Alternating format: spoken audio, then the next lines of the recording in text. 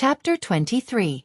How to make Zhao Yong submit to the law and give justice to Lin Wan would require further planning. Li Mu followed Han Zhe and the others back to the Zhao residence. When the Zhao couple heard that Zhao Yong's soul had been found, they were overjoyed. Unfortunately, their gratitude was directed at Han Zhe. Li Mu couldn't see it and couldn't guide their emotions. Han Zhe stood in front of the two and said, "Your son's soul was taken by a female ghost. That female ghost's foundation was damaged by me last night.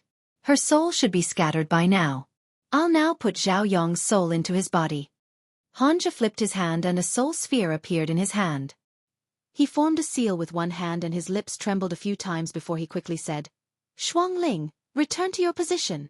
The soul sphere sank into Zhao Yong's glabella and disappeared. Ghost! When the second soul entered the body, the dazed look on Zhao Yong's face quickly disappeared and was replaced by an extremely frightened expression. He waved his hands wildly and shouted, go away, don't kill me, don't kill me." Han Zhe knocked Zhao Yong unconscious with a karate chop. He then took out a talisman and handed it to the Zhao couple. He said, "He's frightened. Let him sleep first. This talisman has the effect of calming the heart and calming the mind. When he wakes up, let him carry it with him." "Many thanks, Immortal Master Han." "Zhao Fu, go prepare a generous gift for Immortal Master Han." The matter of the Zhao residence was thus resolved. When Han Zhe walked out of the Zhao residence, he turned back and glanced at Li Mu. His gaze paused on the Qing Hong sword in his hand for a moment before he asked, "Why do you have Miss Qing's sword?" Zhang Shan walked forward and explained, "The last time he encountered a demon, it was Boss who let Li Mu temporarily protect himself." Han Zhe didn't say anything else. He glanced at Li Mu once more before turning around and leaving. Zhang Shan pursed his lips and said, "That Han guy likes the boss, but the boss doesn't care about him at all. Li Mu, work harder. I think you have more hope than that Han guy." Li Mu didn't reply. Right now, the most important thing for him was to stay alive. How could he be in the mood to think about such things? Even if he really had to consider it, Li Qing might not be the only choice. Although she was pretty, Lady Lu from next door wasn't bad either. One of them had beautiful legs and a celestial temperament, while the other had big breasts and was sweet and rich. If Li Mu had to choose between them, he would have a hard time deciding. Li Qing was capable and could protect her at critical moments. However, Lu Hanyan was a 2-for-1. Although she was older than her by 2 or 3 years, she was still a woman who was 3 years older than her. Li Mu suddenly realized that he was thinking too much. He shook his head and expelled these unrealistic thoughts from his mind. Zhang Shan turned his head to look at Li Mu and asked, "Why are you shaking your head?" Li Mu thought for a moment before asking Zhang Shan, "If there were 2 women for you to choose from, one knows martial arts and can protect you. The other is very rich. Which one would you choose?" "How rich?" "So much that you wouldn't be able to spend it all in your lifetime." Zhang Shan smacked his lips and said, "How can a man let a woman protect him?" "I'll choose the rich one." Li Mu then looked at Li Si and asked, "Which one would you choose?" Li Si glanced at him and asked, "Why should I choose?" In the Zhao manor, after the bailiffs left, a woman brought the boiled medicine into the room and said, "Young drink the medicine. This is a prescription for calming the mind and nourishing the qi." Mother added some sugar. "Drink it while it's hot." Zhao Yong climbed up from the bed and asked, "Mother, is that evil ghost dead?" "What are you talking about?" The woman glanced at him and said, "Ghosts are inanimate objects. There's no such thing as death," Zhao Yong hurriedly said. "I mean, is that evil ghost's soul scattered and will never appear again?" The woman nodded and said, "That's what the people from the county government said." Zhao Yong said worriedly, "But what if she's not dead? Will she come and find me again?" The woman looked at him and asked, "Why is that female ghost pestering you for no reason?"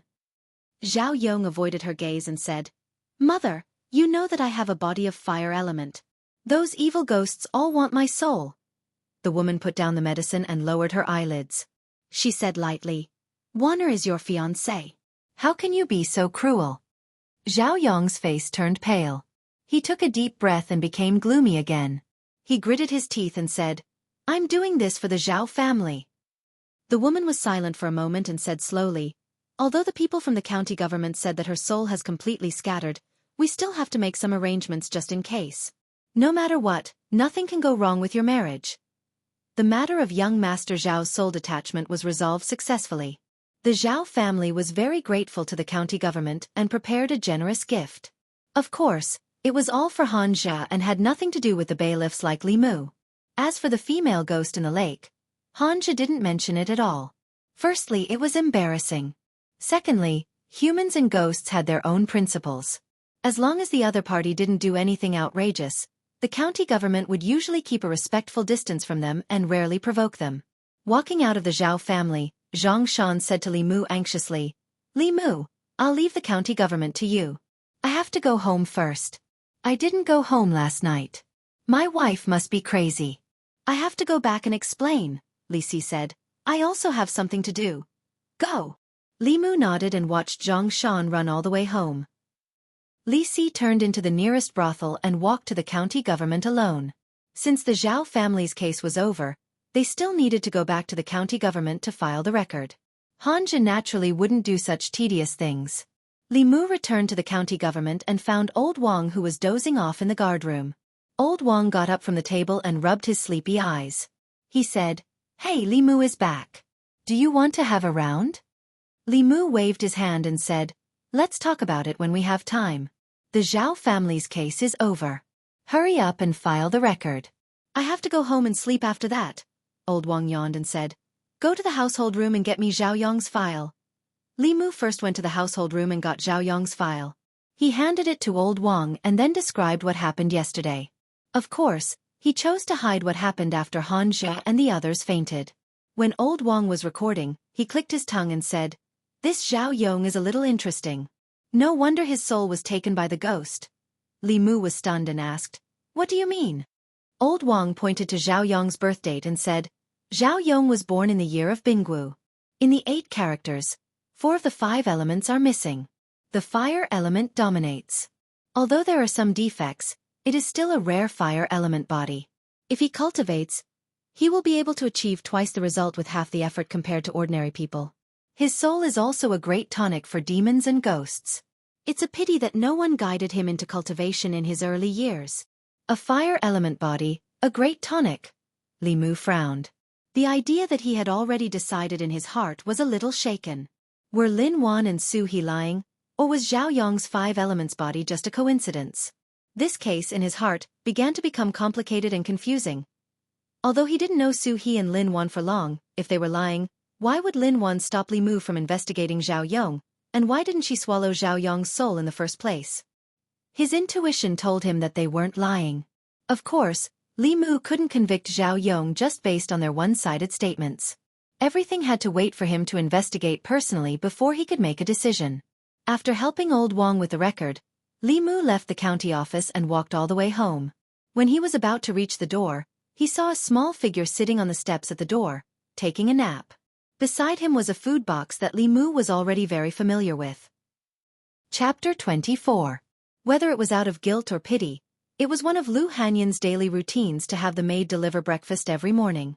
Hearing the footsteps beside her, the girl stood up, rubbed her eyes and said in surprise, "Young Master Li, you're back." Li Mu picked up the food box on the steps and asked, "Did you buy too much breakfast again?" The young maidservant nodded in a daze. Li Mu smiled and said, "Come in and eat together." Li Mu was already used to eating breakfast with her every day.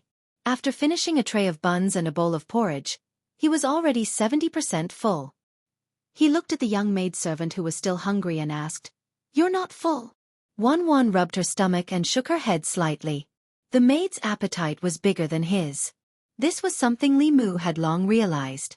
He packed up the food box, shook his head, and walked into the kitchen. 5 grams of lard, a spoonful of soy sauce, a spoonful of salt, and a spoonful of chopped green onions. He added boiling water and boiled the noodles. When they were done, he took them out and put them in a bowl. Then, he put a poached egg in the bowl. A simple bowl of Yongchun noodles was ready. Li Mu carried the noodles outside and put it in front of her. "Eat." Seeing her eat the noodles, drink the soup at the bottom of the bowl, and lick her lips, Li Mu even wondered if he should tell Lu Hanyan not to deliver breakfast in the future. Originally, he could have bought a few steamed buns from the street for a few copper coins. But now, he had to cook by himself. If it wasn't a bowl of Yongchun noodles, it would be a bowl of egg-fried rice. One had to know that eggs weren't cheap. It wasn't easy for Li Mu to make up his mind to nourish himself. The maid finished eating and wiped her mouth. She picked up the food box and said, "Young Master Li, I'm going back." "Go, go." Li Mu waved his hand. After she left, he closed the door and prepared to go back to sleep. Yesterday, Zhang Shan and the others had nothing to do, but Li Mu had been busy for most of the night. In order to save Lin Wan, his body was seriously overdrawn, and he didn't know how long it would take for him to recover. On the other side of the courtyard, Lu Hanyan looked at the oil stains on the corners of the young maidservant's mouth. She tapped her forehead and said, "How many times have I told you to come back after you deliver the food? Don't always eat and drink at other people's place." The young maidservant lowered her head and whispered, "Young Master Li's noodles are delicious," Lu Hanyan said in exasperation. "What else do you know besides eating?" The young girl looked at her feet and pinched the corner of her clothes, not saying a word. Lu Hanyan looked at her like this, and no matter how big the anger in her heart was, she could only say helplessly, "But you can't eat other people's food every day. Their monthly salary is not much and you eat all of it." The girl thought for a moment and said, "Then I'll give him the money I saved up," Lu Hanyan said. "Isn't that the dowry you saved up for you?" The young girl whispered, "The dowry can be saved up in the future." Okay, you win." Lu Hanyan sighed helplessly. She turned and walked out of the house, knocking on the door of the courtyard next door. Li Mu had just fallen asleep when he heard the knocking outside. These days, he had absorbed a lot of joy, and his spiritual sense was much stronger than that of ordinary people. When the first soul was completely condensed, who knew how sharp his five senses would be? He got out of bed, walked through the courtyard, and opened the door. When he saw Lu Hanyan standing at the door, he said in surprise, "Lady Lu, is there something you need?" Lu Hanyan looked at Li Mu's weak appearance and felt more sympathy in her heart.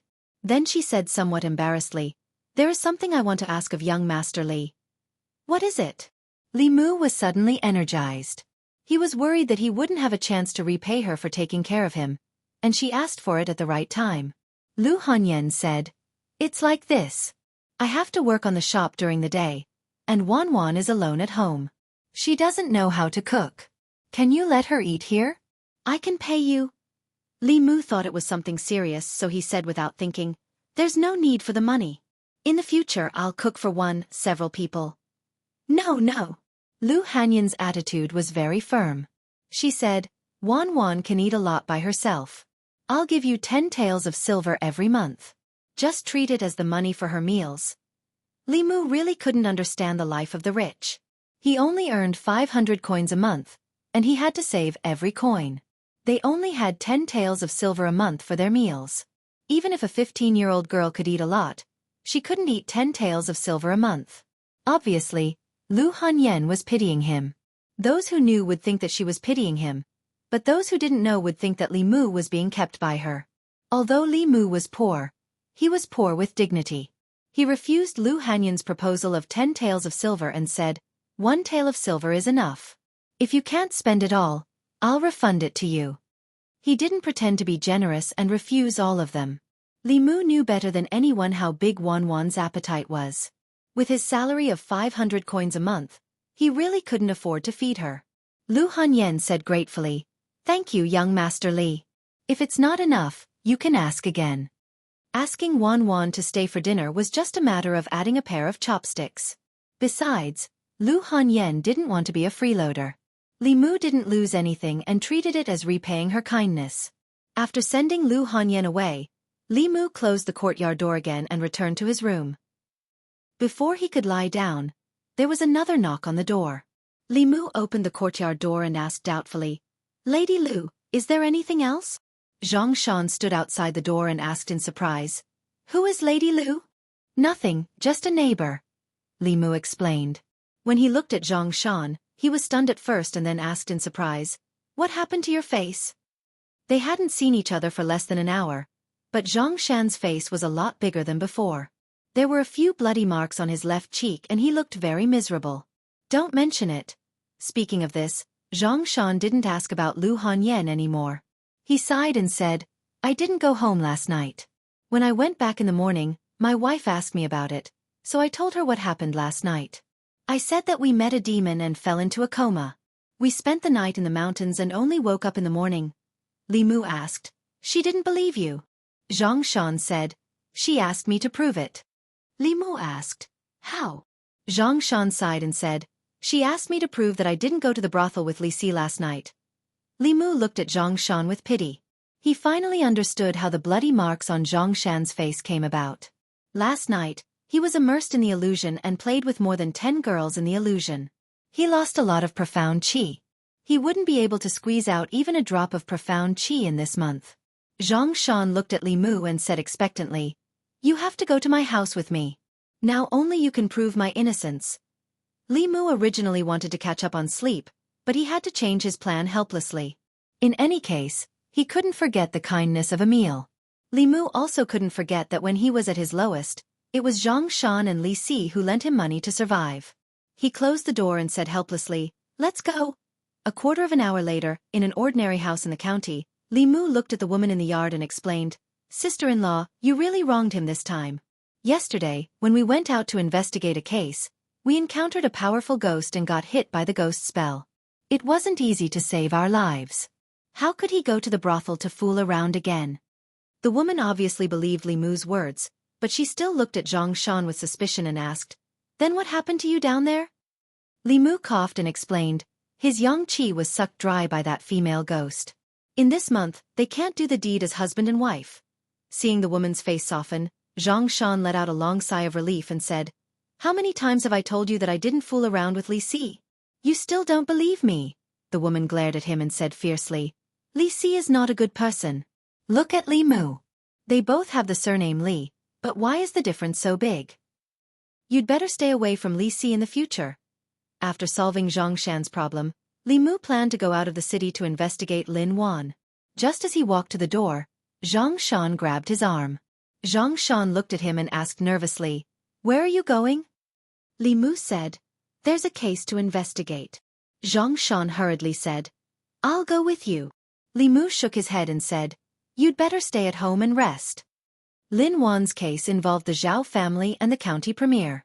The reason why Li Mu carried out the investigation was not only to carry out the justice in his heart, but also for the sake of his family's lives.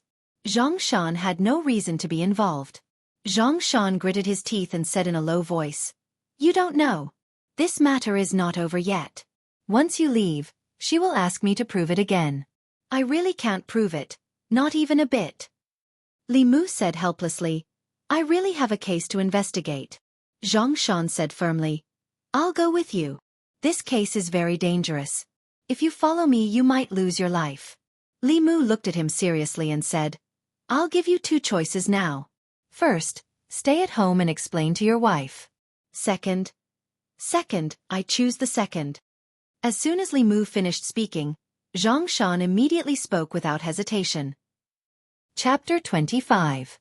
An hour later, in a village on the outskirts of Yangqiu County, Li Mu could not stop Zhang Shan in the end and could only let him come along. Zhang Shan stood at the entrance of the village and looked at Li Mu. He asked in surprise, "This is not your jurisdiction. What case are you investigating here?" Li Mu did not answer immediately. He looked at a dilapidated house at the entrance of the village. Lin Wan had lived here when she was alive. More than 10 years ago, the Lin family and the Zhao family were both wealthy local families. Their marriage was also set at that time. After that, the Lin family's business failed and gradually declined. The Zhao family's business, on the other hand, thrived and expanded by more than 10 times. In the entire Yangqiu County, they were considered a wealthy family. Zhang Shan stood beside Li Mu and muttered, "That's strange. You said you were investigating a case, but you didn't wear your uniform. You didn't let me either. You even said this case was very dangerous. What's so dangerous here?" Li Mu did not explain too much to Zhang Shan. He only said, "Don't say anything. Don't ask anything. Just stay by my side." All right. You saved me today. You have the final say." Zhang Shan shrugged and stopped talking. Li Mu walked to the dilapidated house. The yard was surrounded by a fence. Weeds had already grown in the yard and the door was locked. Clearly, no one had been here for a long time. Creak. Just as Li Mu was about to ask someone, the door of the house next door suddenly opened. An old man walked into the yard and saw 2 strangers standing outside. He asked curiously, Who are you? What are you doing here? Li Mu walked forward and smiled. Old man, I'm Lin Wan's distant cousin. May I ask if cousin Lin Wan lives here? You're Wan's relative. The old man's expression softened when he heard that. However, he sighed and said, 2 months ago, Wan disappeared. The Zhao family came to look for her, but they couldn't find her until now. No one knows where she went. Li Mu pretended to be surprised and asked, My cousin is missing. The old man said regretfully, if Wan was still here, she would have married into the Zhao family immediately. Marrying into the Zhao family, she would have enjoyed the rest of her life. What a pity, what a pity. I don't know where she is now or if she's still alive. Li Mu didn't need to ask any more questions. He already knew what he wanted to know. The Lin family and the Zhao family did indeed have an engagement. Up until now, what he had heard from the old man was completely consistent with what Lin Wan had said. In other words, the rumor that Zhao Yong killed his fiancée in order to climb up the big tree of the county premier was most likely true. Li Mu didn't stay for long. He bid farewell to the old man and left. The most difficult thing right now was how to give Lin Wan justice. Naturally, it was impossible for her to go to the Yamen as a ghost to redress her grievances. Not to mention whether the Yamen would dare to accept the case. Even if they accepted it and reported it to the higher-ups, there was a high chance that it would be suppressed. As long as the governor was willing to protect the Zhao family, no one in the North County could touch them. At the moment, Li Mu still hadn't thought of a suitable solution. Li Mu was deep in thought as he walked. Zhang Shan followed behind him and finally couldn't help but ask, Li Mu, when did you have a cousin? Why haven't I heard of her before? Li Mu casually said, I just met her. Zhang Shan's interest was piqued. Is she pretty? She's all right. Compared to the boss. I can't compare to her. That's enough. Although the boss is pretty, she only cares about cultivation. She's not the same as you. You can't always think about the boss and end up sad like Li Si. As the two of them chatted, a short man stood in front of Lin Wan's old residence in the Lin family village and asked the old man not far away, Old man, is Miss Lin Wan home? The old man scratched his head and said, Why are there so many people looking for Wan today? The short man raised his eyebrows and asked, Is there anyone else looking for her? The old man nodded and said, There were 2 just now. They said they were Wan's cousins and just left. The short man smiled and said, We were originally together, but we accidentally got separated 2 days ago. Where did they go? The old man pointed to a path on the left and said, It's in this direction. They just left not long ago. If you chase after them now, you should be able to catch up. Thank you, old man. The short man smiled at him and turned to chase in the direction he pointed. The old man watched his figure disappear and muttered, His legs look quite short. How can he run so fast? On the way back to the county, Zhang Shan finally couldn't suppress the doubts in his heart and asked Li Mu, What case are you investigating? Since he couldn't hide it from Zhang Shan, Li Mu simply said, Lin Wan's disappearance case. Why do you suddenly want to investigate this? Zhang Shan was still puzzled. This isn't your jurisdiction. If there's a case, it's not under your jurisdiction. Moreover, there are many cases like this every year.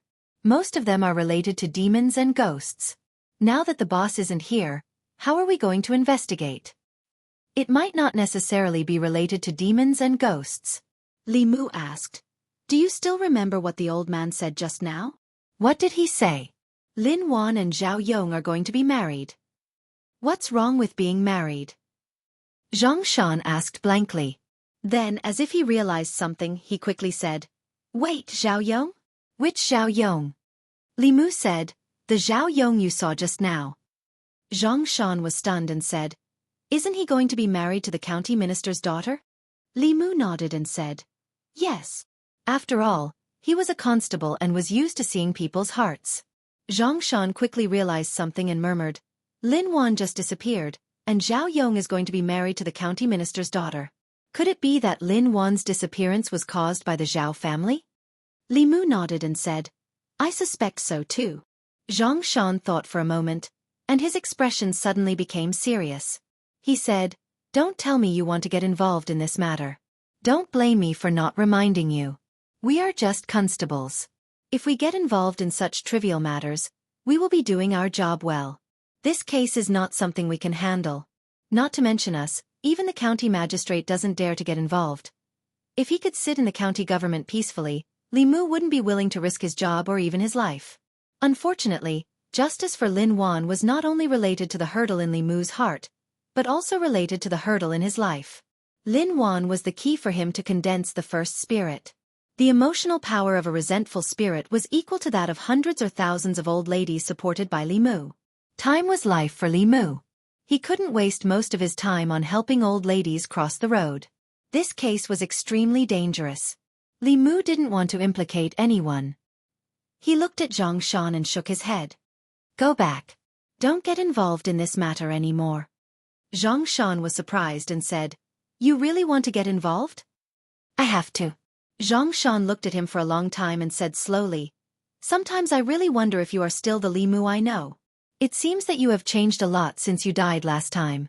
You used to be the most timid person. No matter what case you encountered, you would hide as much as you could. You never took the initiative to provoke these things, Li Mu said. It's because I died once that I understand how to live. As his voice fell, a gloomy voice suddenly sounded behind him. Since you have died once, why don't you cherish your life? Why do you have to touch things that you can't touch? Chapter 26. A voice suddenly came from behind him. Li Mu turned around abruptly and saw a short and extremely ugly man standing not far behind them. He was looking at them with a sinister gaze. He was shocked. With his current spiritual sense, he actually did not know when this person had approached. It could be seen that this person must be a cultivator who had concealed his presence. His mana was not any lower than Li Mu's. And from what he had just said, Li Mu instantly guessed his identity. He did not expect the Zhao clan to be so cautious, taking action so quickly. In order to hide the matter of Lin Wan, they had actually invited a cultivator. Zhang Shan's expression was vigilant. He asked, Who are you? I'm someone sent by the Zhao clan. After the dwarf appeared, Li Mu knew that today's matter could not be resolved peacefully. He silently drew the azure rainbow sword in his hand and stood in front of Zhang Shan. He said, You go first. Go back to the yamen and find someone. Facing this dwarf, Li Mu himself was not afraid. In those 3 days, he had figured out many things. The dwarf before him gave him the feeling that his strength was about the same as Han Zhe's, and was slightly weaker than Li Qing's. He had an artifact in hand and a few secret techniques that he had hidden at the bottom of his chest. As long as he did not encounter an expert of the Middle Realm, even if he could not kill the enemy, he could still protect himself. Hearing Li Mu's words, Zhang Shan turned around and ran without hesitation. If he stayed, he would only be a burden to Li Mu. After being a constable for so many years, he had been in danger many times. He knew very well what he should do at this time. Run. Where can you run to? With a flash, the dwarf appeared in front of Zhang Shan, blocking his path. Zhang Shan was unable to dodge in time. The dwarf raised his hand and struck out a yellow talisman, sticking it to Zhang Shan's chest. Afterwards, he felt that his raised foot was as heavy as 1,000 pounds. His body seemed to be imprisoned by something, and he could not even move his fingers. Not only that, but his vision and hearing seemed to have been sealed as well. Everything before him was pitch black, and he couldn't hear anything. The dwarf used the same trick again and threw a talisman at Li Mu. The talisman was extremely fast, but Li Mu was already prepared. With a light wave of the cyan rainbow sword in his hand, the Fu Lu was cut in half in the air. Although his cultivation level was not high, after thoroughly familiarizing himself with this body, he still had the basic skills of a constable.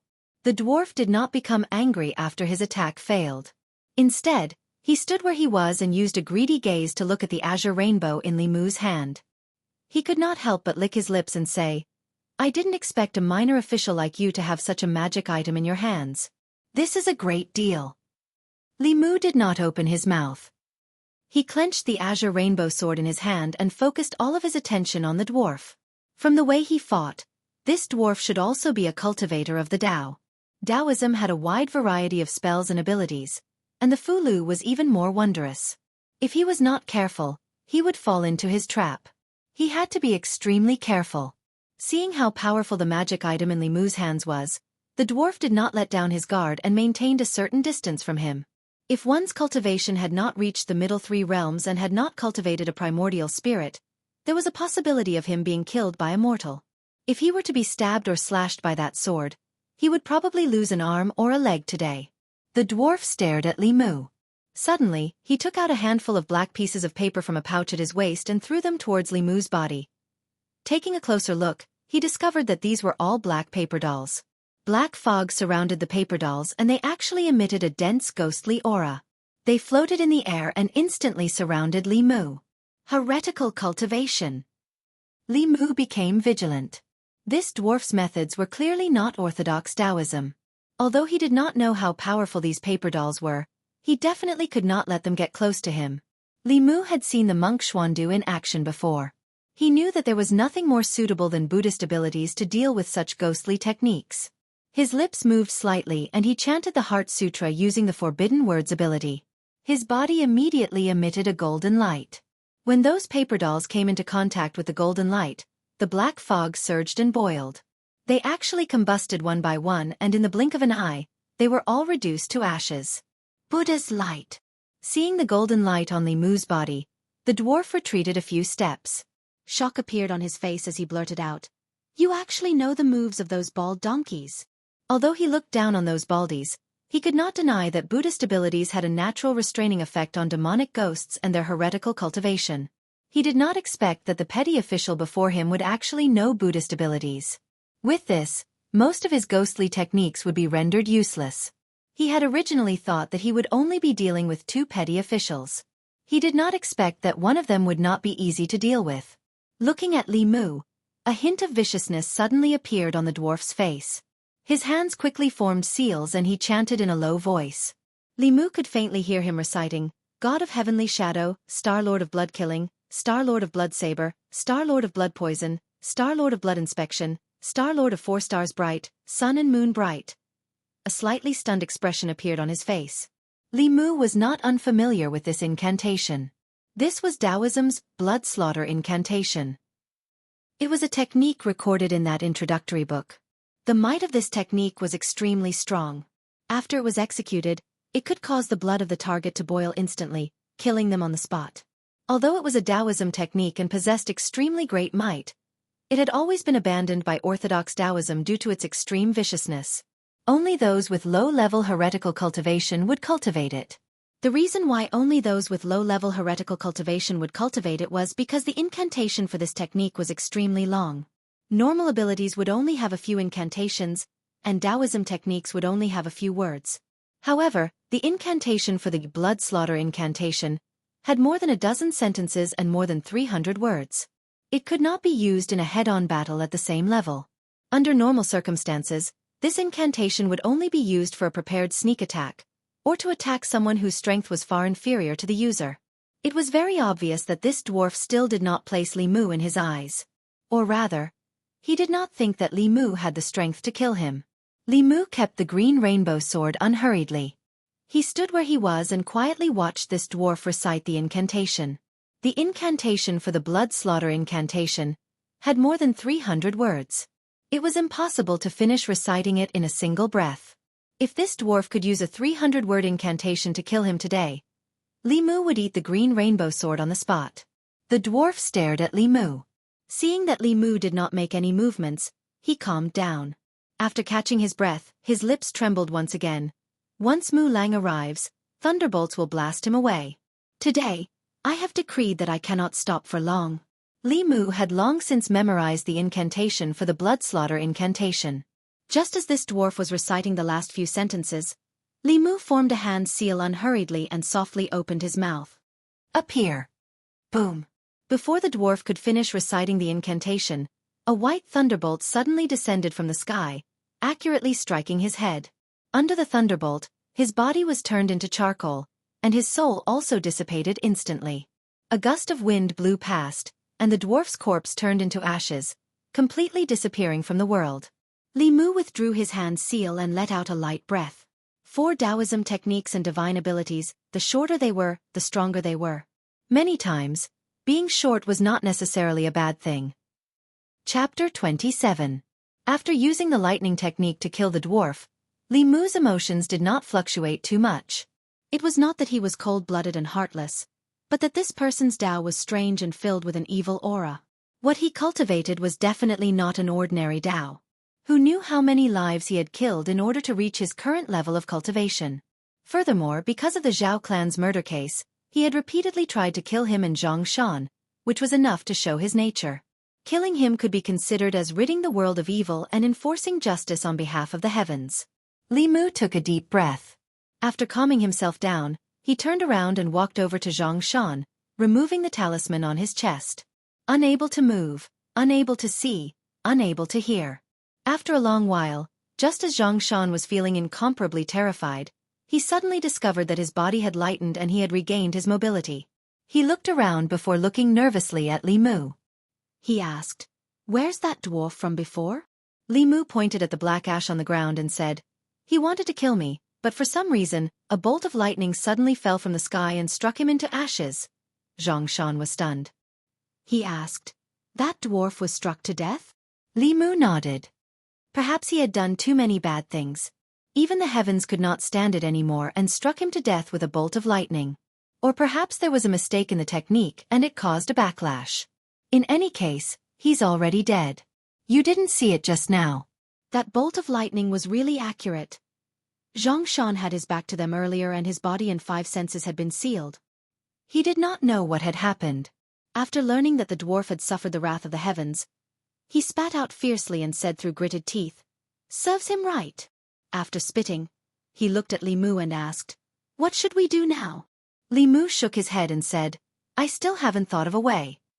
If Li Mu still had doubts about the Zhao clan and Lin Wan's case before, after the dwarf's appearance, that sliver of doubt had vanished. Very clearly, the Zhao clan did not completely believe that Lin Wan's soul had completely dissipated, which was why the dwarf had appeared today. It wasn't that he hadn't thought of a way. On the contrary, he already had several plans in his mind, but they weren't comprehensive enough. At this time, Zhang Shan suddenly said, "Why don't I go and see what the county magistrate thinks?" Li Mu asked in surprise, "Zhang county magistrates dare to meddle in the affairs of the Zhao family?" If the county magistrate was a good official who was not afraid of power, then this matter would be much simpler. Unfortunately, Li Mu did not know much about this county magistrate. Zhang Shan had been in the county government for a few years longer than Li Mu, so he should know the temperament of the county magistrate. "I don't dare." Zhang Shan shook his head and said, "If it was in the past, the Zhao family would be nothing. But now, the Zhao family is about to marry the commandery minister. Zhang county magistrates is as timid as a mouse. How would he dare to meddle in the commandery minister's affairs?" Li Mu said. "Then what's the use of telling Zhang county magistrates?" Zhang Shan said, "After being in the county government for so many years, I understand the county magistrate. Although the county magistrate is usually timid and afraid of trouble, he is still quite righteous. Even if he doesn't dare to do it himself, he can still come up with ideas for us. If it was just to kill Zhao Yong, it couldn't be easier. Li Mu could send him to hell with a thunderbolt. The difficult part was to make Zhao Yong submit to the law while also letting everyone see his true colors and giving justice to Lin Wan." Li Mu thought for a while, then looked at Zhang Shan and said, "You try first." Yangqiu County Government. Zhang County Magistrates was drinking tea in the front hall when a constable knocked on the door and came in. He looked up and found that it was Constable Zhang Shan. Zhang Shan was not very old, but he had been in the county government for a long time. He was smart and had a good eye for people. In the past few years, he had run around and done a lot of things for Zhang Shan. Zhang County Magistrates took a sip of tea and asked, "What happened to your face?" Zhang Shan looked embarrassed and said, "I accidentally fell." Zhang County Magistrates glanced at him and said, "I don't want to criticize you, but your surname is Zhang. Arrogant Zhang, but you were bullied by your wife like this. You are really a disgrace to the Zhang family." Zhang Shan blushed and quickly changed the topic. He said, "Sir, I have an important case to report to you." Zhang County Magistrates put down his teacup and asked, "What case?" Zhang Shan said, "A woman went missing in Lin's village. After investigating, I suspect that she was murdered." Zhang County Magistrate's expression became serious when he heard that there was a murder case in his district. He asked, "What happened? Tell me in detail." Zhang Shan sorted out his thoughts and said again, 2 months ago, a woman went missing in Lin's village. Her fiancé married someone else when her whereabouts were unknown. It doesn't make sense unless he knew that the woman would never come back. Zhang County Magistrate slammed the table and said angrily, "Take that man to the county government immediately. I want to interrogate him myself." Zhang Shan changed his tone and said, "But that man is from the Zhao family in Chengxi." The Zhao family in Chengxi? Their eldest son is an official in Zhongzhou? Zhang County Magistrates was stunned for a moment and then said, "Don't be in a hurry to arrest him. This case needs to be investigated carefully. It's not that Zhao family. It's a matter of life and death. How can we delay? Bring him to me now." Zhang County Magistrate sat up straight again and glared at Zhang Shan. He said coldly, "Bastard, so what if it's that Zhao family? A life for a life. Do you think I'll submit to power?" "Sir, you're upright and plain-spoken. Of course you won't. But this Zhao family is very rich. You mean I'll be bribed?"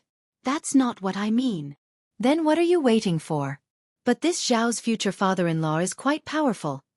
As long as it wasn't that Zhao family, he could call the shots in Yangqiu County." Zhang County Magistrates waved his sleeves and said, "I don't care who his father-in-law is. If he dares to stop me, take him back to the county government." "I'm afraid I can't." "Why?" "Because his father-in-law is the county premier." "You mean Zhao Yong?" "Yes." County Magistrate Zhang drank the tea in his cup in one gulp. A smile suddenly appeared on his face. He looked at Zhang Shan gently and waved at him, saying, "Come here, I have something to say to you." There was a continuous muffled sound in the front hall of the county government. Zhang Shan covered his buttocks, which were full of footprints, and shouted, "Sir, please spare my life. Please spare my life." Zhang County Magistrate's chest heaved up and down. He pointed at him and scolded, Get out of here right now. Get as far away as you can. I don't want to see you for the next few days." Zhang Shan scrambled to the door. Suddenly, a voice came from behind him. "Stop." Zhang County Magistrate stood in the hall and asked, "Is this true?" Zhang Shan nodded solemnly and said, "I've investigated it myself. It's absolutely true. If you don't believe me, you can send someone to Lin's village to ask." Zhang County Magistrates was silent for a moment. He put on his official hat and said lightly, "Miss Lin will invite her close friends to Yangqiu County in 2 days. Her friends are the daughter of the county premier. Find 2 people to protect them. If anything goes wrong, I'll cut off your head. Do you hear me?" Zhang Shan stood up straight and said seriously, "Yes, sir." "If you heard me clearly, then get the hell out of here right now." Zhang Shan ran out of the front hall, panting. Li Mu stood at the door of the duty room. He saw that although Zhang Shan was covered in footprints, the smile on his face reached his ears. He asked in surprise, "Did Zhang County Magistrates agree?" Zhang Shan shook his head and said, "No. He even beat me up." "Then why are you so happy?"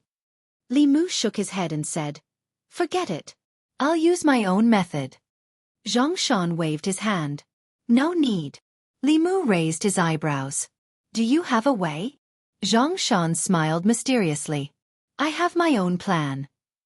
Chapter 28. Know yourself and know your enemy, and you will never be defeated. If they wanted to deal with Zhao Yong, they had to understand him first. Li Mu and Zhang Shan had a preliminary understanding of Zhao Yong through squatting near the Zhao family and investigating both openly and secretly. The Zhao family was considered a relatively upper-class country squire in Yangqiu County.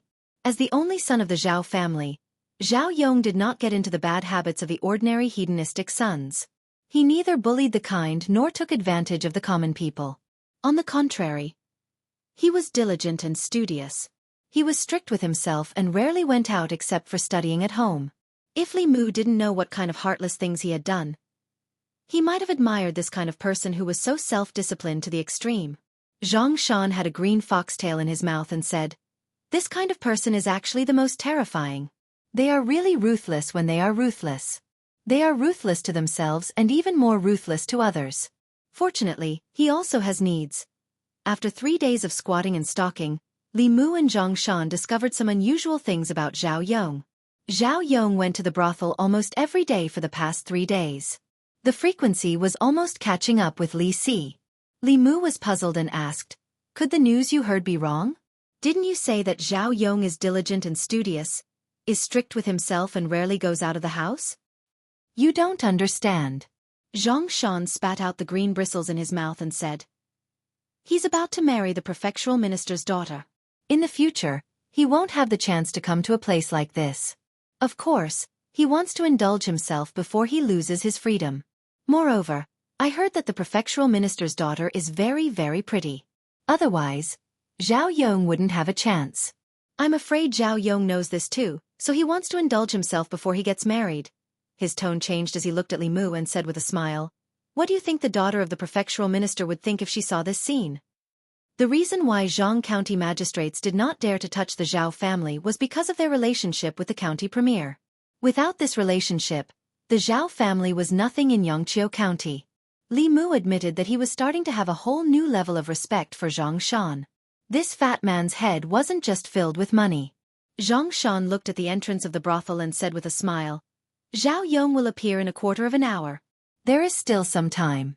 Why don't we make a bet? On the streets of Yangqiu County, two women were walking together. A slender woman turned around and asked, will that young Master Zhao appear today?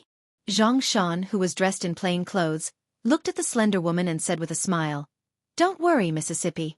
I've already asked around. That young Master Zhao will go out for a walk at this time every day. You'll see him in a while. The slender woman looked at the other woman beside her and said with a smile, Sister Chen, don't worry. Although I've never seen young Master Zhao, I've heard that he's handsome and hardworking. He's an upright person. In short, you'll know when you see him in a while. Chen Miao Miao only smiled shyly, but her expression was full of anticipation. Which girl didn't yearn for love? She was also full of longing for her future husband. Therefore, even though she wasn't very familiar with Zhang County Magistrate's daughter, when she received her invitation, she thought about it for a short period of time and agreed. This trip was called a sightseeing trip, but in fact, she wanted to see young Master Zhao in advance. As for Yangqiu County Magistrate's obvious behavior of wanting to curry favor with her father, the county premier of North County, she pretended not to see it. The two of them were just taking what they needed. Li Mu was also dressed in plain clothes. He walked a few steps behind the three of them and occasionally raised his head to take a look. Of the two women in front, the slender one was called Zhang Yi. She was the daughter of Zhang County magistrates. The other woman with a voluptuous figure was the daughter of the county premier. She was invited by Zhang Yi to come to Yangqiu County for sightseeing. Saying that she had a voluptuous figure was Li Mu's conservative word. In fact, her body could already be called severely obese. Even if she raised her head, Li Mu couldn't see her neck. If Li Qing's figure was used as a standard, this daughter of the county premier was at least 4 times Li Qing's. This also solved a doubt in Li Mu's heart. The status of the county premier's daughter was very noble. There should be countless suitors. Why would she lower herself to marry into the Zhao family? Now, the doubt in his heart was finally solved. Other than Zhao Yong, there probably weren't many people who would be willing to marry into the county premier's family. According to Li Mu and Zhang Shan's plan, the daughter of the county premier would be spoiled since she was young. She was arrogant and had specially come to Yangqiu County to peek at her future husband. If she saw Zhao Yong visiting a brothel, she would fall out with him on the spot. This marriage would naturally be called off. In the past few days, they had already figured out Zhao Yong's work and rest habits. 2 hours after lunch was when he would come out to have fun. As expected, the few of them went to a tea house. Not long after they sat down, Zhang Shan pointed at the street below and said, Ladies, that's the young master of the Zhao family. When Chen Miao Miao heard this, she quickly got up and looked down from the window. She saw a handsome young man walking across the street and walked straight into the loft opposite. Below the loft, a few ladies with heavy makeup leaned against the railing at the door. They waved the handkerchief in their hands and laughed. Sir, young master, come in and have some fun. Chen Miao Miao's expression was a little awkward. She glanced at Zhang Shan and said, Could you have mistaken him for someone else? No. Zhang Shan said firmly. We saw him at the Zhao family 2 days ago. We couldn't have mistaken him for someone else. Zhang Yi stood up and tried to smooth things over. She said, You must have mistaken him for someone else. Young Master Zhao isn't that kind of person. Chen Miao Miao forced a smile on her face and said, He's a man. It's normal for him to go to these brothels. Moreover, we're not married yet. Li Mu and Zhang Shan looked at each other and saw the astonishment in their eyes. The development of the matter was not what they had expected. The temperament of the county deputy's daughter was completely different from what they had imagined. She actually forgave Zhao Yong so easily? After seeing Zhao Yong enter the brothel, Chen Miao Miao's mood fell. Zhang Shan counted the time. At a certain moment he stood up and said, "Ladies, we've finished the tea. Let's go down for a walk." Chen Miao Miao had lost the slightest interest in sightseeing. Zhang Yi stood up and said, "I know a good rouge shop nearby. Let me take my sister to have a look." Chen Miao Miao was not in the mood to sightsee, but she could not reject Zhang Yi's hospitality. She could only follow her downstairs. When they walked to the street, they happened to see Zhao Yong walking out of the brothel. A coquettish lady held Zhao Yong's hand and said softly, "Young Master Zhao, other than that pair of bracelets, I also have my eyes on a jade pendant." Zhao Yong touched a perky part of her body and said, "If you serve me well tonight, I'll buy it for you tomorrow." The coquettish lady moaned and said coquettishly, "Then I'll wait for you tonight." After Zhao Yong was done with his pleasure, he left the brothel and walked to the street. He saw an extremely fat lady. When he saw this lady, it reminded him of the county deputy's daughter. When he thought about how he would have to live with this kind of woman for the rest of his life, Zhao Yong's heart felt uncomfortable. He looked at this lady with a disgusted gaze and turned to leave. Chen Miao Miao was keenly aware of the disgust in Zhao Yong's eyes. Her face turned pale and she said to Zhang Yi, "I want to walk alone." Zhang Yi said worriedly, "Let me accompany you." "No need." Chen Miao Miao shook her head and said to the other guards in the distance, "You don't have to follow me." Seeing Chen Miao Miao leave alone, Li Mu shook his head and sighed. What a kind lady. As the county deputy's daughter, Chen Miao Miao's character surprised Li Mu. She was gentle and had a sense of inferiority that anyone could see. Of course, Chen Miao Miao did not fall out with Zhao Yong. His and Zhang Shan's foolproof plan had also failed. Plan A has failed. Zhang Shan sighed and said, "It seems like we can only carry out Plan B." Li Mu was stunned and asked, "When did you have Plan B?" "I didn't want to use this trump card." Zhang Shan sighed and said, "Now it seems that I can't use it." Chapter 29. Yangqiu County, Main Street. A coquettish woman followed a young man out of a brothel. She took out a pair of bracelets from her sleeves and stuffed them into his arms. She said, "Pawn this to buy wine. Come tomorrow and I'll give you a jade pendant. If you like it, wear it. If you don't like it, pawn it too." The man did not accept the jade bracelets. He waved his hand and said, "Wear it for fun." Seeing him walk into the street, the coquettish woman hurriedly asked, "Then will you come tomorrow?" The man turned his head and said lightly, "Depends on the situation." Li Si had just walked out of the brothel when two people pressed down on his shoulders. He looked back and saw Zhang Shan and Li Mu. He asked in confusion, "What are you doing?" Zhang Shan said solemnly, "The organization has a very important mission for you." "What mission?" "Go save a woman. Tell me the details." "Make that woman fall in love with you." Li Si waved his hand and said, "I've never touched love. Find someone else." Zhang Shan grabbed his arm and said, "This involves a murder case. Only you can help us now." "I, Li Si, have touched everything in my life except love." Li Si said firmly, "I've never done anything that goes against my principles. You can think of another way." Zhang Shan suddenly asked, "Do you still remember how Qingqing left you?" Li Si's body trembled. He looked at him with red eyes and his breathing gradually became heavier.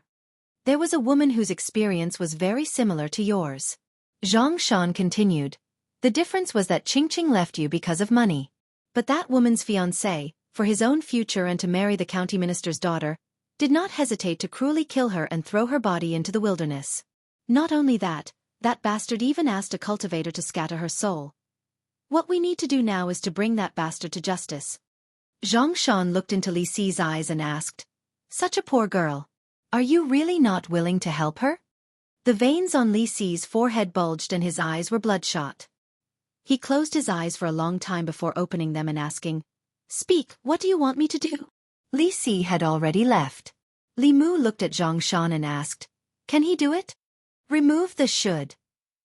Zhang Shan said with absolute certainty, "The women in Yangqiu County, no matter if they are young girls or young married women, from the age of 18 to the age of 80, there is no one that he can't handle. When he goes to the brothel, those women are willing to pay for him to come back again. Since the last illusion incident, Li Mu had a whole new level of respect for Li Si. It was not that he doubted him. It was just that he could not figure out what skill Li Si, who was only above average in appearance and looked somewhat dispirited and depressed, had to be able to gain the favor of so many women at the same time. If he could learn Li Si's skill, he would not have to worry about not being able to obtain desire.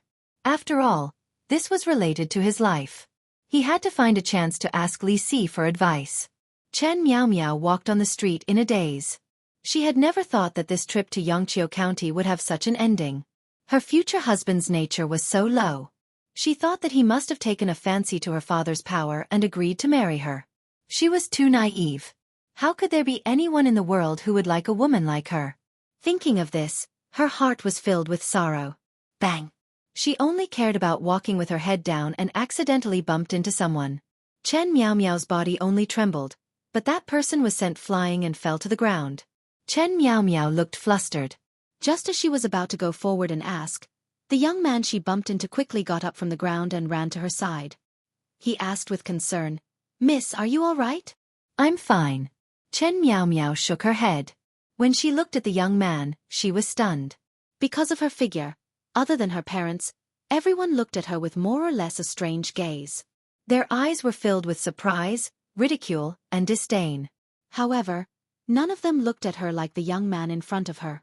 Anxiety, worry, and concern. Other than that, there was only clarity. Seeing that she was fine, the young man smiled and asked, "My name is Li Shan. May I know your name?" Under the circumstances of not knowing her identity, no one had ever spoken to her in such a tone. Chen Miao Miao lowered her head and whispered, Chen Miao Miao." 3 days later. At the entrance of the county yamen, Zhang Yi looked at Chen Miao Miao in surprise and asked, "Sister Chen, are you leaving so early?" Chen Miao Miao's face was full of reluctance, but she still shook her head and said, 3 days is already very long.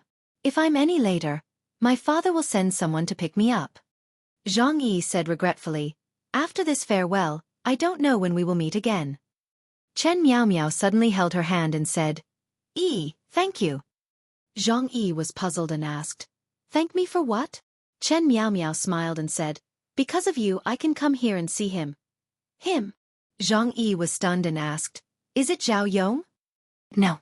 Chen Miao Miao shook her head and said, "He's a very special person. Only he didn't dislike my looks and figure. He said that only this kind of me can fill his heart, and he can't hold anyone else. He really likes me." Only then did Zhang Yi understand why Chen Miao Miao left early and returned late these days and didn't let her accompany her. It turned out that she was secretly meeting another man. She looked at Chen Miao Miao and said, "Sister Chen, don't be fooled by anyone." Chen Miao Miao looked down at her figure and smiled. She said, "I'm not like you. Why would I be fooled by him?" Zhang Yi looked back at Zhang Shan and Li Mu. She pursed her lips and didn't say anything. Chen Miao Miao took a deep breath and said, "When I go back this time, I'm going to tell my father that I won't marry Zhao Yong. I'm going to wait for him. He said that after 3 years when his mourning period is over, he will come to my house to propose marriage." Zhang Yi sighed and said, "I really hope that Sister Chen will meet the right person for you." After Chen Miao Miao left, Li Mu and Zhang Shan also learned from Zhang Yi that after she went back, she would cancel the marriage with the Zhao family. Li Mu sighed in his heart. When a woman was in love, her IQ would indeed plummet. Li Si only used a fake name and a fake identity to deceive her heart. Zhang Yi sighed and said, "I really don't know if what we did was wrong or right." Li Mu thought for a moment and said, "If she really married a beast like Zhao Yong, it would be the greatest tragedy. What we did was a good thing." Zhang Yi looked up at him and said in surprise, "Li Mu, you've changed." "Ah." Li Mu looked puzzled. "What changed?" Zhang Yi looked at him and said, "The old you wouldn't have said such words." Li Mu smiled and said, "People always change. After dying once, I also thought through some things. You have indeed changed. You've become more responsible." Zhang Yi looked at him with appreciation and said, "When this case is over, I'll go to my father to ask for your reward." After Zhang Yi left, only Li Mu and the other two were left.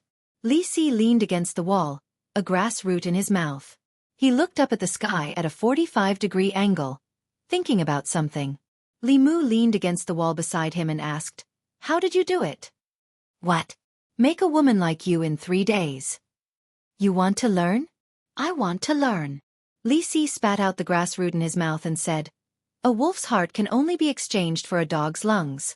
The best way to make a woman give her heart to you is for you to give her your heart as well. Heart can only be exchanged with heart. Li Mu looked at him and asked, you gave your heart to Miss Chen? Li Si said, I gave my heart to every girl. Li Mu shook his head and said, then your heart is really worthless. Li Si pulled the corner of his mouth and said self-deprecatingly, my heart is worthless in the first place. Li Mu was silent for a while, then patted him on the shoulder and said, some people are better off not seeing each other, and some people are better off missing each other. Li Si suddenly looked at him and said, Miss is right. Li Mu, you've really changed. A virgin who hasn't even held a woman's hand is actually saying these things to me. Li Mu was too lazy to argue with him and asked, what do you plan to do in 3 years? Are you really going to marry her at the county minister's residence? She's a good girl. A smile appeared on Li Si's face and he shook his head. I'm not worthy. Chapter 30. North County. County City. In the county premier's manor, a middle-aged man who was drinking tea in the hall stood up and asked in surprise, why is she not getting married just like that? The young man who was half kneeling on the ground raised his head and said, Sir, Miss went to Yangqiu County this time to play. Actually, she wanted to meet Zhao Yong first. However, she didn't expect that Zhao Yong's nature was so different from his reputation. He stayed in the brothel every day and came out in less than 15 minutes. The middle-aged man put down his teacup and said, 15 minutes is not short, the young man said. 15 minutes is from the time he entered the brothel to the time he came out. He might have taken a bath.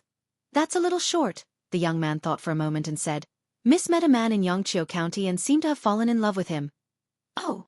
The middle-aged man stroked the short beard on his chin and said, no wonder she was so happy when she came back this time. How is that man?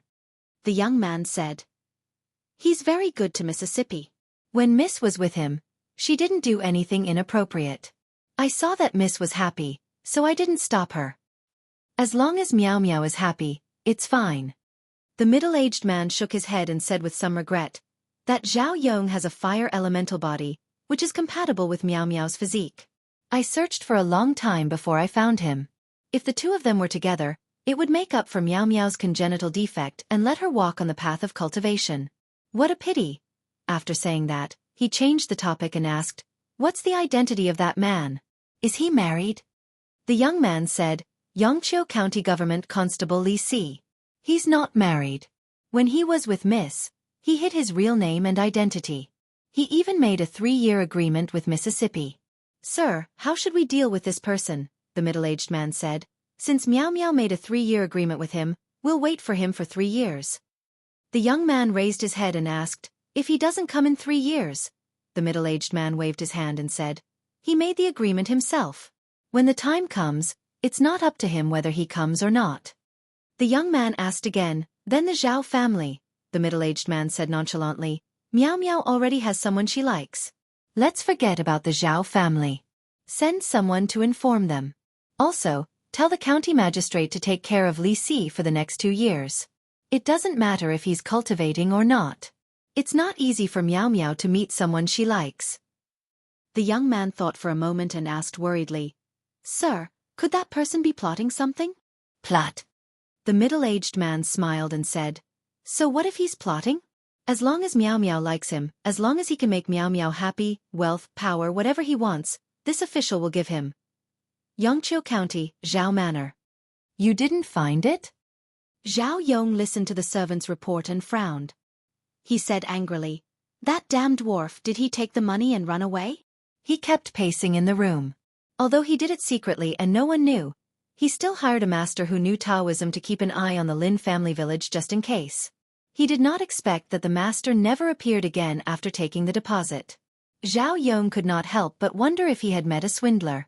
Just as he was feeling irritated, another servant rushed in and said, Young master, master and madam want you to come out.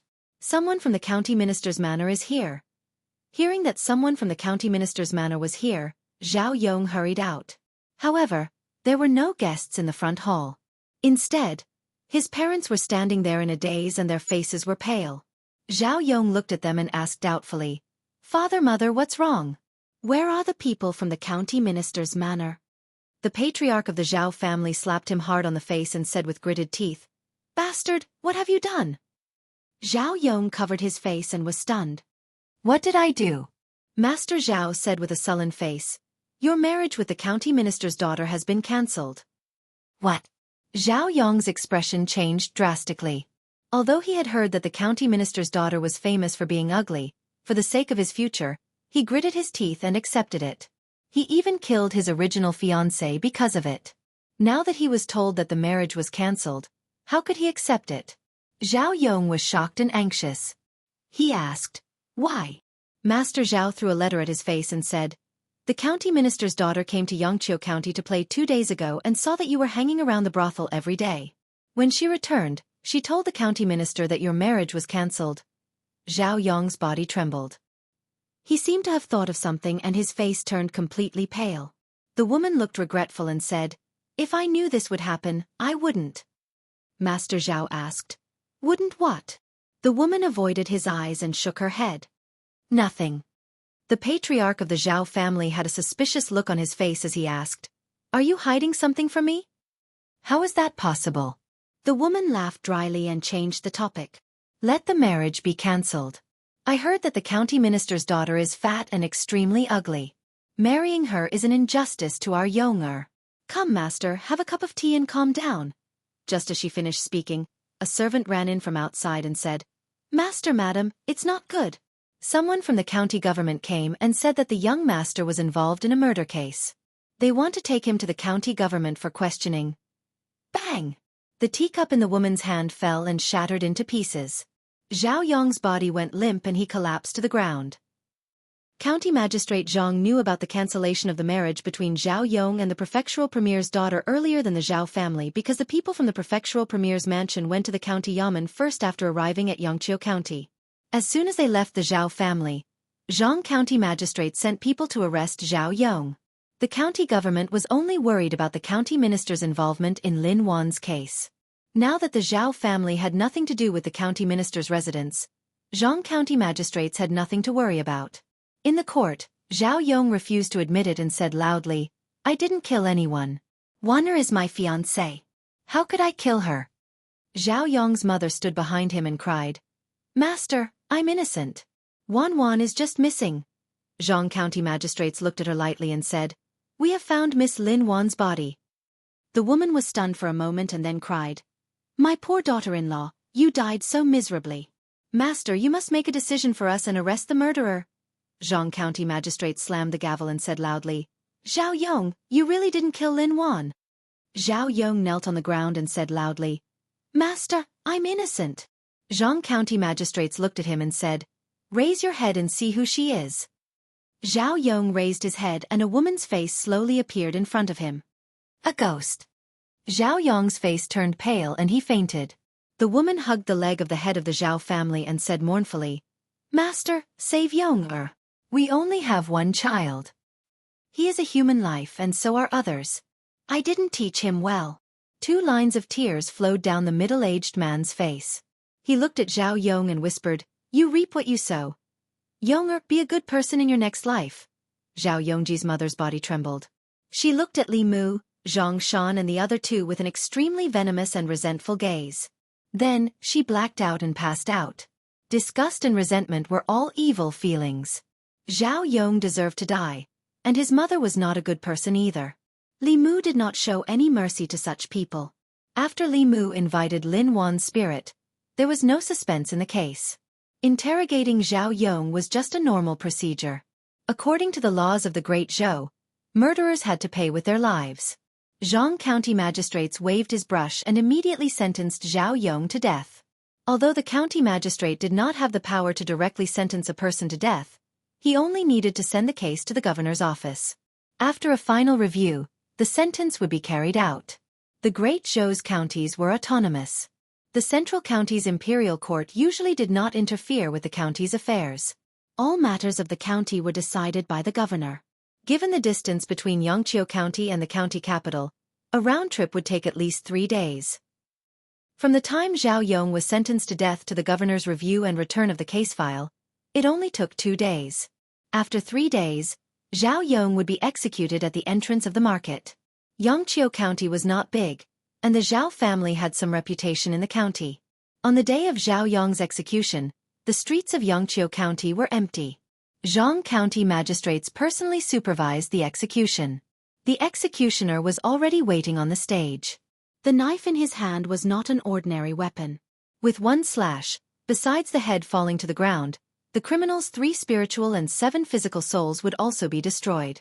This was to prevent the criminal from becoming a malicious spirit after death and continuing to wreak havoc.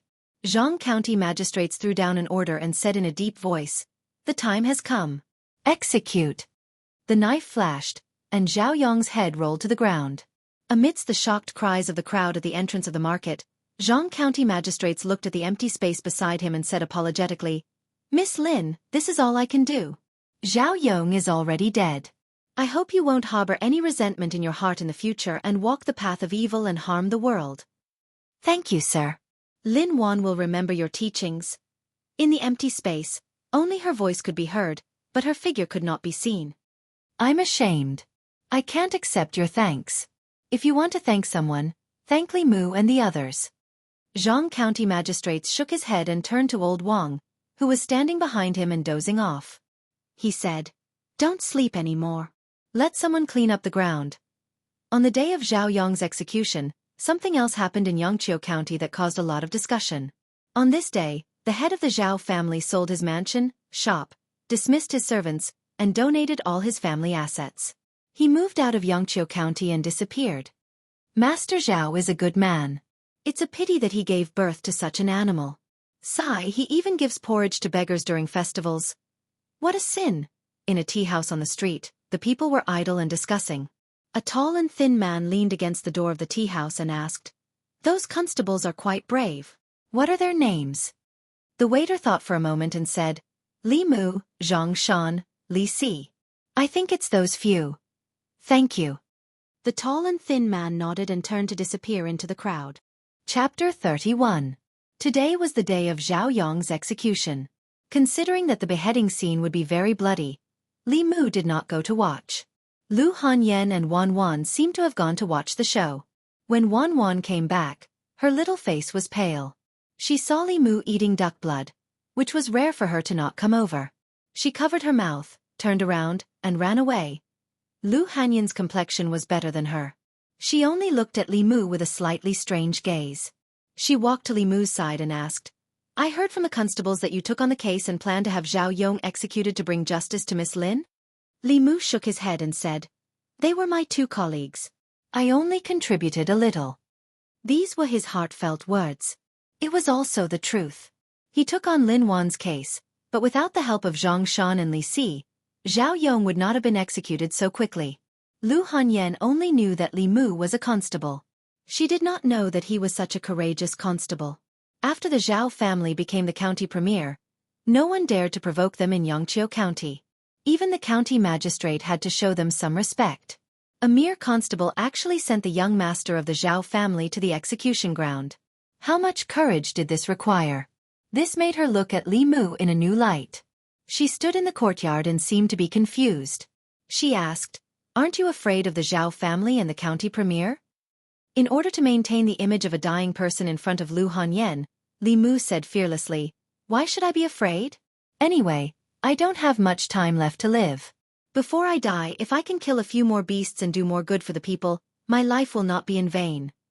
Li Mu, hurry up and come out. The county magistrate has rewarded us with 2 months of salary." Lu Hanyan's face was filled with admiration when Zhang Shan walked in with a face full of smiles. When he saw the unfamiliar lady in the courtyard, he was stunned for a moment before asking, This is Lady Lu, my neighbor," Li Mu replied. He seemed to be looking at Zhang Shan, but in fact, he was looking at Lin Wan behind Zhang Shan. She did not show herself in front of others. Zhang Shan and Lu Hanyan could not see her. "I'll go back first." Seeing that there were strangers in Li Mu's house, Lu Hanyan was about to leave.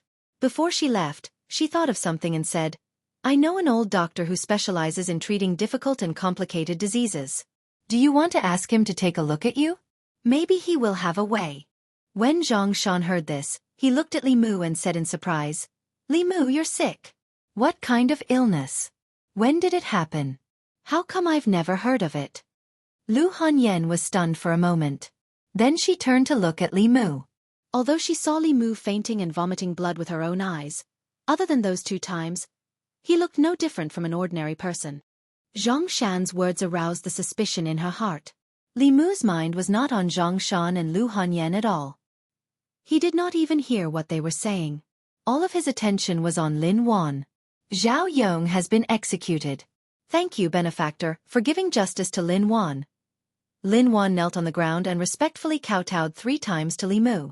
At this time, in Li Mu's eyes, a dazzling red light suddenly appeared on her body. Whether it was a human or a demon ghost, the stronger the strength, the stronger the power of emotions. Li Mu immediately used the guiding technique. In an instant, he felt that his body was filled with something. Lin Wan's gratitude and joy continued to pour into him. If his body was a pond, Zhang Shan's joy was like a ladle of water. The power of emotions of the Yin spirit Zhangwang clan was like a trickle, and Lin Wan's power of emotions was like the yellow river bursting its banks. Li Mu wanted to stop the guiding technique, but he found that he could not. Puff! He spat out a mouthful of blood and fainted. When Li Mu woke up again, he found himself lying on his bed. Lu Hanyan stood in front of the bed with a worried expression. Zhang Shan was walking around the room. Lin Wan, who was hiding in the corner, was the first to find that he was awake. Joy quickly appeared on her face. Li Mu supported his body and wanted to sit up. Lu Hanyan saw him and hurriedly helped him up. Are you okay? Her expression was worried and guilty. She was worried about his body. She was guilty because she suspected that he was pretending to be sick. Li Mu shook his head and said, I'm fine. I'm used to fainting. Zhang Shan walked over with a complicated expression and asked, You really only have half a year, Li Mu said. If I'm lucky, I might not die. Does the boss know? Yes. Zhang Shan opened his mouth and lowered his head in the end. The boss will definitely have a way. Zhang Shan and Lu Hanyan's bodies were filled with grief, but Li Mu didn't absorb it. He just smiled and said, You guys go back first, I want to rest alone for a while. After Zhang Shan and Lu Hanyan left, Lin Wan walked over from the corner and muttered, Benefactor, your body. Li Mu smiled and said, I'm fine. Ghosts belonged to spirit bodies and were very sensitive to souls. The 7 spirits belonged to the corporeal body, so they couldn't see the problem with his body. They only instinctively felt that he was easier to approach than people with 7 spirits. Until now, Li Mu still couldn't figure out how that evil ghost had seen that his 7 spirits were all gone. He stopped thinking about things that he couldn't figure out and looked at Lin Wan again. Zhao Yong is already dead. What do you plan to do next? Go to Yudu? Lin Wan nodded and said, That's the place I should go. Li Mu nodded and said, Go. I'll be a cow or a horse in my next life and repay your kindness. Lin Wan kowtowed to him 3 times and her figure faded away. After Lin Wan left, the entire room became incomparably silent. Li Mu sat cross-legged on the bed with his 5 hearts facing the sky.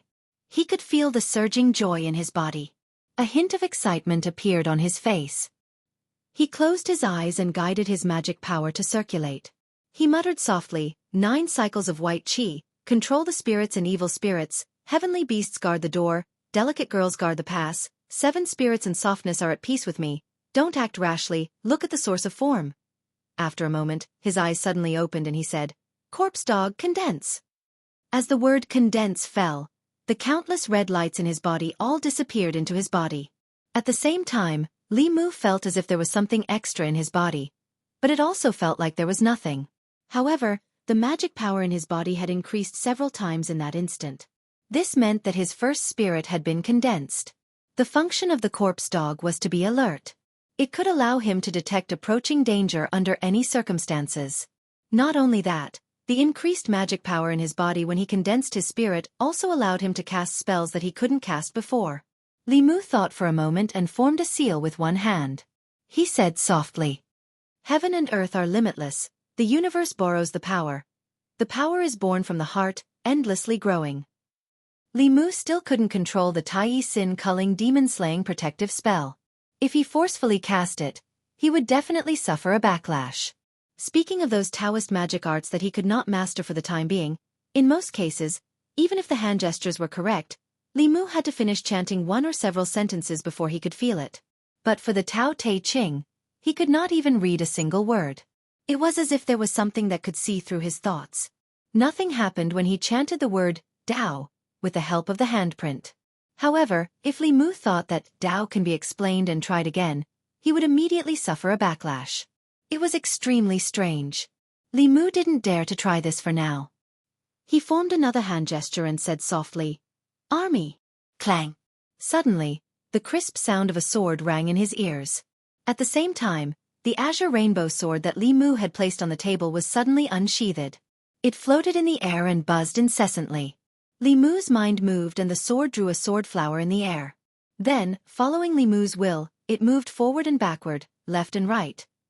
Li Mu reached out and grasped it in his hand. The first word of the 9 syllables mantra was thunder magic. The second word was used to control weapons. Taoism had a remarkable ability called summon come and go. As the name suggested, this remarkable ability could control objects remotely. It required one to be at the soul condensation realm to cast it. As for controlling flying swords and magic treasures, only cultivators at the 3rd realm and above could grasp it.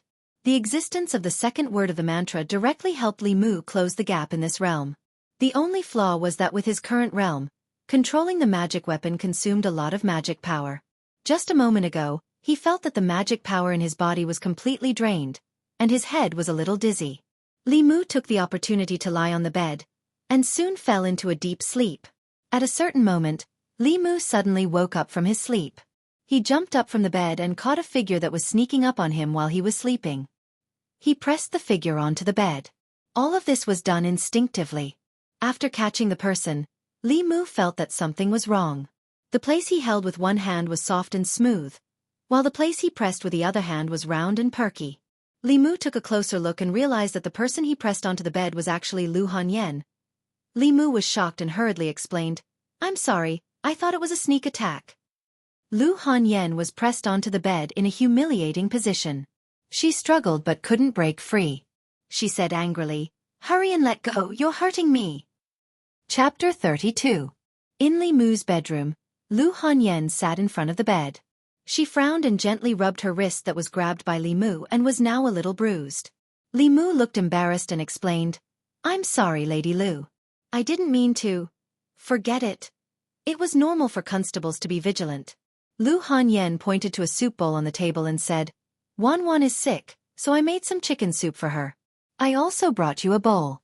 You're weak, so drink it to nourish your body." "Thank you, Lady Lu."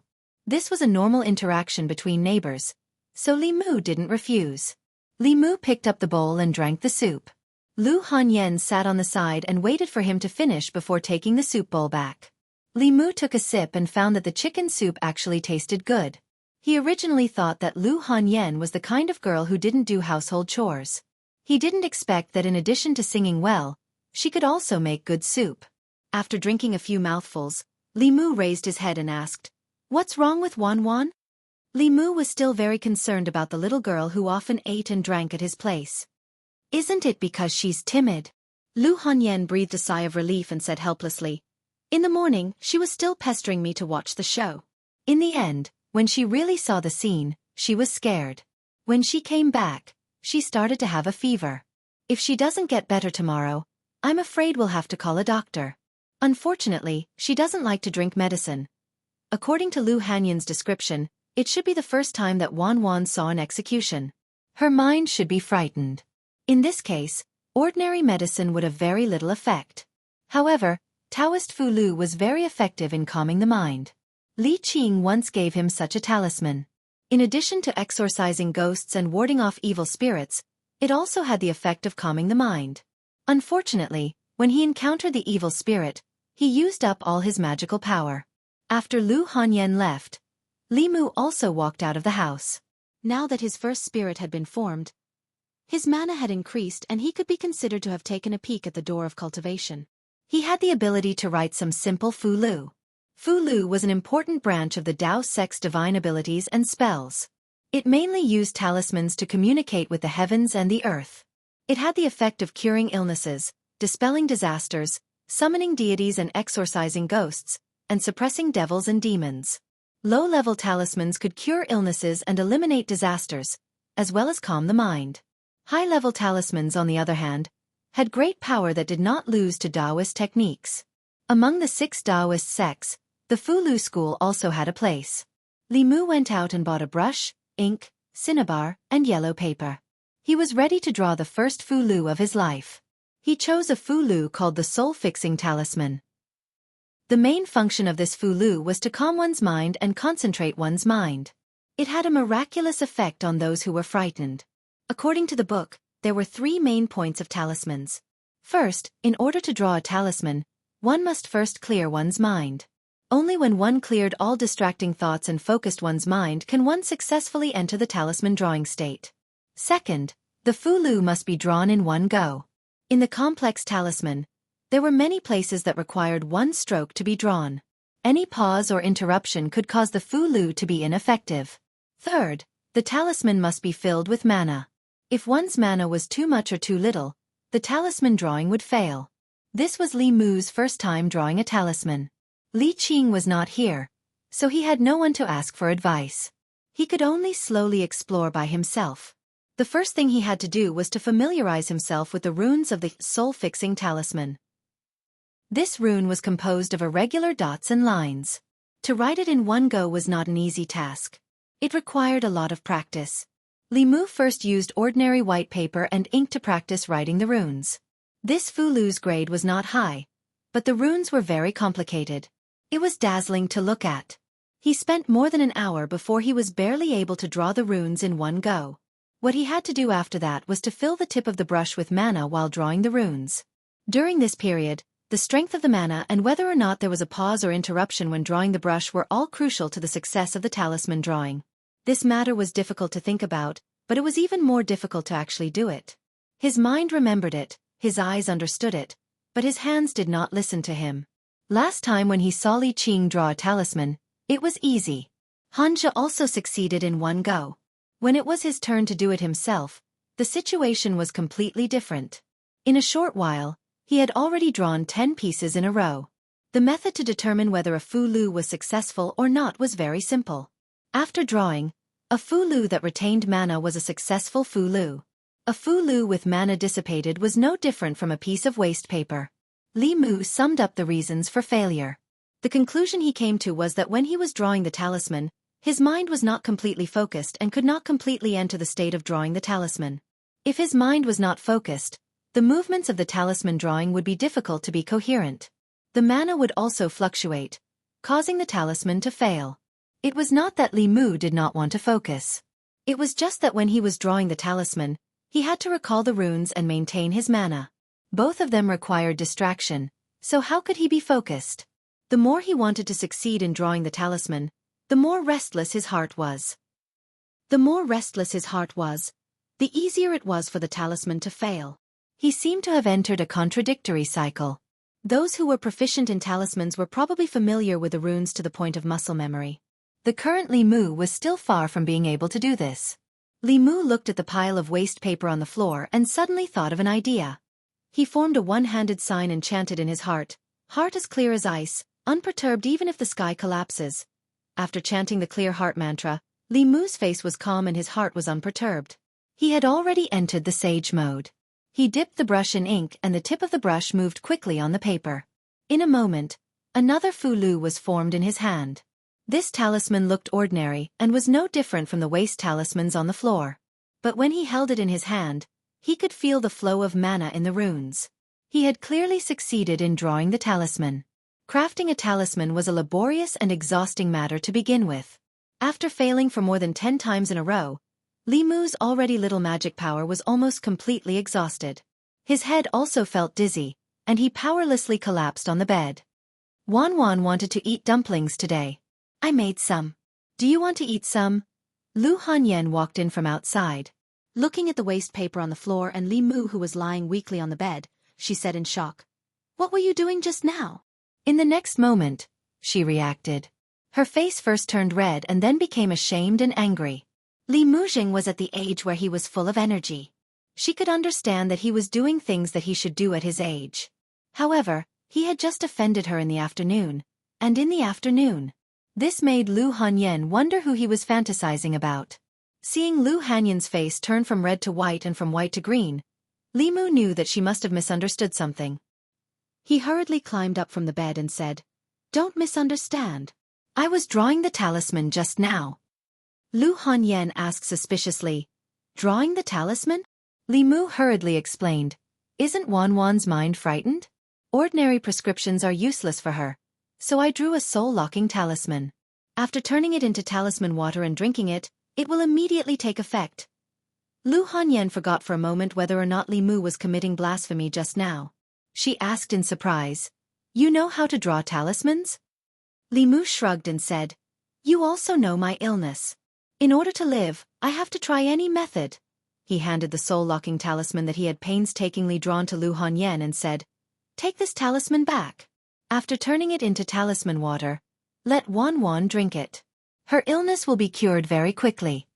In order to maintain her figure, Lu Hanyan had tried many methods. She had gone to Taoist temples and temples. She had also drunk the so-called talisman water several times, but none of them were effective. Because of her own experience, she had always scoffed at Fu Lu and other things. Because of Li Mu's face, she still accepted the talisman, but she didn't want to try it on Wan Wan. However, early the next morning, Wan Wan's high fever still hadn't subsided. Lu Hanyan originally planned to go out and call a doctor, but when she had already walked to the door of the courtyard, she unexpectedly took out the Fu Lu. Although she didn't believe in Fu Lu, she trusted Li Mu. She thought about it and still turned the Fu Lu into talisman water. She brought it to Wan Wan's bed and said, "Wan Wan, drink this." The girl lying on the bed weakly said, "Miss, what is this?" "Medicine." Lu Hanyan helped her up and said, "Drink it quickly. Drink it and your illness will be cured." The girl opened her mouth and reluctantly drank the bowl of black medicine. Then Lu Hanyan saw an incomparably shocking scene. Wan Wan, who was previously so weak that she couldn't even get up, immediately became lively after drinking the bowl of talisman water. She drank 3 bowls of porridge and ate 5 steamed buns in one breath. Lu Hanyan reached out to touch her forehead and found that her forehead was no longer hot. In the morning, Li Mu woke up early. After washing up, he was about to go to the yamen when there was a knock on the door. He opened the courtyard door and saw Lu Hanyan standing outside. She handed a box of food to Li Mu and said with a smile, "You haven't eaten breakfast yet, right? I bought some for you. You can go to the yamen after you finish eating." Li Mu looked at Lu Hanyan in confusion. Although she had taken care of him these days, things like delivering food were usually done by Wan Wan. Today she actually came in person, which made Li Mu suspect that she had other intentions. However, he had received so many favors from others. Even if she really had other intentions, Li Mu wouldn't refuse. Li Mu looked directly into her eyes and said, "Lady Lu, if you have something to say, just say it. As long as I can do it, I will not refuse." Lu Hanyan didn't beat around the bush with Li Mu and asked directly, "Are there many kinds of talismans?" Li Mu nodded. There were many kinds of talismans in Taoism, and they had a wide range of uses. The talismans that could cure diseases, dispel ghosts, and kill demons only accounted for less than 1/10 of them. Lu Hanyan asked expectantly, "Is there a kind of Fu Lu that can keep you fat no matter how much you eat?" Li Mu thought for a moment and said, "I'm not sure about that, but there is a kind of talisman called youthful talisman. It can keep a person's face young and youthful. It should also have the effect of maintaining a good figure." He didn't know much about Fu Lu. It was limited to the book Li Qing gave him. Many high-level Fu Lu talismans could only be learned by the disciples of the Fu Lu school. Cultivators had the ability to retain their youthful looks, so they didn't value this kind of Fu Lu. Youthful looks and youthful looks. Lu Hanyan's beautiful eyes shone. She suddenly grabbed Li Mu's hand and said excitedly, "I want." Chapter 33. The fact that one's face would never age and that one's youth would last forever was a mysterious temptation to women. In her excitement, Lu Hanyan grabbed Li Mu's wrist so hard that it was bruised. Li Mu seriously suspected that she was taking the opportunity to take revenge. There was indeed a youth-retaining talisman. In addition, there was also the youth-retaining technique. Some female cultivators who cared more about their appearance would mostly cultivate this technique. Therefore, in the cultivation world, it was difficult to judge whether a woman was 18 or 80 years old by her appearance. Li Mu probably knew why Lu Hanyan was so excited. She was different from Wan Wan. Judging from her daily habits, she seemed to be the kind of person who would gain weight easily just by drinking water. Therefore, she had been dieting for a long time to maintain her figure. Li Mu didn't agree with this kind of behavior that was close to self-abuse. Life was short. Clothing, food, shelter, and transportation were necessities of life. If you couldn't even eat casually, then what was the meaning of life? I want that kind of fu lu. Lu Hanyan grabbed Li Mu's hand and said eagerly, "Name a price, no matter how much it is." Li Mu didn't forget that he still owed Lu Hanyan 10 taels of silver. The favor he owed her couldn't be measured by money. He broke free of her hand and said, "There's no need to talk about money. When I'm free tonight, I'll try to draw a picture for you."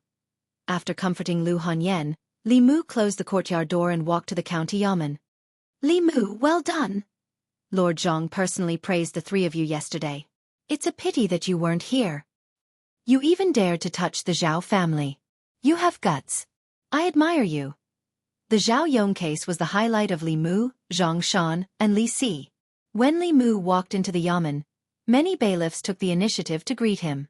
After staying outside for a while and chatting with everyone, Li Mu walked into his room. Today's room was unusually quiet. Old Wang wasn't there, Zhang Shan wasn't playing dice, and he sat in his seat obediently. Li Si wasn't lying on the table to catch up on sleep, which was a rare occurrence. While Li Mu was puzzled, a faint fragrance suddenly came from behind him.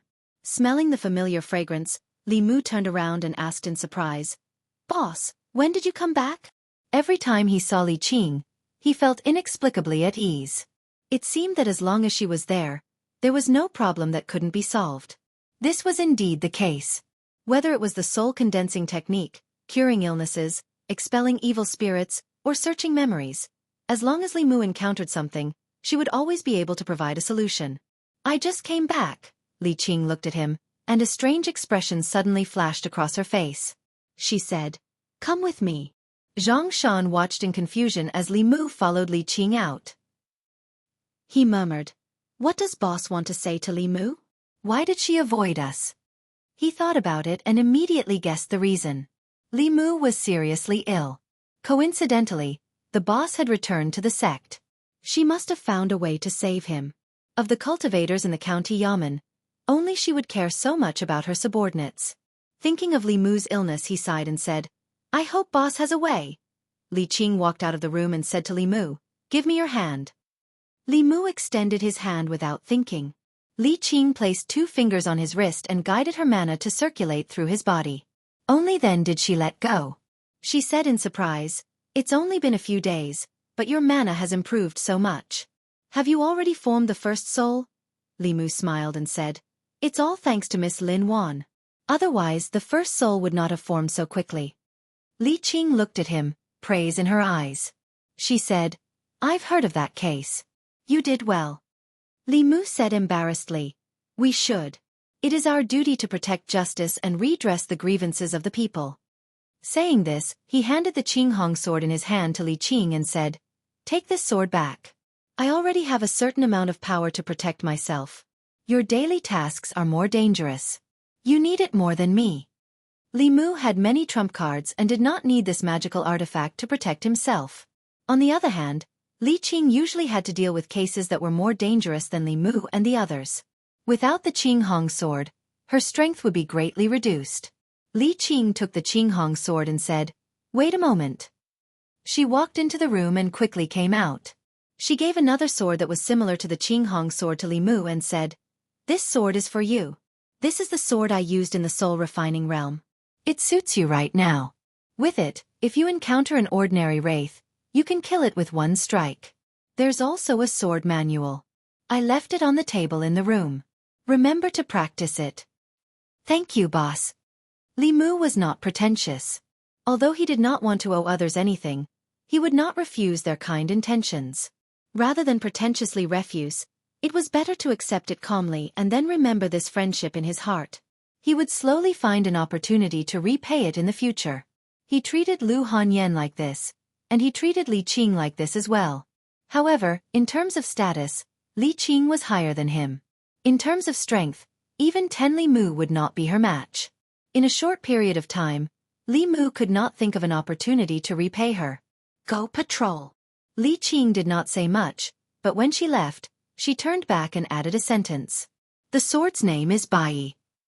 Although Li Qing only gave him his old item, Li Mu was still very happy. The Bai sword was not as good as the Qinghong sword. It was more suitable for the current Li Mu. Compared to Li Qing, his mana was weak and could not unleash the true power of the Qinghong sword. Moreover, magic items needed to be nurtured. What determined the strength of a magic item was often not the magic item itself, but the owner of the magic item.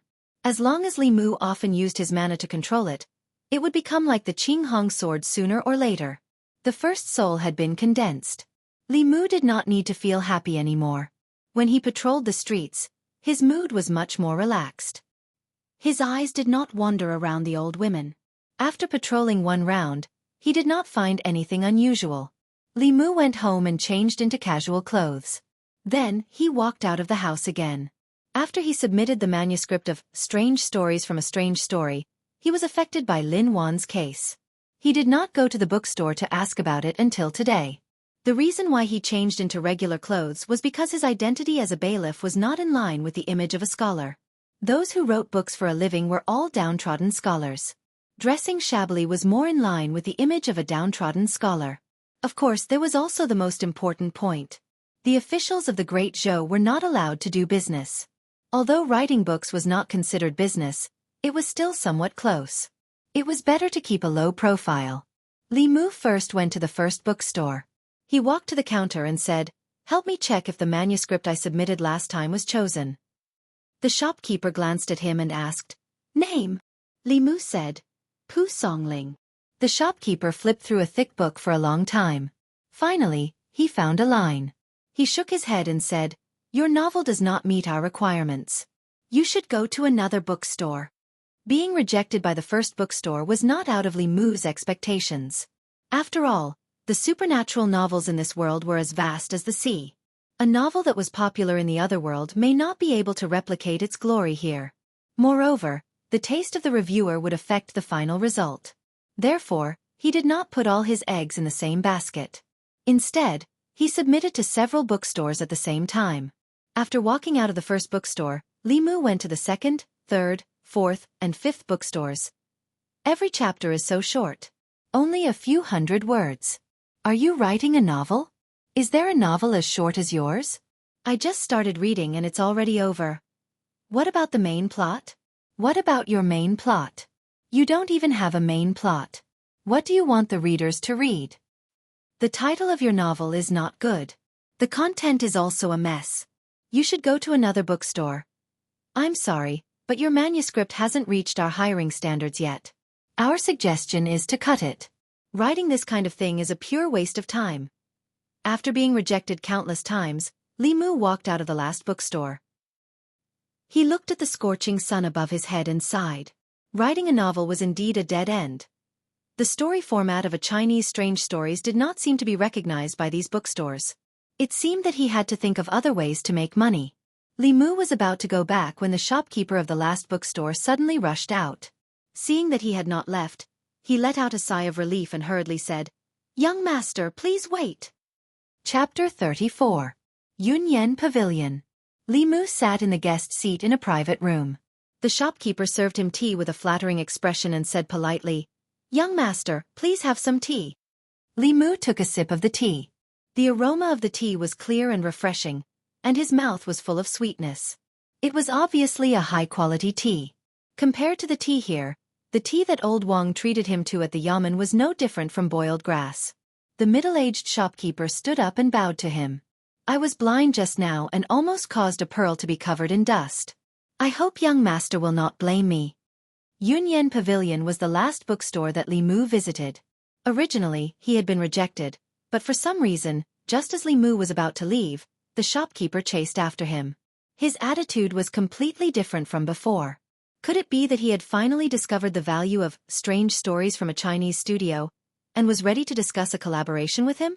The shopkeeper's face was full of smiles as he explained, "I have just read your book. Every word is like a gem, touching and thought-provoking. I wonder if you are interested in working with the House of Yunyan?"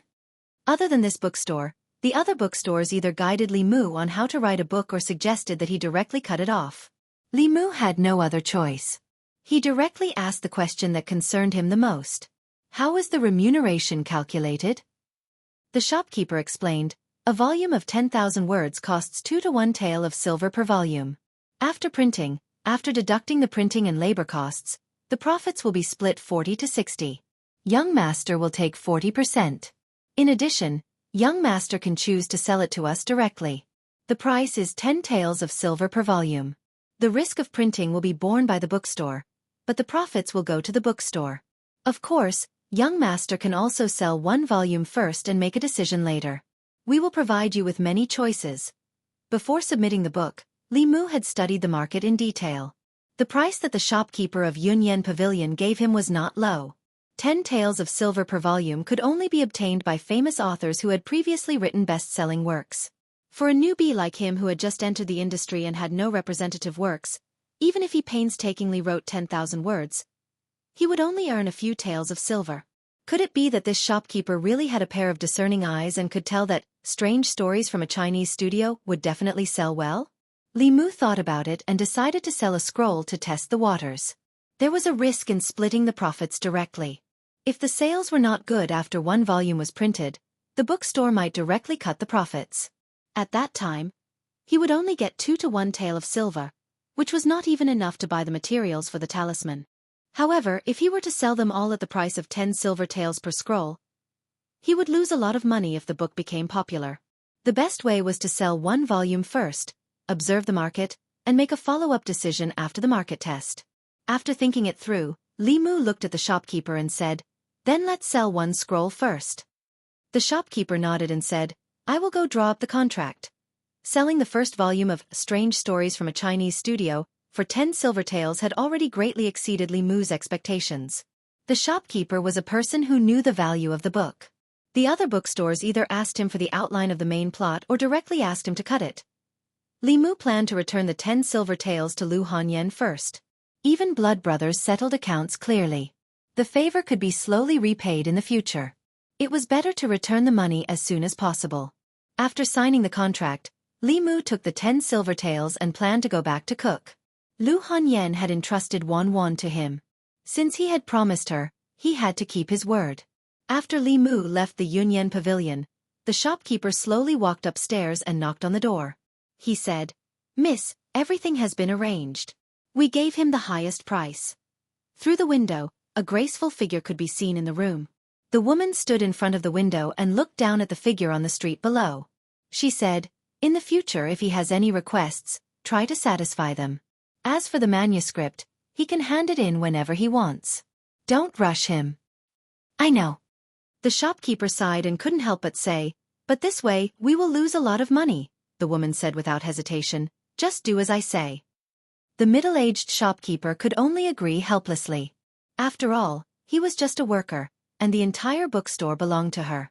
Not to mention giving the poor scholar preferential treatment, as long as she was willing, she could even give the store to him. However, what he couldn't understand was that if the young lady had read the scholar's essay, it would have been fine. However, she didn't even read it before asking him to chase him back and give him the best treatment. Could it be that the young lady had taken a liking to that scholar's man? Thinking about it carefully, it wasn't impossible. After all, although the scholar's essay was ordinary, he was indeed handsome. If the woman liked him, the shopkeeper secretly told himself that he must be more polite to that person in the future.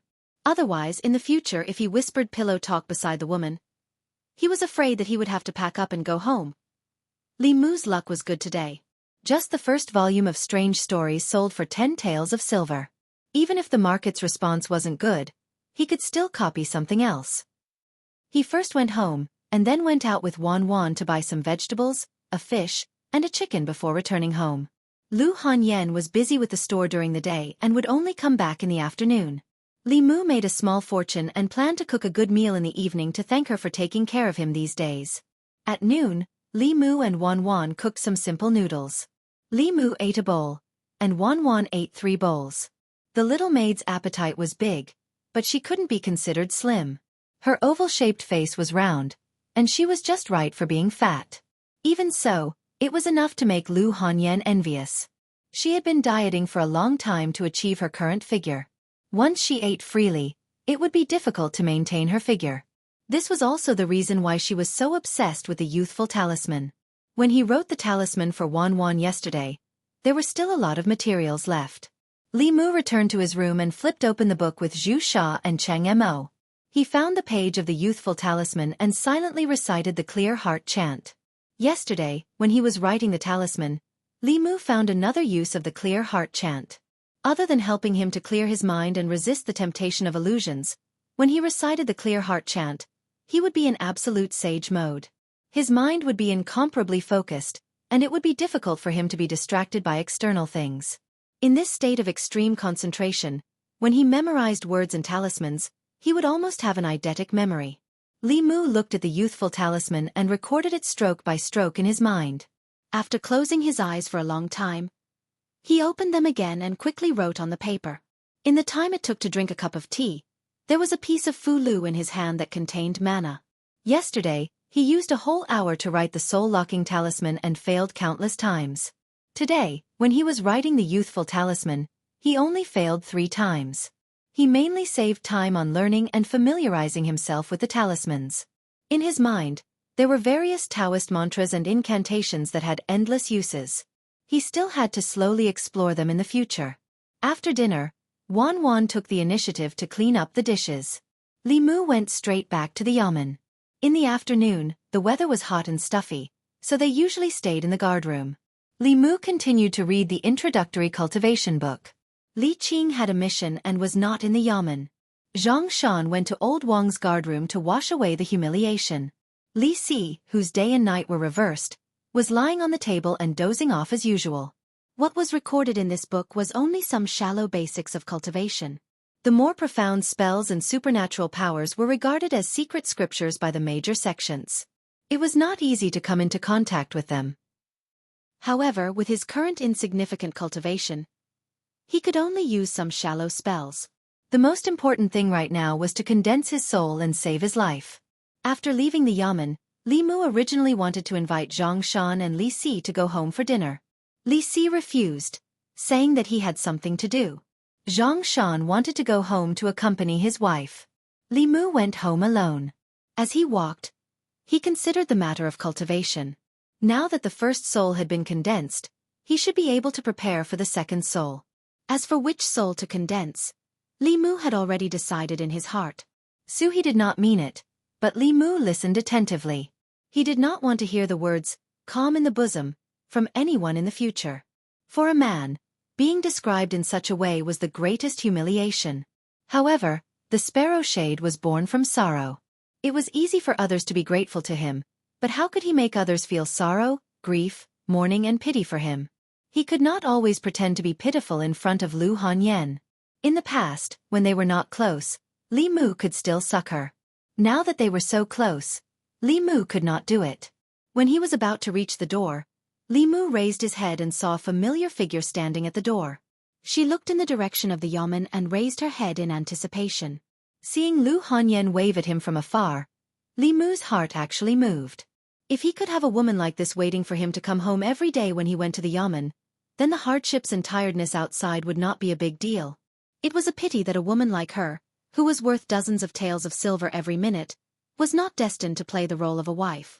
Li Mu walked to the door. Lu Hanyan saw him coming and smiled. The food is ready. Come in and eat. Chapter 35. Walking back home, Li Mu looked at the table full of dishes, then looked at Lu Hanyan and said in disbelief, "Did you make all these?" Wan Wan swallowed a mouthful of saliva and said, "Of course. My miss is good in the hall and the kitchen. She can sing and dance and is proficient in 18 kinds of musical instruments. These dishes were all made by my miss just now. They are delicious." One who was unaccountably solicitous was hiding evil intentions. Lu Hanyan was neither evil nor evil, so she naturally had something to ask. After a brief moment of astonishment, Li Mu understood why she was so solicitous. He took out the folded youth-retaining talisman from his sleeve and handed it to Lu Hanyan. After Lu Hanyan received it, a trace of joy appeared on her face and she immediately ran to the kitchen. Li Mu was about to change out of his official uniform when he realized something. He ran to the kitchen door and saw Lu Hanyan drinking a bowl of water. Li Mu opened his mouth and said, "Youth-retaining talisman is not used like that." Lu Hanyan had already put down the bowl and said in surprise, "Then how do I use it?" "Fold the fulu and carry it close to your body." Ew.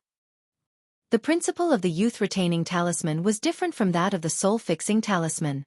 One was from the outside to the inside, while the other was from the inside to the outside. The principle was different, so the way to use the fulu was also different. The soul-fixing talisman was from the inside to the outside and needed to be turned into talisman water to be swallowed. The youth-retaining talisman was from the outside to the inside. As long as it was carried close to the body, it would gather spiritual qi and nourish the body. After Lu Hanyan vomited, she looked at Li Mu with a pale face and asked in a low voice, "Do you have more?" Li Mu took out a pen and paper and drew another youth-retaining talisman. He folded it and handed it to her, saying, "This talisman will last for 3 days.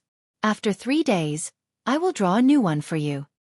Lu Hanyan carefully placed the fulu close to her body and said with a smile, "Let's eat first. The food is getting cold. We don't have any kitchenware at home, so we borrowed your kitchen." Li Mu picked up his chopsticks and put the first bite into his mouth. He knew that Wan Wan's evaluation of Lu Hanyan was not exaggerated. Li Mu himself could only bring out a few kinds of barbecue sauces and a bowl of Yangchun noodles. At this moment, there were several dishes on the table, both meat and vegetables. Each dish had its own unique flavor. Lu Hanyan looked up at him and asked, "I haven't cooked for a long time, so it's inevitable that my skills are rusty. Are these dishes to your liking?" Li Mu said from the bottom of his heart, "Lady Lu's cooking skills, Li Mu is ashamed of his inferiority." Generally speaking, a woman who was good at singing and dancing generally had a good family background. At the same time, it was very rare to have such cooking skills. Lu Hanyan smiled and said, "Wan Wan is full of praise for your cooking skills. I can only cook a few bowls of noodles." Li Mu said modestly. He took out the 10 taels of silver he earned today and put it on the table in front of him, saying, "This is the money for the medicine that day. Lady Lu, please accept it." Lu Hanyan did not refuse. After accepting the silver, she said, "I will ask Wan Wan to send the IOU over in a while. Without debt one would be light."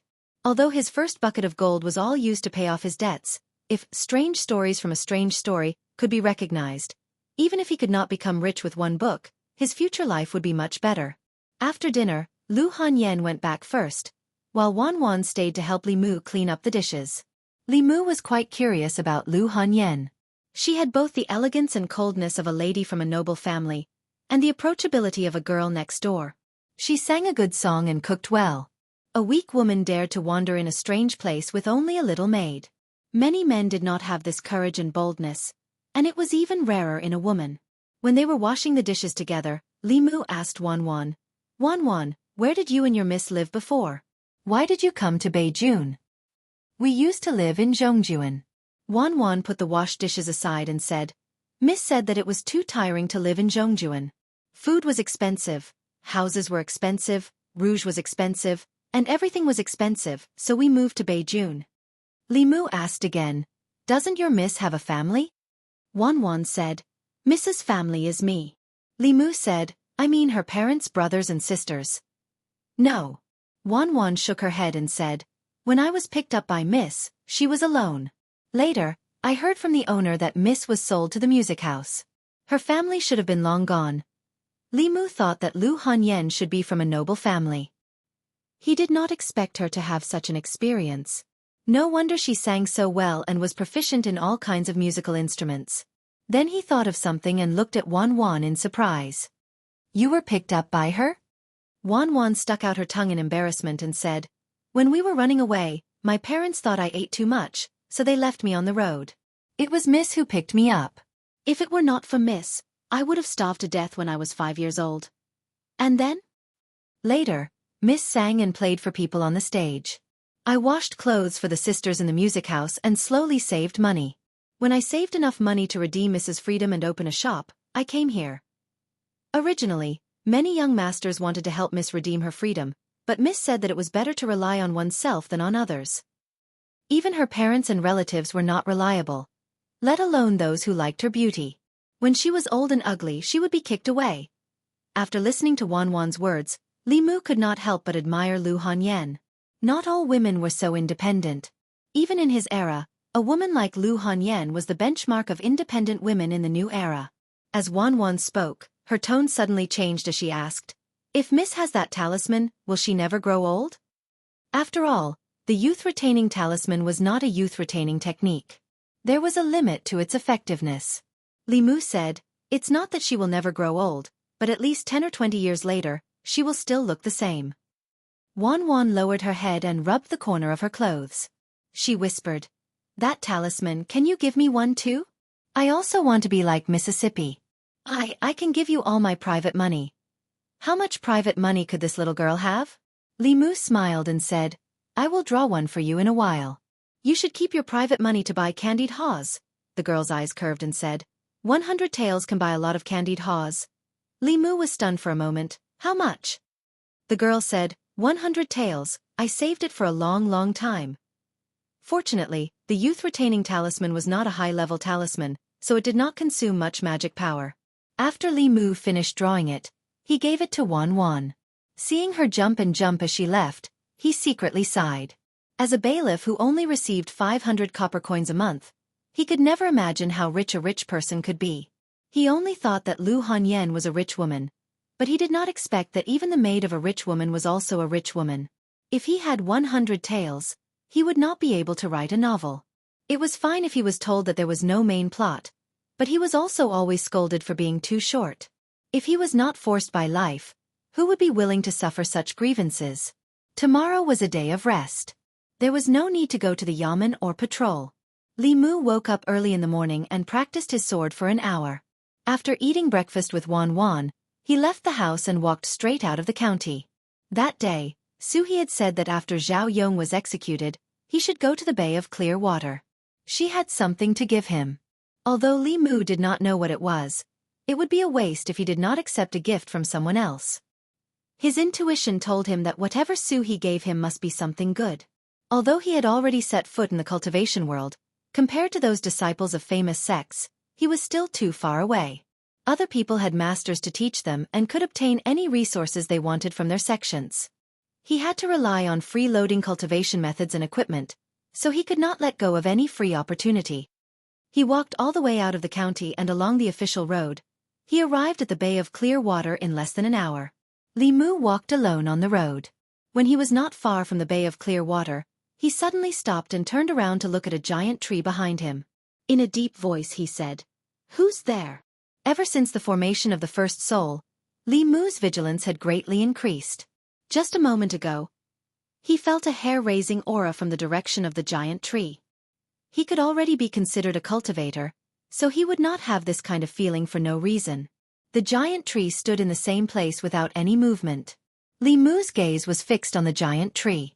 Not long after, a tall and thin figure peeled off from the trunk and looked at Li Mu with a surprised expression. The figure was tall, but extremely thin. When it was attached to the trunk, its skin and clothes were the same color as the trunk. Now that it had peeled off from the trunk, the clothes on its body had become ordinary green clothes. Its skin had also returned from its original grayish-brown color to its normal appearance. Chapter 36. To think that you are also a cultivator. The tall and thin man glanced at Li Mu and said calmly, "Looks like that useless junior brother of mine died in your hands?" The only one who died in Li Mu's hands was the dwarf invited by the Zhao family. He did not expect that the other party would have a senior brother. Li Mu's gaze swept across the tall and thin man. When his gaze swept past his eyes, his heart suddenly tightened. This person's eyes were not like that of a normal person. Within his eyeballs was a pair of vertical pupils. A normal person could not possibly have such pupils. Almost instantly, Li Mu guessed the reason and blurted out, "A shape-shifting demon." There were 9 realms of demon cultivation. The first realm was called Awakening. Demons in this realm could only develop basic spiritual intelligence. Their intelligence was like that of a 3-year-old child. When demons cultivated to the second realm, embryonic molding, their spiritual intelligence was no different from that of a normal person. They could understand humans, speak human language and move quickly. Although they still had the body of a beast, their body had already undergone a metamorphosis. Most of the beasts in the forest were no match for shape-shifting demons. The white fox that Li Mu saved was in this realm. However, she might have just undergone embryonic molding.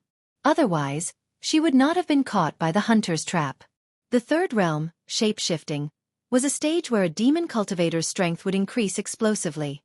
Human cultivators, whether they were Daoists or Buddhists, their first metamorphosis was when they entered the middle three realms from the lower three realms.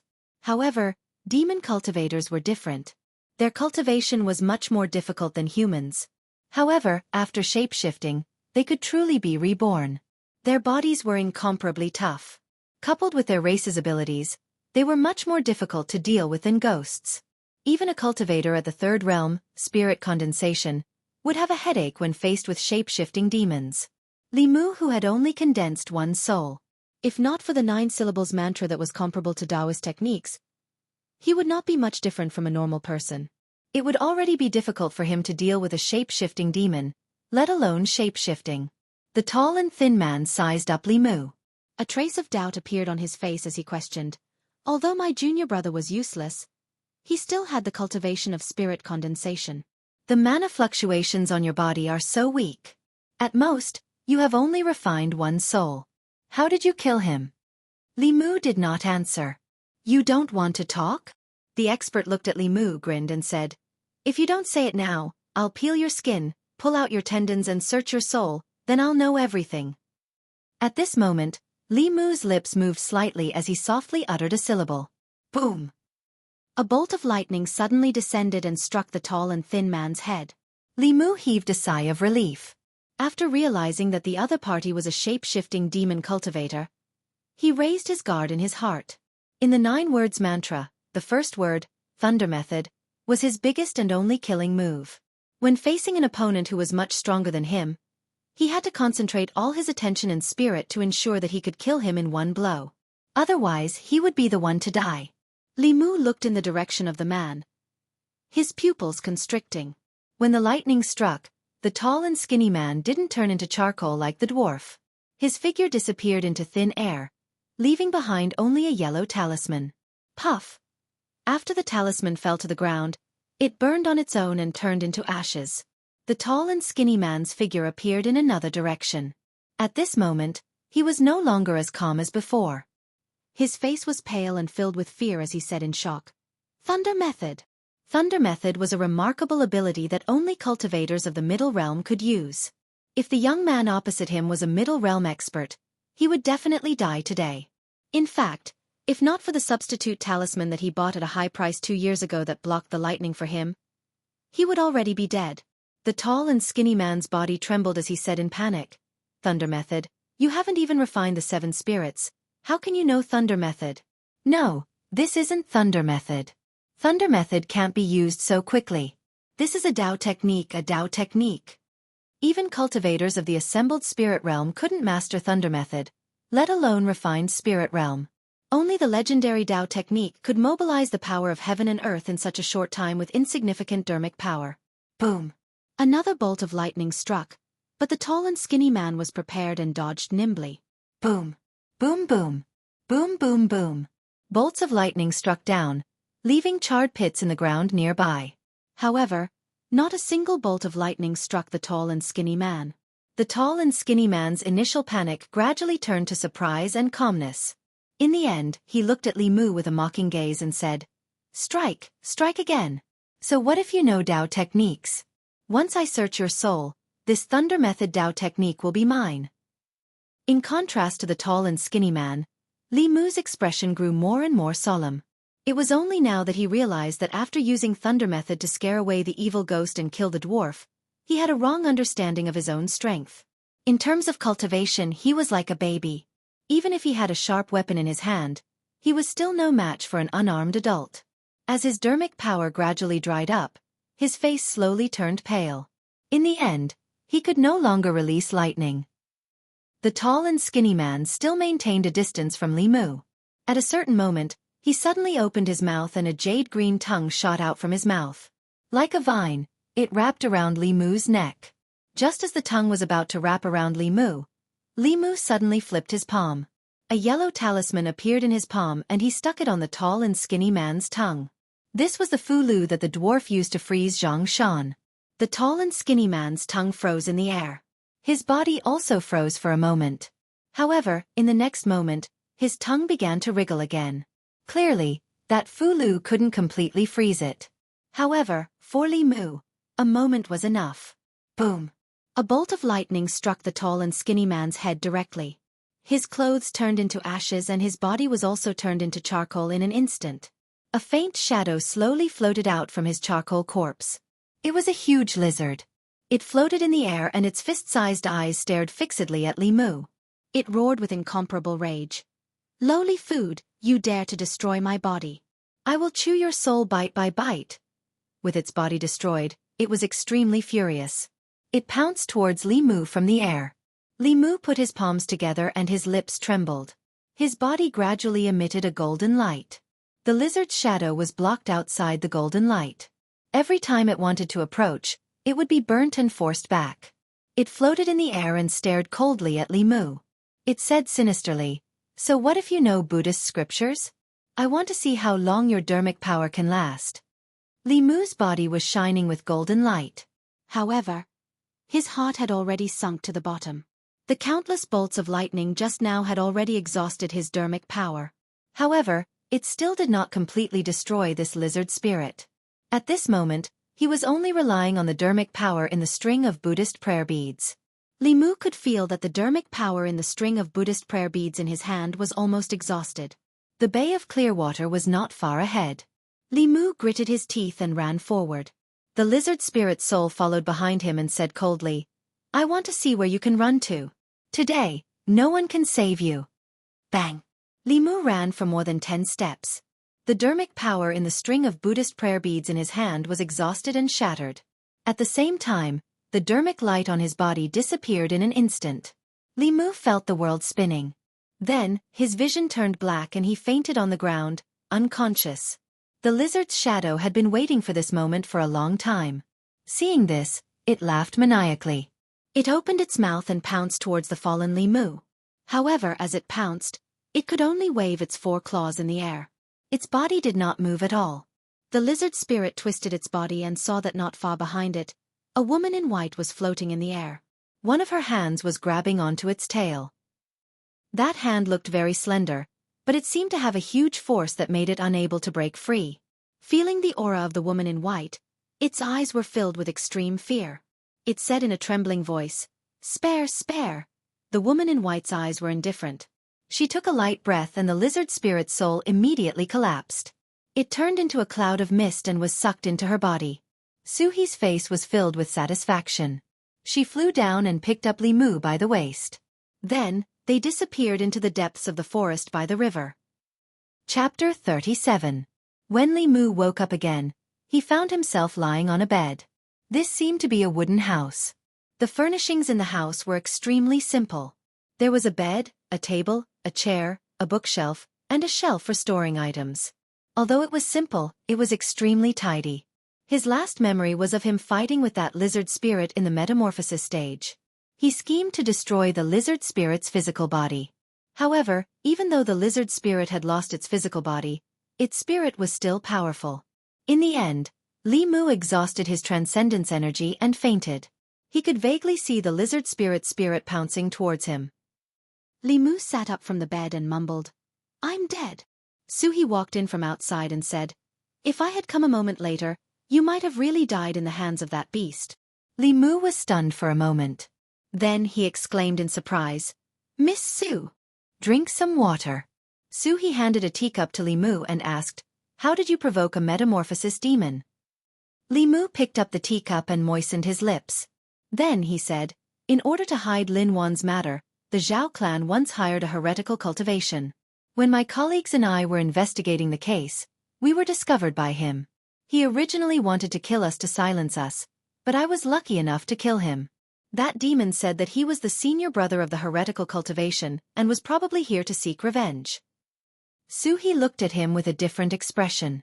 She said, "You've just started cultivating, and you're already able to injure a metamorphosis demon to such an extent.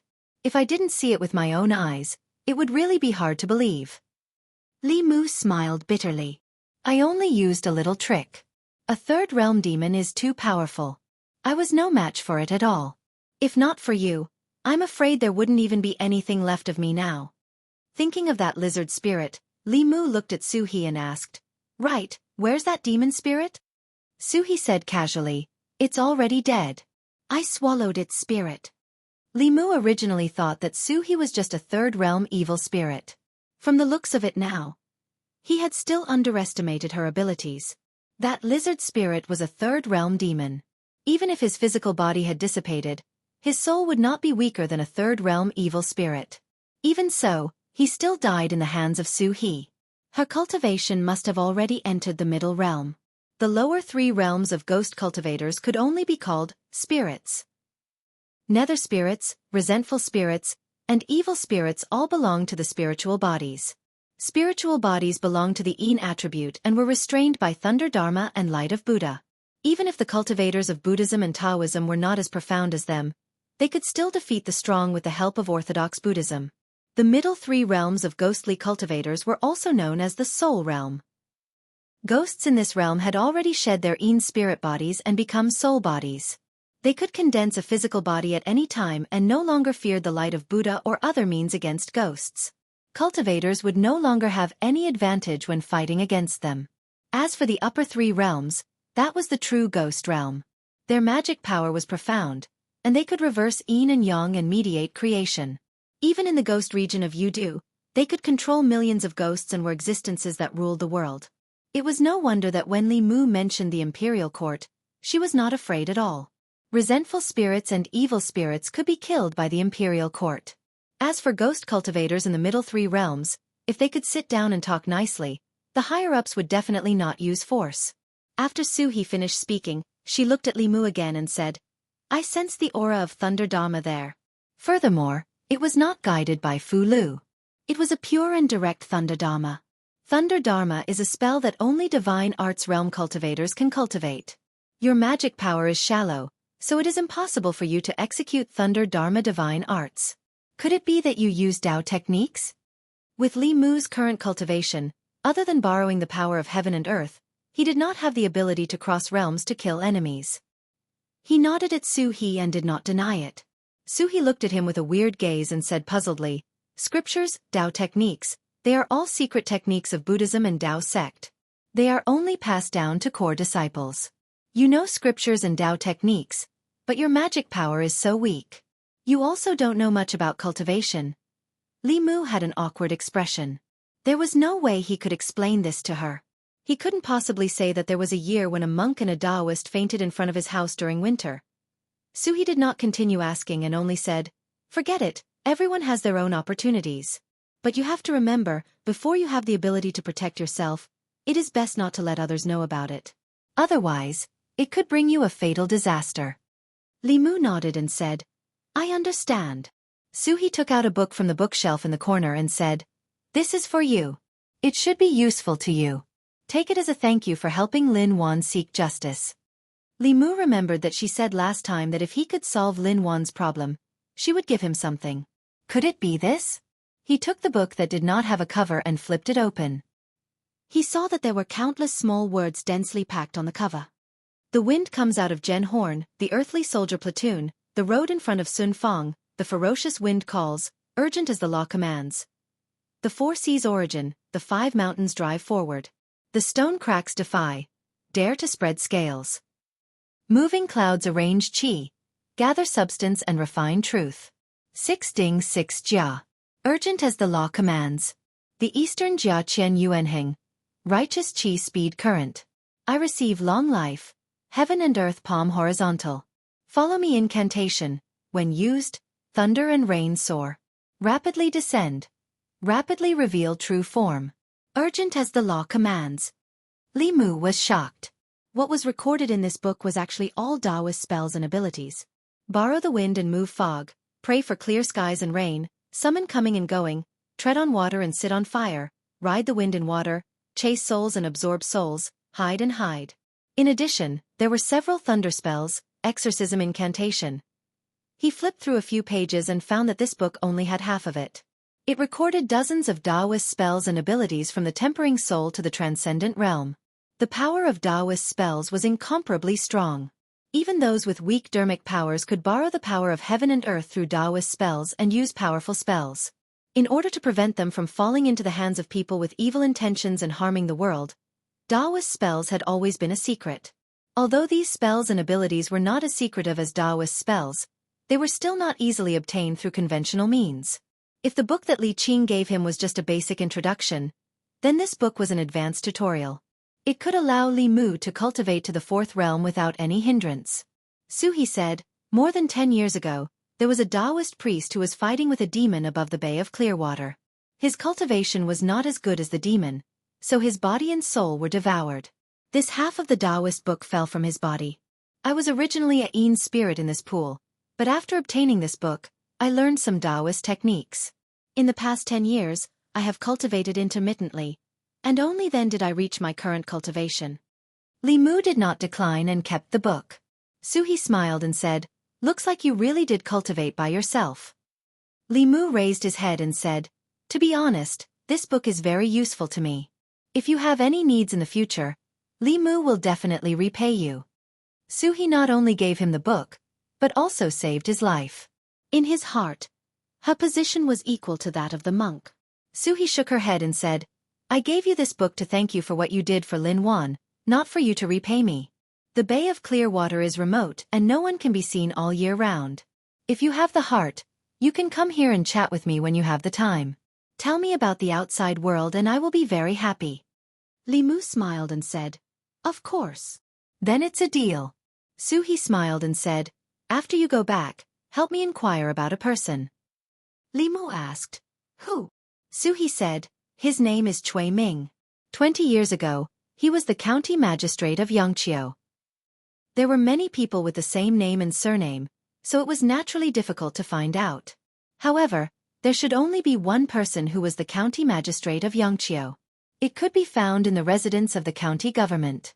Li Mu nodded and said, I will help you find out when I go back. Suhi used an illusion to hide the small house by the river where she lived. She sent Li Mu out and said, if you meet a strong enemy in the future that you can't deal with, you can lead him here. As long as you are close to the Bay of Clear Water, I will be able to sense it. Ghost cultivators in the spirit realm were considered strong in the entire North County. Li Mu's greatest gain this time was not the other half of the Taoist book, but that he had gained another backer. They walked to the place where Li Mu had fought the lizard spirit. On the ground, there was a charred lizard and a bag. He did not know what the bag was made of, but it was not damaged even after being struck by the heavenly thunder. Li Mu picked up the bag. Suhi said, it looks like the sorcerer's soul-nourishing bag. It should contain the souls he captured. Li Mu wanted to release the souls, but when he opened the bag, a cloud of black fog suddenly surged out of the bag. The black fog circled in the air and turned into a ghost figure. It laughed and said, damn snake, I'm out. Last time you caught me off guard. If you have the ability, catch me again. While laughing wildly, it bent down and looked at the ground. At first glance, it saw a familiar figure. The moment it saw Li Mu, its laughter stopped abruptly. It said in shock, why is it you again? Chapter 38. Li Mu was taken aback when he saw the wraith again. Following that, he thought of something and immediately said, Miss Su, catch it. Don't let it escape. The moment the wraith recognized Li Mu, it recalled the lightning bolt that alarmed him. Without any time to think, it immediately transformed into a mist and fled into the distance. But this time, it did not escape. Suhi's figure vanished from where she stood and instantly appeared in front of the mist. She reached into the mist and quickly grabbed a ghostly figure. It was a young man. His face was filled with horror. The way he looked at Su, he was 100 times more horrified than when he looked at Li Mu.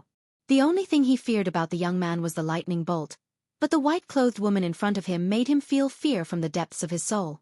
Suhi glanced at the wraith and looked at Li Mu again. She asked, do you know each other? Yes. Li Mu walked over with a smile and said, I have a few important questions to ask him. The wraith trembled and said with a trembling voice, I was the one who offended you in the past. You are a magnanimous person. Please forgive me and treat me like a fart. Li Mu first guided the fear out of him before asking, back then, how did you know that I didn't have 7 physical souls? Li Mu had never figured it out. The 7 physical souls were different from the 3 spiritual souls. The soul belonged to the body, and without cultivating to the middle 3 realms, it was impossible to see through the physical souls. Even Su-He could not tell. Li Qing needed to make a judgment based on Li Mu's numerous symptoms. How could a puny wraith have such ability? I'll talk. The evil spirit quickly said. This little ghost was originally just a Een spirit, living in a cave under the bridge. One day, 2 wraiths were fighting on the bridge. I don't know what happened, but they both perished. This little ghost absorbed their remnant souls and increased my cultivation. I also gained some memories. In the memories of one of the wraiths, there was a divine ability called Heaven's Eye. After this little ghost learned it, he could see through a person's 3 spiritual and 7 physical souls. Li Mu looked at it and asked, "Do you think I'm gullible? How can there be such a divine ability? Do you believe that I'll strike you with lightning?" "There really is." The wraith panicked. "If you don't believe me, I'll tell you. You'll know when you try it." In fact, it was not that Li Mu did not believe it. The earliest divine abilities and spells were also created by the seniors of Dao. Even now, there were often amazing people who created their own divine abilities and even Dao techniques. Li Mu wanted to get this divine ability from the wraith's mouth for free. After being frightened by Li Mu, the wraith spilled the beans from a bamboo tube and told him everything it knew. Li Mu was initially worried that his mana was not enough. After trying it, he discovered that this divine ability called Heaven's Eye did not have a high requirement for mana. It was just a magical use of mana. With a short incantation, it could be used. After using Heaven's Eye, the world changed in Li Mu's eyes. The wraith's body was surrounded by Een Qi. It was obvious that it was a wraith. Li Mu looked at Su-He and found that she was still the same as before. There was no change in her body. Thinking about it, it was probably because his cultivation was too low that he could not see through the existence of a person whose cultivation was much higher than his. Su-He looked at him and asked, "What's wrong with your 7 souls?" At the mention of this, Li Mu was a little troubled.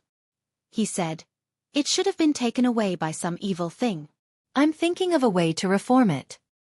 I remember that the books mentioned that it's much harder to reform the 7 souls than to refine them. If you don't succeed, you'll really die and your soul will scatter." Su-He looked at him and suddenly said, "Why don't you become a ghost cultivator? With my help, I guarantee that you'll enter the middle realm in 20 to 30 years. Li Mu shook his head firmly. "I'm not married yet." "What's wrong with that?" Su-He smiled and said, "Even if you become a ghost cultivator, you can find a female ghost and cultivate your soul. After you enter the middle realm, you'll be able to reform your body at any time and you'll be no different from a living person." If possible, Li Mu still wanted to consider a human woman as his wife. Even if a ghost cultivator could reform his body, he was still a ghost. He was not Ning Kaichen and could not accept a life-and-death friendship. Before Li Mu answered, the wraith asked tentatively, "Can I go now?" "Who said you can go?" Li Mu glanced at it and looked at Su-He. He said, "This ghost tried to kill me twice before. Today it fell into my hands. Instead of using thunder to strike it and enforce justice on behalf of heaven, it's better to let Miss Su swallow its soul to improve your cultivation." "No, no, no." The wraith was so scared that its body became a little illusory. It begged for mercy. "Miss, please spare me. We're all ghosts. Why should ghosts make things difficult for ghosts?" Li Mu took the opportunity to harvest its fear.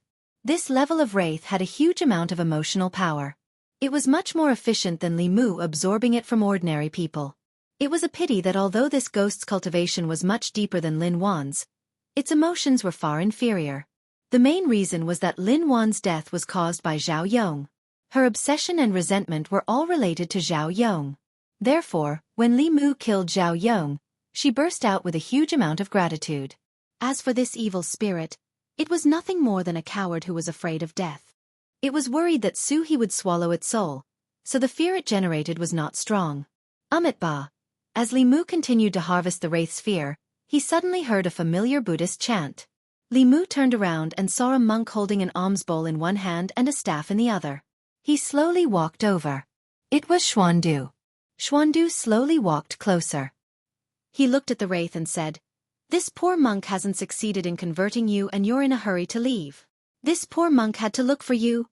When the wraith saw Xuandu, It was stunned for a moment before it immediately shouted, "Monk, take me in. I won't run anymore. Let me listen to you chanting scriptures. I like listening to you chanting scriptures. Ba, good, good. If I hear it. Look, I can even recite it. Quickly convert me. Quickly convert me." Xuandu walked in front of Li Mu and asked with a smile, "Young benefactor, can this wraith be converted by this poor monk? Last time, this poor monk accidentally let it escape. This time, this poor monk will watch over it carefully." Xuandu had saved his life. Since he asked, Li Mu nodded and said, "Then I'll leave it to you." Xuandu glanced at the wraith and said, "Evil creature, why aren't you coming in yet?" The wraith was ecstatic. It turned into a black fog and entered the alms bowl in his hand. Xuandu looked at Li Mu with a surprised gaze and said, "A few days ago when this poor monk met you, you lost your 7 souls. I didn't expect you to condense the corpse dog in just a few days. It seems that you must be helping those in need and doing good deeds." "Good, good." Xuandu's eyesight amazed Li Mu. Li Qing was right. He was at least a Buddhist cultivator of the 3rd realm. Li Mu smiled and said, "I'm a bailiff. It's my duty to punish the strong and uphold justice." Xuandu smiled kindly and looked at Suhi. Li Mu was worried that he would become addicted to exorcising the wraith. With her stubborn personality, the two of them would definitely fight. He hurriedly explained, "This is Miss Su. Although she has a Yin spirit body, she has never harmed anyone." Ba. Xuandu chanted the name of Buddha and said, "Mrs. Mana is not inferior to this poor monk's. I hope you can keep your original heart and do good. Don't harm the world." Suhi was still disgusted with other men. She snorted and said, "Monk, mind your own business." Xuandu was not angry. He looked at Li Mu again. After looking him up and down several times, he said curiously, "We haven't seen each other for a few days. Why is the Buddhist aura on your body so strong?" Li Mu explained, "Maybe, it's because of the Buddhist beads that you gave me." Speaking of the Buddhist beads, Li Mu felt a little distressed. In the process of the stalemate with the lizard spirit, the medium for him to use the Buddhist magic had been destroyed. "No." Xuandu shook his head and said, "The Buddhist beads are just external objects. I think you are fated with Buddha and are born with wisdom. I wonder if you are willing to become a monk and convert to Buddhism."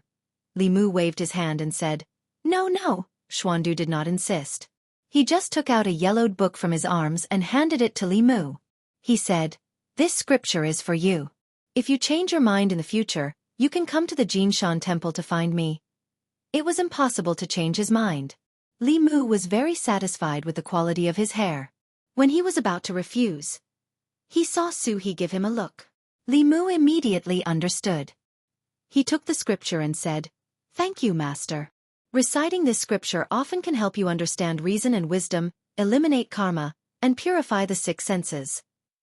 Xuandu nodded slightly and said, "Come, please follow me and recite, 'This is what I heard. This is what I heard,'" Li Mu recited after Xuandu. Suddenly, there was a flash of golden light on his body. However, this golden light was like a firefly compared to the sun when he was reciting the Heart Sutra. Li Mu did not take it seriously at all. However, Xiandu was shocked and muttered, "Little benefactor, you have a great destiny with Buddha. Are you really not willing to convert to Buddha?"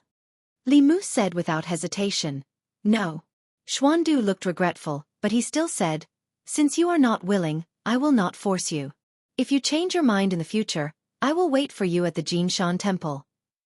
Chapter 39. Xuandu took the evil spirit and gave Li Mu the scripture.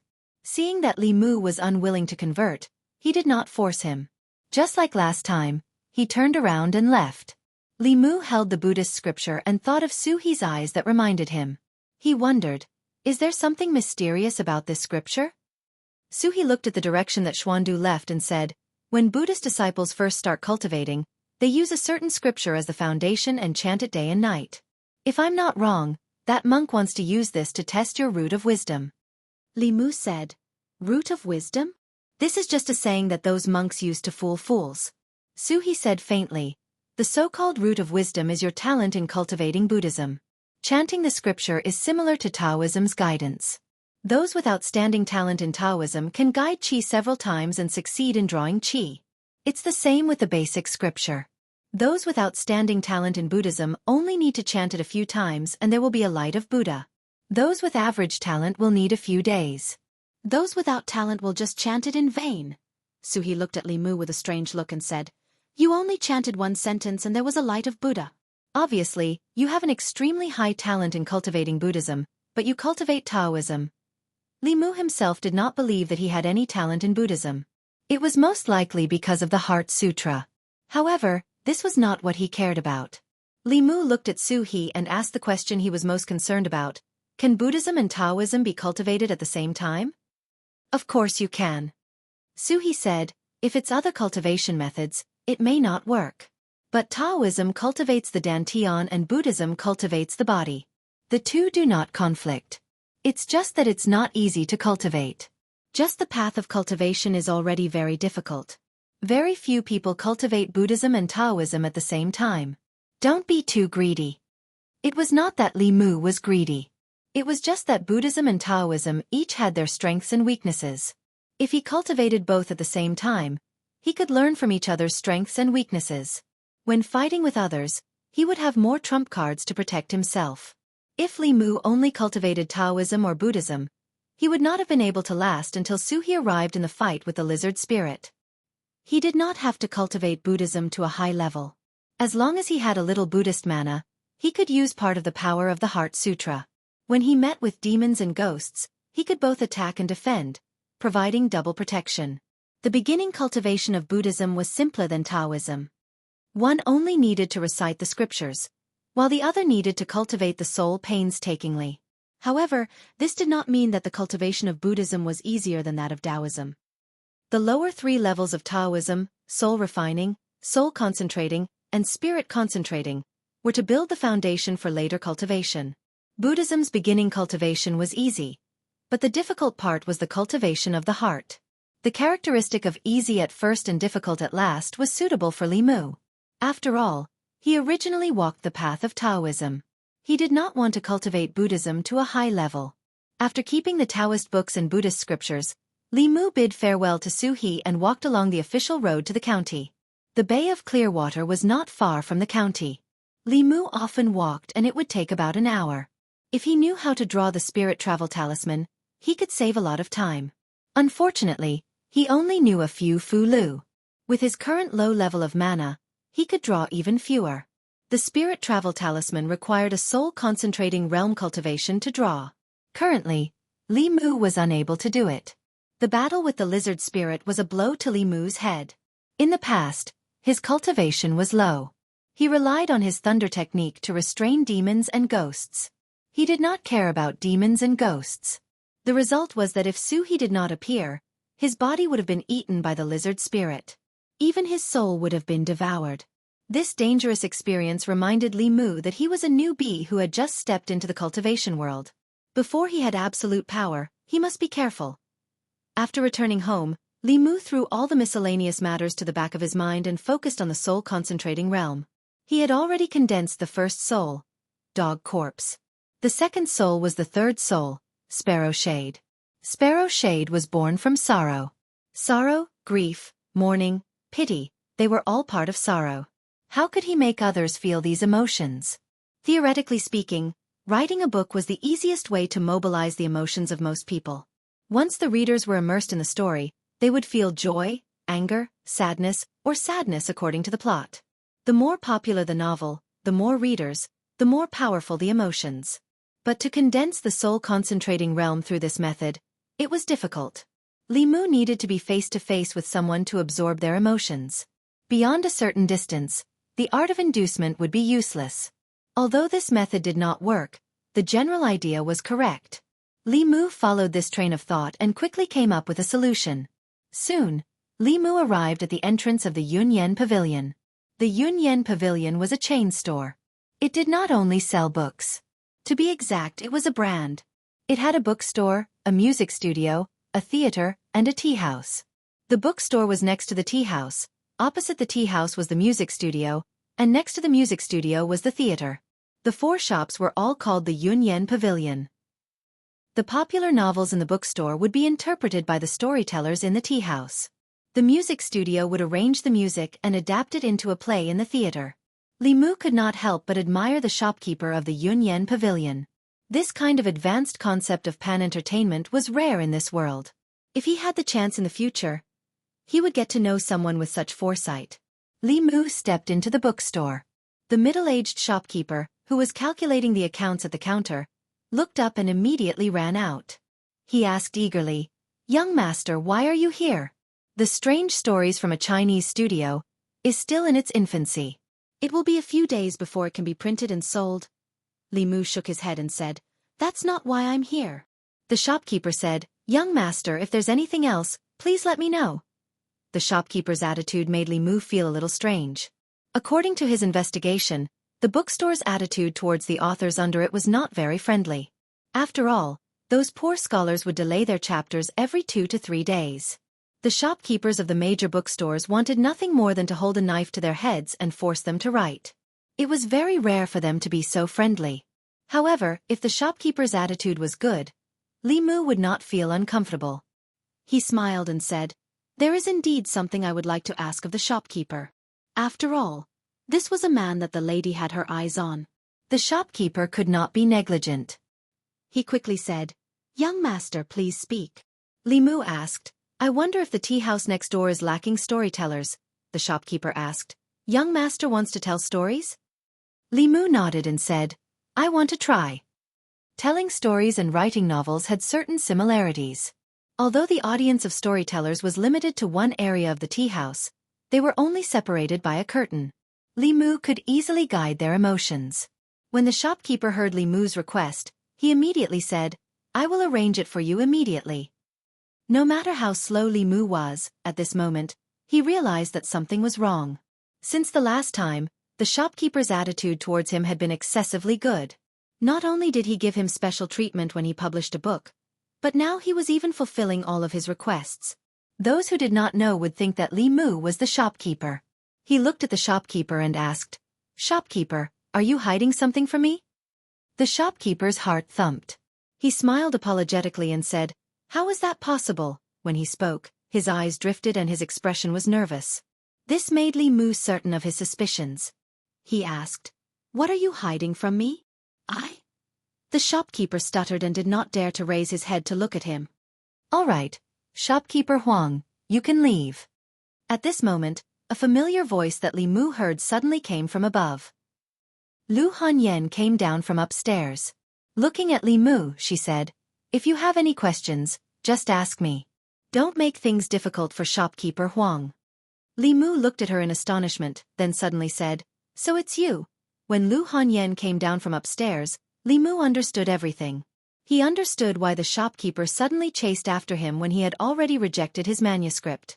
His attitude changed 180 degrees, and he approved his manuscript without any hesitation. Furthermore, he gave him so much preferential treatment. It turned out that the yen of the Yunyan Pavilion was Lu Hanyan's yen. Li Mu thought that he was already earning money with his own efforts.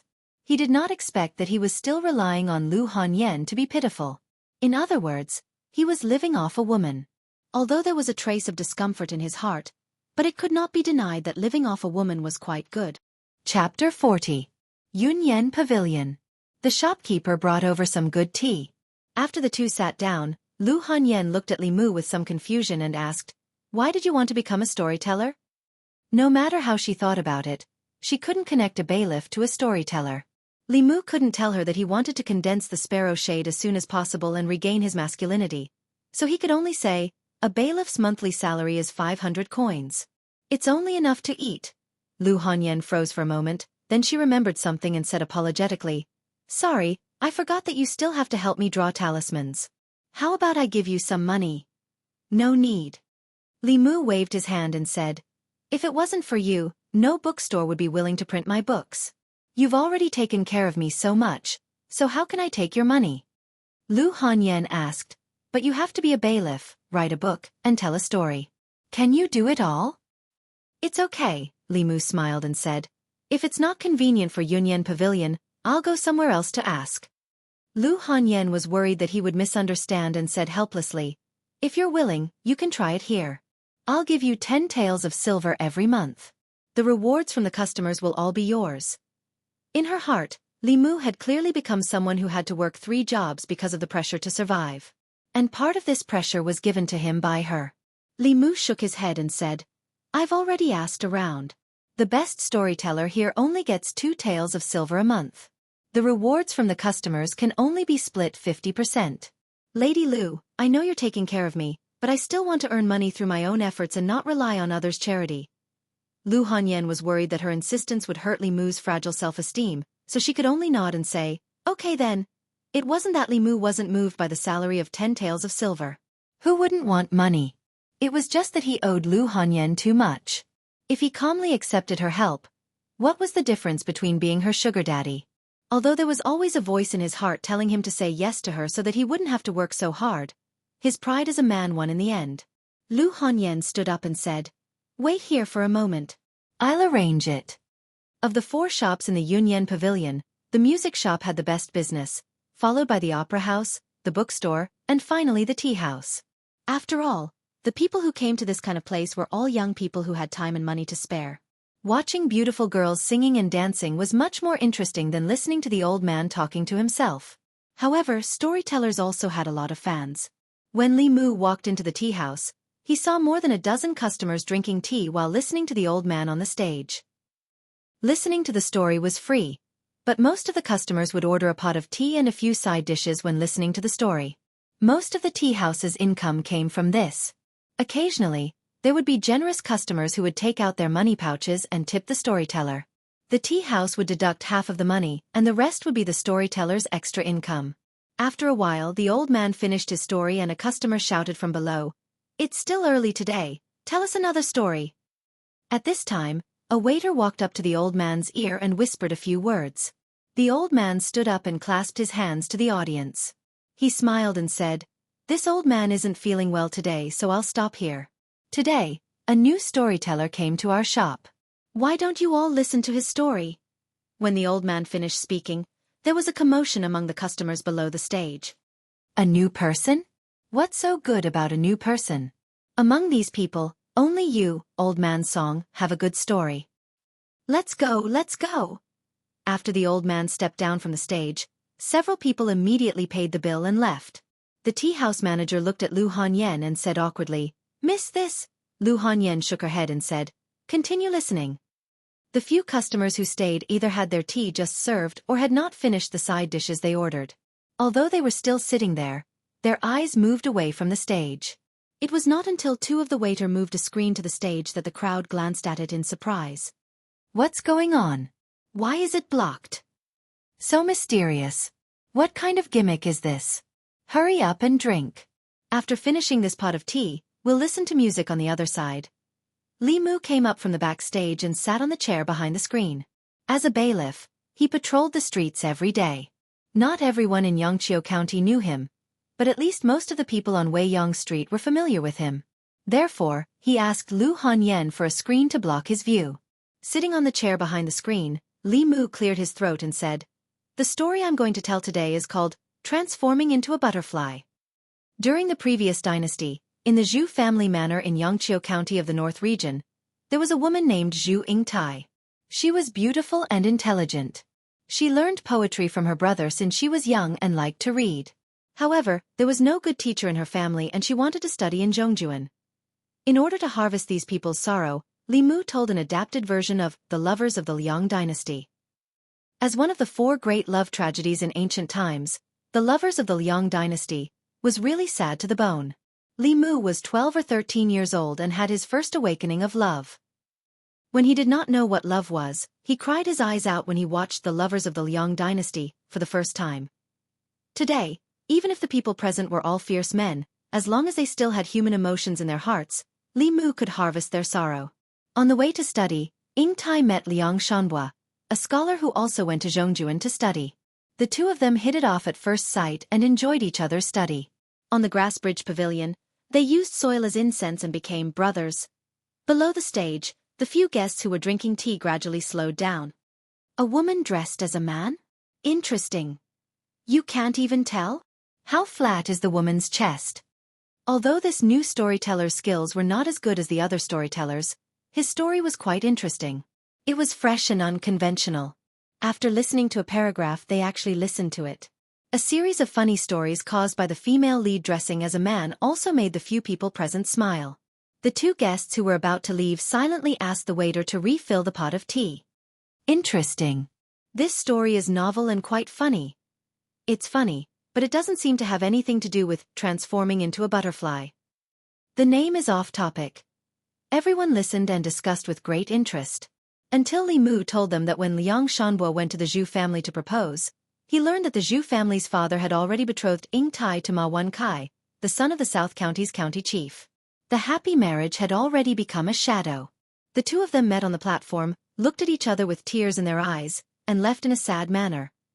The faces of those guests gradually became serious, but they also knew that this was the usual routine of storytellers. They would first suppress their desires, then suppress their desires. The subsequent development of the story would definitely be that the two of them would overcome various obstacles and live happily together. However, behind the screen the storyteller's voice came slowly. Shanbo fell ill from depression and died not long after. When Ying Tai heard the bad news of Shanbo, she swore to die. Dead? This is impossible. His ghost must still be waiting. What will Zhu Ying Tai do? Are the two of them going to fall in love with each other? Below the stage, everyone looked anxious. Lu Hanyan's heart also tightened. At this moment, Li Mu stood behind the screen and frowned slightly. Just as he told the most tragic part of Liang Zhu and wanted to guide everyone's grief, he realized that he could not guide any of it. He originally thought that these people were really heartless until he used his heaven's eye to look through the screen. Only then did he realize that almost everyone was filled with a faint sense of sorrow. However, this sorrow could not be guided by him. Li Mu did not use his heavenly eye divine ability, so he could not see anything. There was only one possibility for this situation, and that was that their grief was not directed at Li Mu. How could this be? Li Mu frowned. Could it be that even if the emotions were because of him, as long as they were not directed at him, he could not guide them? The reason why he could not absorb the grief of these people was because their grief was directed at Liang Shanbo and Zhu Ying Tai, not him, Li Mu. Then wouldn't all his hard work have been in vain? Below the stage, everyone was listening nervously. However, after a long silence from behind the screen, they could not help but urge him to continue. Hurry up, what's next? Where's the storyteller? Is he asleep? I've already given him the money. Hurry up and continue. The hope of gathering the sparrow shade was ruthlessly destroyed. Li Mu was depressed. He said impatiently, "There's nothing next." Below the stage, there was a moment of silence. Then the atmosphere exploded. What did you say? He hasn't finished yet. How can he only tell half a story? Bastard, you dare to play with us. Hearing the angry roars of the crowd and feeling the boundless anger coming from behind the screen, Li Mu was stunned on the spot. Although he did not collect any grief today, the progress of collecting anger had greatly exceeded Li Mu's expectations. His heart stirred, and he immediately came up with a brilliant idea. Li Mu jumped down from behind the screen and said loudly, "That's all for today. Listen to the next episode." Below the stage, everyone was enraged. Bastard, come back here. Don't even think about leaving today. How dare you play this game? Do you believe that I won't beat you to death? Li Mu hid behind the stage and took a deep breath. His face was filled with satisfaction. In front of the stage, someone cursed while holding on to the table. He said weakly, "Aya, why am I so tired? I'll take a break first. Who can go and catch that bastard?" Chapter 41. Li Mu slipped out of the back door of the Yunyan Pavilion with a satisfied expression on his face. He slipped back to his own home. Although the gathering of grief did not go as smoothly as he had expected, it was not a bad thing for him if he could condense the second soul-concealing arrow through the anger. No matter which soul it was, he would have to condense it sooner or later. He was a single dog. Even if he condensed the sparrow shade, it would be useless for now. Today, he had absorbed quite a bit of anger. It was a pleasant surprise that was worth celebrating. Li Mu was humming the tune of Liang Zhu. He was about to cook 2 dishes to reward himself when the door was suddenly pushed open from the outside. Li Mu was startled. He thought that it was Lu Hanyan who had leaked his address. Those people from the tea house who were listening to stories had come to kill him. Looking carefully, He realized that it was only Lu Hanyan. Li Mu looked at her tentatively and asked, "What's the matter?" Lu Hanyan quickly walked to his side and asked, "Uncle Sean died of illness. What about Ing Tai? What happened to Ing Tai?" Li Mu thought that something big had happened. As he washed the vegetables, he said casually, "When Ing Tai was forced to get married, she took a detour to Uncle Shan's grave to pay her respects. Under Ing Tai's grief, wind, thunder, and lightning raged. Uncle Shan's grave exploded. Ing Tai jumped into the grave. The grave closed, the wind stopped, and the rain stopped. A rainbow hung high in the sky. 2 butterflies flew out of the grave and danced in the mortal world." Lu Hanyan looked at him in a daze. She said in disbelief, "Ing Tai died for love?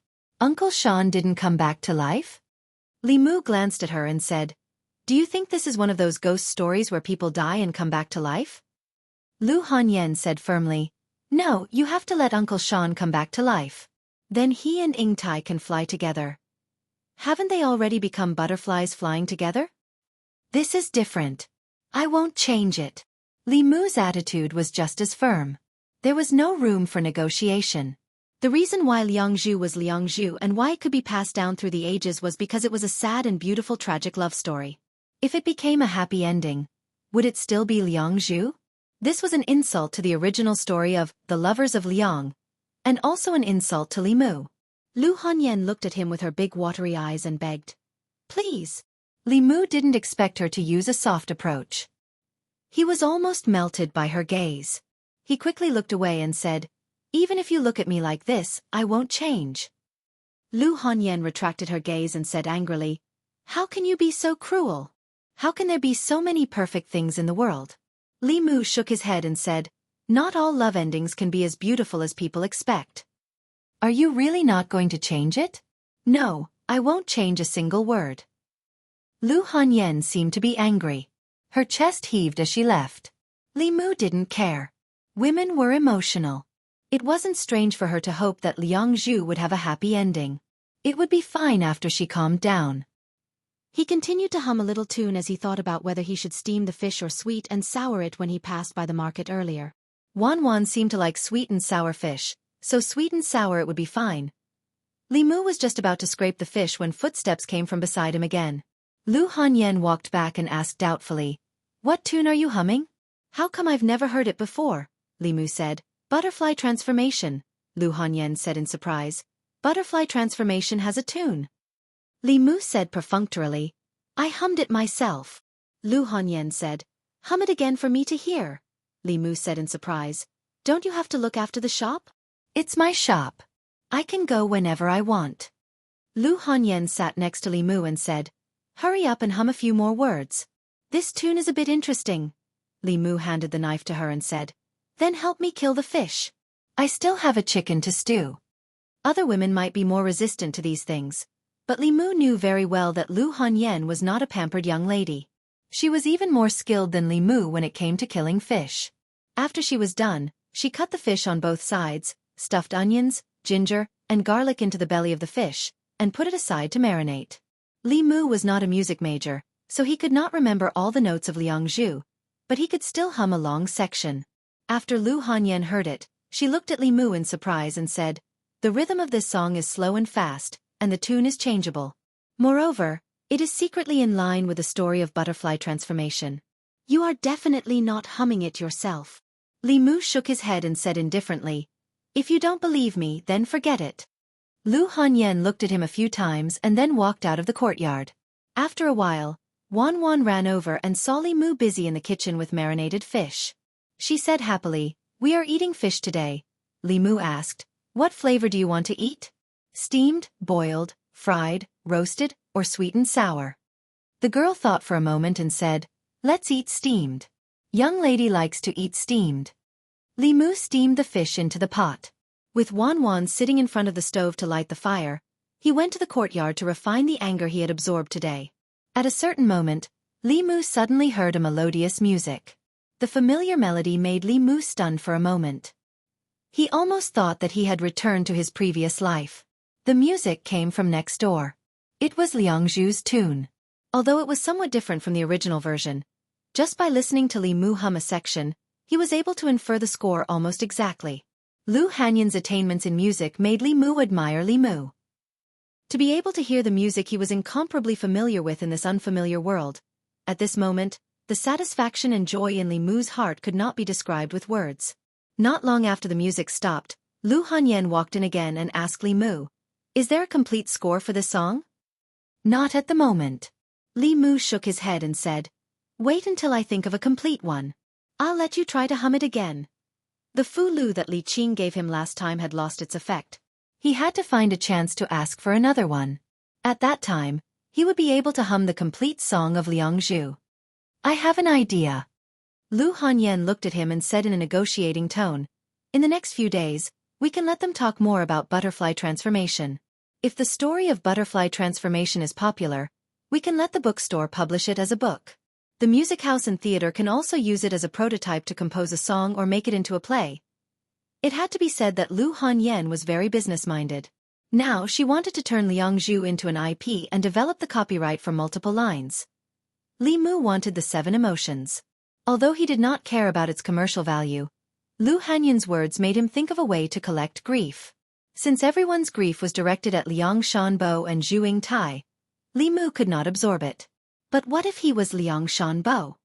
"You can decide for yourself." Li Mu looked at Lu Hanyan and said, "I only have one request." Lu Hanyan said, "Don't worry, you will be satisfied with the reward." Li Mu shook his head and said, "It's not about the money." Lu Hanyan was confused. "Then what is it?" Li Mu said seriously, "After the story of butterfly transformation is made into a play, I want to act as Liang Shanbo." Lu Hanyan said, "You know how to act?" Li Mu, "No, but I can learn." Lu Hanyan shook her head and said, "A quarter of an hour on stage is 10 years of work off stage. You can't learn it." Li Mu suddenly sighed and said, "Actually, I have a dream of acting since I was young. I just want to stand on the stage of my dreams before I die." Okay. Lu Hanyan's heart tightened and she quickly said, "Isn't it just acting? I'll let you act." Telling a lie often required countless lies to cover it up. Li Mu himself did not remember when he started to lie in front of Lu Hanyan without blushing and without skipping a beat. Others treated him with sincerity, but he covered it up. This made Li Mu feel very uncomfortable. He could only comfort himself that other men lied to girls for their bodies. He used Lu Hanyan's sympathy to condense his soul and save his life. He did not covet her body, nor did he want to cheat her of her money. This could only be regarded as a white lie. After comforting himself like this, he became more at ease. Chapter 42. Lu Hanyan did not return to the Yunyan Pavilion. She stayed for lunch. Ever since she found out that the youth-retaining talisman really worked, she stopped dieting. She paid for it, so it was not considered freeloading. Moreover, half of the dishes on the table were made by her. Li Mu was very willing to share some of the food with her. Besides, Lu Hanyan's culinary skills were several levels higher than his, so he would not be polite. The happiest was of course Wan. The food in her bowl was piled up to the tip. She focused on eating without saying a word. Lu Hanyan ate in a more ladylike manner. She would only speak to Li Mu after swallowing the food in her mouth. Then it settled. "You will write the initial script of butterfly transformation. When the time comes, I will get someone to change it into a play. As for the profits, I will give you enough for the play. As for the book, I suggest you share the profits with the bookstore. You can do as you see fit." Li Mu was not as interested in money as Zhang Shan. What he cared about was how to capture the audience's emotions. Lu Hanyan returned to the store after lunch. She needed to plan a series of matters related to the adaptation of Liangzhu. Li Mu first practiced swordsmanship in the yard for a while.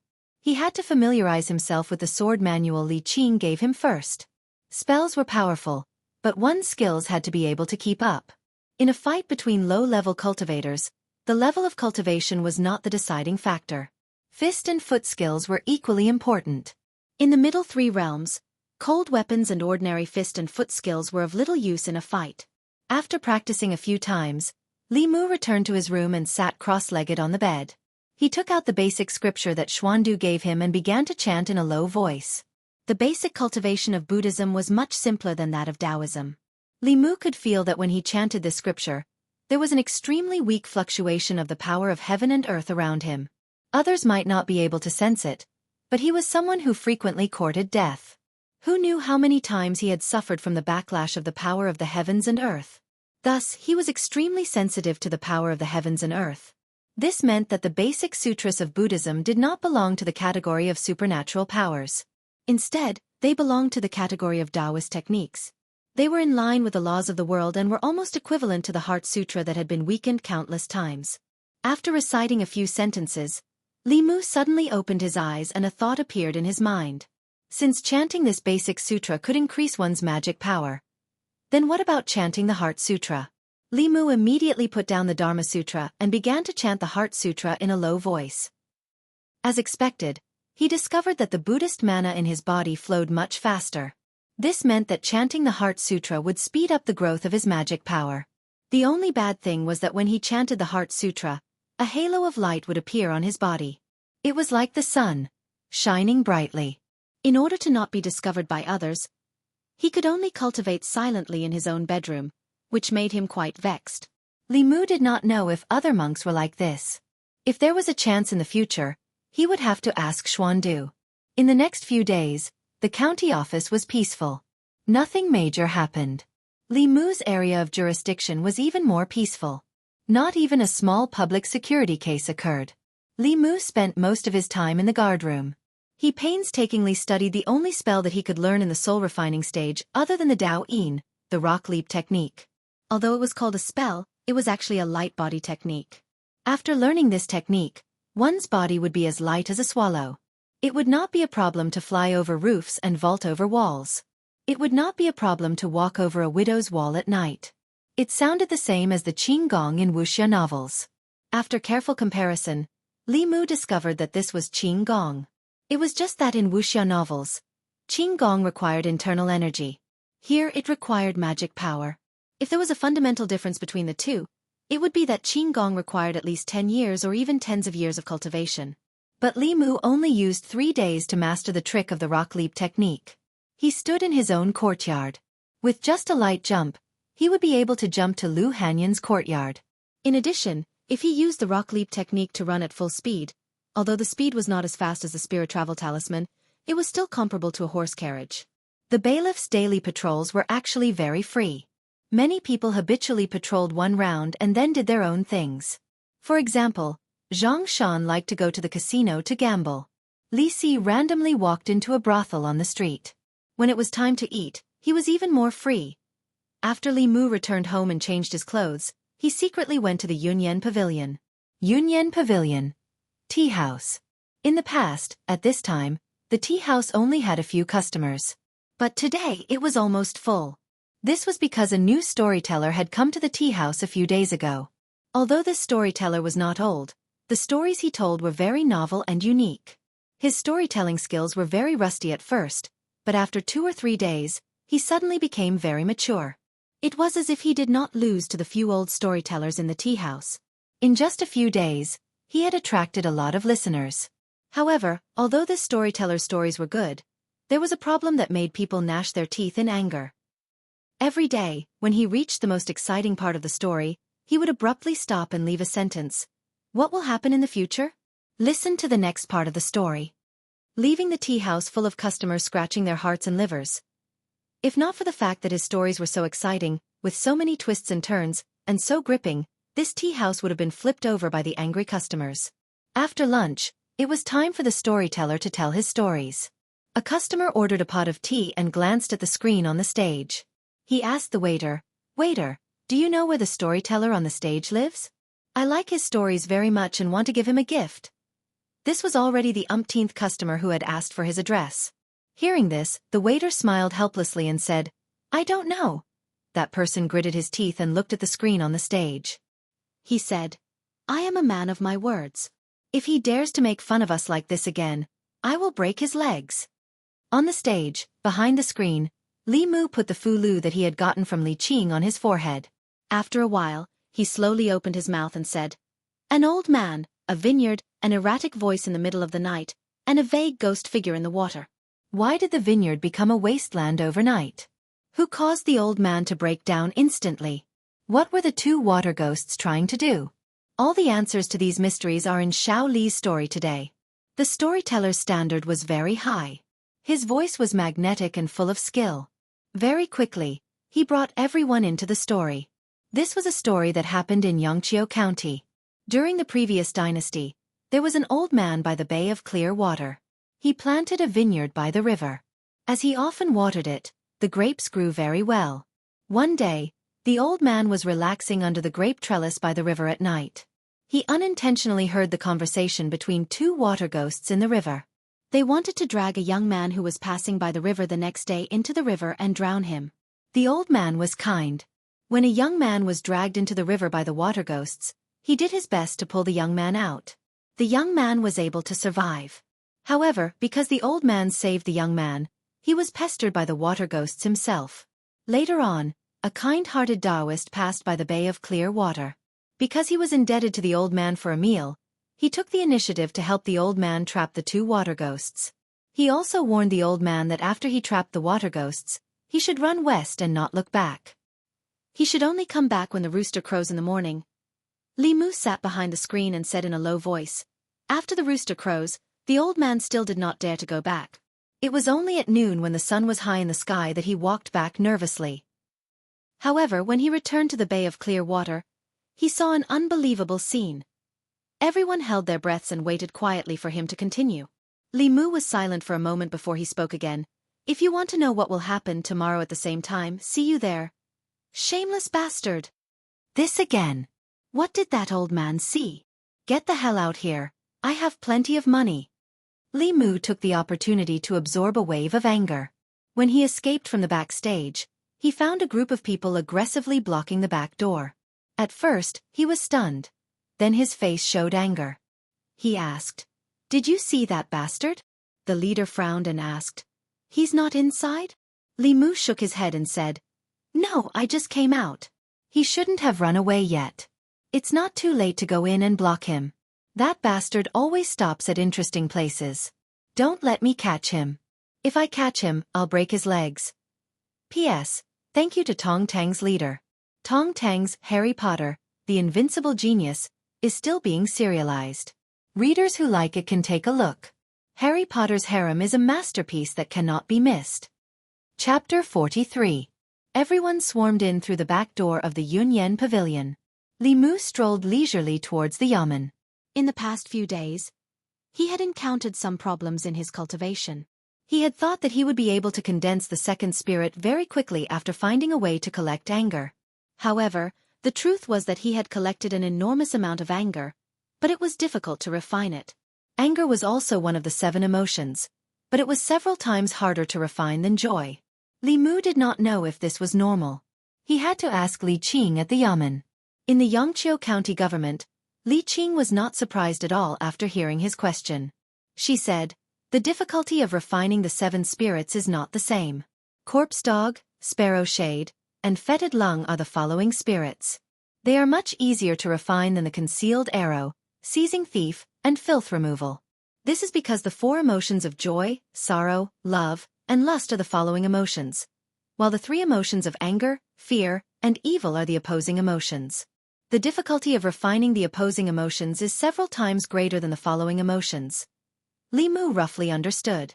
Gratitude, pity, love, and lust were all positive emotions that were easy to refine.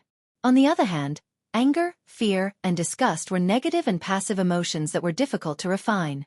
As such, the difficulty of his path to soul solidification immediately increased by several levels compared to what he had expected. Li Qing only explained the different emotions to him, but did not give Li Mu a solution. This meant that there was no shortcut in this matter. Fortunately, every time he condensed a spirit, one of his body's functions would be restored.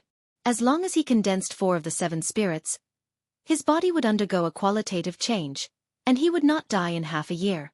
Li Mu had already condensed 1 spirit. He only needed to condense 3 more spirits to resolve the urgency of half a year's time. Love, hate, and lust were difficult to collect. Li Mu could only choose anger, sorrow, and fear. However, anger and fear were both rebellious emotions, so it was difficult to refine them. As a result, the half a year's time was a little tense. "Don't worry too much." Li Qing looked at him and comforted him. No matter how difficult it is to refine anger, 1 month is enough. You need to think about how to collect the other 2 emotions in this half a year. Xiao Li Mu's story collection would take another half a month at most, and Li Mu would be able to collect enough anger to form the second soul. As for the way to obtain sadness and fear, he already had a preliminary idea. Drawing out the 7 emotions in other people's bodies would not harm their bodies. It would only exhaust their stamina. Although it was a little immoral, Li Mu had no other choice in order to survive. That was fundamentally different from the heretical cultivation of demonic ghosts, which practiced by seizing people's souls. Otherwise, Li Qing, who hated evil as if it were her enemy, would not have let Li Mu do that. In order to eliminate everyone's discomfort, Li Mu only guided a small portion from each person at a time. Although this made it take a long time to gather anger, it had almost no effect on other people's bodies.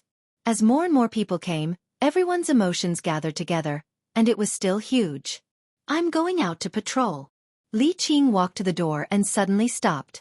She asked, "What did the grape planting elder see?" Li Mu was stunned and said awkwardly, "Boss, you." Li Qing waved her hand and said, "You're doing it to form the soul. As long as you don't do anything outrageous, it's fine." But what? What did the grape planting elder see? Li Mu coughed softly and said, "He saw the 2 water ghosts, the young man who passed by that day, and the Daoist priest, working together to steal all his grapes." Grapes? Zhang Shan walked in with a book in his arms and asked, "Where are the grapes?" "Li Mu, did you buy grapes?" "There are no grapes." "You must have heard wrong." Li Qing's figure had already disappeared. Li Mu returned to his seat and continued to refine the anger in his body. Zhang Shan sat at another table and flipped through the book with great interest. 2 hours later, Li Mu stood up and felt that he had only refined 1/10 of the anger in his body. He sighed helplessly. Zhang Shan had just gone out to patrol. When he came in, the thick book in his arms was on the table beside Li Mu. Li Mu was bored to death. He took the book and flipped through a few pages. He found the content of the book to be quite interesting. This book was called Records of the Monsters of the 10 Continents. It introduced the commonly seen monsters on the 10 continents and 3 islands in detail. It also explained their habits and characteristics in detail. Li Mu flipped to a page that introduced the Bat Demon. The book said that the Bat Demon opened its consciousness in 20 years, molded its fetus in 50 years, and transformed its form in 100 years. It liked to suck the blood of humans and animals and could use sound wave attacks. In the 13th year of Yuan Feng, the Bat Demon of the northern county, Zhou County, caused trouble and killed more than 10 people. 3 students of Fu Lu School worked together to slay it. If the Bat Demon could live for 20 years, it would gradually develop intelligence. After 50 years, its intelligence would mature and its body would gradually transform. In 100 years, it would be able to transform into a human form. Its innate ability was sound wave attacks. Coupled with their ability to fly and dodge, ordinary cultivators would find it difficult to fight them. Demons like the Earth Dragon and Vermilion Palace often used their tongues as weapons. They were good at hiding and moving stealthily. The Earth Dragon and Vermilion Palace referred to lizards and chameleons. Li Mu could not help but think of the lizard demon. It could change its color and disguise itself as a tree trunk. If not for the fact that his first soul had been condensed, he would not have discovered it that day. These shape-shifting demons were equivalent to cultivators in the assembled god realm. They also had racial talents that humans did not possess. They were very difficult to deal with. Li Mu flipped through a few more pages and saw something that interested him. The Fox clan is the most intelligent of all demons. They are good at seduction techniques and illusions. They can learn Dao techniques and divine abilities. With every realm they advance, they will grow an additional tail. 1 to 3 tails are demon foxes, 4 to 6 tails are spirit foxes, 7 to 8 tails are black foxes. Foxes with 9 tails are called heavenly foxes. They seize the fortune of heaven and earth and defy yin and yang. They are the supreme of all demons and can command all demons. The descendants of the heavenly foxes possess the bloodline of the heavenly foxes. They call themselves the immortal Fox clan. They cling to the karma of the human world. They repay kindness and revenge. They can form good karma, but they can never plant evil karma. Remember. At the mention of the Fox clan, Li Mu recalled the talking fox he had saved. At that time, Li Mu only cared about bandaging its leg. He remembered that it seemed to have only one tail, but he was not very sure. Although it was only a fox, it was still a female fox. He could not stare at its butt. The descendants of the heavenly foxes would repay kindness. He did not know if it was a descendant of the heavenly foxes. If it was, how would it repay Li Mu? Would it turn into a girl to repay his kindness? Zhang Shan, did you steal my book again? While Li Mu was thinking, Old Wang limped in from outside the door. His shout interrupted Li Mu's fantasy. Li Mu closed the book and said, "The book is here. Where is Zhang Shan?" Old Wang walked in and scolded angrily. "This bastard came to steal books again when I was in the outhouse. I don't know how many books he has sold to the county government. If it weren't for the fact that I needed him to help me with my funeral after my death, I would have caught him and brought him to see the Lord." Old Wang was responsible for all kinds of files in the county government. His room on duty was bigger than everyone else's. In addition to the files, there were also some other materials on display. For example, the book in his hand, Records of Monsters in the 10 Continents, could be used in many cases. If there was a case of monsters causing trouble in a certain place, according to this book, the county government could judge what kind of monster was behind the case, what the monster's characteristics were, what magic it had, and how to restrain it. After the investigation, the county government could make appropriate countermeasures. Seeing the book in Li Mu's hand, Old Wang hurried over and said, "This book is very useful. You can't sell it. Otherwise, it will be difficult for you to investigate cases in the future." Li Mu handed the book to him and asked casually, "Old Wang, do you have any books about Taoist soul refining? You need them for your cultivation. I'll help you find them." Old Wang took the Records of Monsters in the 10 Continents, as if it was a treasure, and limped back to his room on duty. Li Mu followed behind him and watched Old Wang rummage through the rows of bookshelves. After a long time, he pulled out a book from the corner and threw it to Li Mu. He said, "See if it says." Li Mu blew the dust off the book. After opening it, he found that the book really did contain the incantations and methods of soul refining. However, this book was written for cultivators with complete 7 spirits. For people like Li Mu who needed to condense their spirits first, it was not useful at all. He did not find a way to quickly refine anger from this book. Li Mu threw it aside and sighed. Are there really no shortcuts to cultivation? Who said there are no shortcuts to cultivation? Old Wang glanced at him and said, "There are many shortcuts to cultivation. However, the shortcuts you can think of are all written in the laws of the Great Zhou. Some people think that their soul refining is too slow, so they steal the souls of others. Some people can't condense their spirits, so they grab the souls of others to supplement it. As long as you have the courage, there are shortcuts everywhere in cultivation." Chapter 44. Stealing people's souls for cultivation was heretical cultivation. Everyone in the cultivation world had the right to punish this. Even the heretical cultivation of the 6th realm, Dongxian, could not escape death, let alone a lowly constable like him. Li Mu looked at Old Wang and said helplessly, "Can't you find a shortcut outside of the laws of the Great Zhou?" Old Wang scratched his sparse head and said, "Let me guess. When you refined concealed arrow, seizing thief, or filth removal, did you discover that it wasn't as easy as refining dead dog and sparrow shade?" Li Mu said in surprise, "How did you know?" Old Wang didn't know that he had lost all 7 of his souls. What he needed to do now was to condense the soul and not refine it. But he guessed that this was more or less the predicament Li Mu was facing. Old Wang chuckled and said, "Even if I haven't eaten pork, I've seen pigs run. Although I haven't cultivated, which one of you cultivators didn't do this? These years the cultivators in the yamen come and go in waves. I've seen many of them. If you want to refine these 3 rebellious souls, there really is a shortcut outside of the law." Li Mu hurriedly asked, "What shortcut?" Old Wang might not have cultivated, but he had lived long enough and seen many things. When it came to cultivation, he probably knew more than Li Qing. "You can't steal people's souls, but can't you steal demons' souls?" Old Wang gave him a look and said, "Do you think that the disciples of the various Daoist sects who come into the world and slay demons and devils everywhere really have nothing better to do? After killing those demons, they can take their souls and refine them. Isn't that much faster than cultivating by themselves?"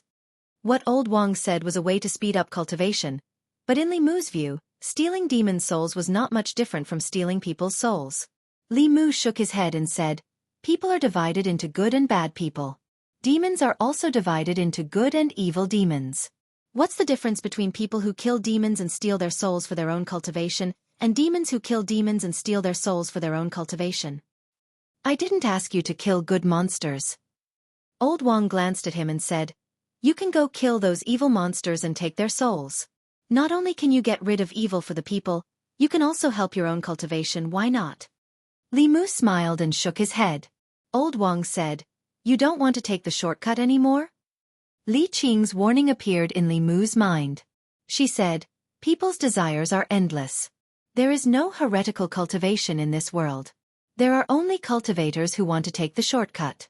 Perhaps what they thought at the beginning was to kill evil demons and get rid of evil for the people while helping their own cultivation. But after getting used to this shortcut, they can no longer bear the normal speed of cultivation. Gradually, they reach out to demons who have never harmed people, and even humans. This is a path of no return. You are still as stubborn as before. Old Wang shook his head and said with a sigh, the path of cultivation is against heaven. Since you have embarked on this path, you have to adapt to the rules of this path. Li Mu asked, what are the rules of this path? Old Wang grinned, big fish eat small fish eat shrimps, the weak are prey to the strong, that's all. Old Wang's words were not wrong. He had been in the county government for decades and had seen too many people and too many things. Naturally, Li Mu's knowledge was not comparable to his. Li Mu remembered Li Qing's warning to him.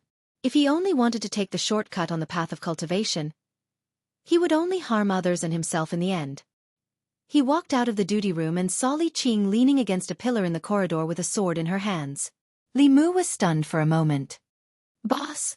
Li Qing breathed a sigh of relief and said, I was worried that you would go astray if you came in contact with a shortcut too early. Now it seems that my worries were unnecessary.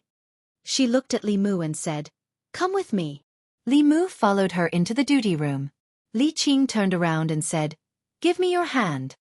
Li Mu hesitated for a moment and then slowly reached out his hand. Li Qing suddenly grasped his hand. Li Mu was confused, but he felt a pure power surging into his body from her palm. After the power entered Li Mu's body, the anger in his body, which was as hard to refine as ice, melted in the next moment and completely disappeared into his body. This meant that the anger accumulated in his body had been completely refined. Li Qing said softly, last time on the way back to the sect, I killed a centipede spirit that harmed the common people and extracted its spirit. The spirit is born of emotions, and the emotions fuse with the spirit. Many Taoist cultivators use this method to refine the concealed arrow, seizing thief, and filth removal, which are difficult to refine. But those with weak wills are likely to go astray. That's why I didn't tell you this. She looked at Li Mu and said, there's nothing wrong with killing demons. As long as you can stay true to your heart and take some shortcuts in your cultivation, it's not a bad thing. Li Mu finally understood Li Qing's good intentions. He smiled and said, boss, don't worry. I'll always remember what you said last time. It was just a pity that the lizard spirit's body had been turned into charcoal by Li Mu's thunderbolt. The 7 spirits had also dissipated at that moment. Li Mu.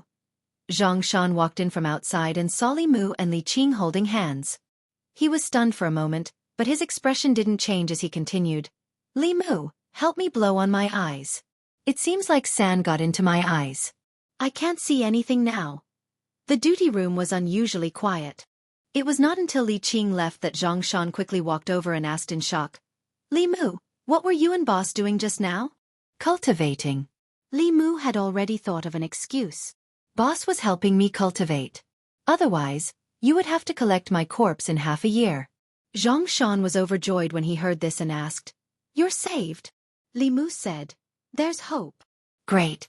Zhang Shan rubbed his hands and said, why don't we have a bet to celebrate? Li Mu shook his head and said, you go play with old Wang. I still have something to do. Zhang Shan scratched his head and said in confusion, you liked to gamble more than me a few days ago. Why have you changed now? Men are really fickle. Li Mu didn't want to gamble with him, and Zhang Shan didn't go to old Wang. After all, he gambled to win, not to lose. Li Mu walked out of the duty room and came to old Wang again. Old Wang was reading a book. He looked up and glanced at him and asked, what's wrong? Have you thought it through? Do you want me to help you find out where the demons have been causing trouble recently? Li Mu shook his head and said, no, I want to ask you about someone. He remembered that when he parted with Suhi last time, Suhi asked him to help investigate a person. Li Mu wanted to ask Old Wang to help him investigate the household, but on second thought, Suhi said that the man named Chui Ming had been the county magistrate of Yangqiu 20 years ago. Old Wang had been in the county government for more than 20 years, so he should have some impression of that county magistrate. Old Wang asked faintly, "Who is it?" Li Mu said, "Chui Ming. 20 years ago, he was the county magistrate of Yangqiu." 20 years ago. That was a long time ago. Let me think. Old Wang narrowed his eyes as if he was thinking. After a long time, just when Li Mu thought he had fallen asleep, Old Wang suddenly opened his eyes and said, "I remember now. There was a person called Chui Ming. However, he was only the county magistrate of Yangqiu for half a year before he was transferred away." Li Mu asked, "Where was he transferred to?" Old Wang narrowed his eyes again and said uncertainly, "Jiujiang County, Yushan County, or Yuntai County. I can't remember. Anyway, he was promoted. I remember that he married the daughter of a county magistrate." Li Mu didn't know what the relationship between Su He and Chui Ming was, but he was originally helping her gather information.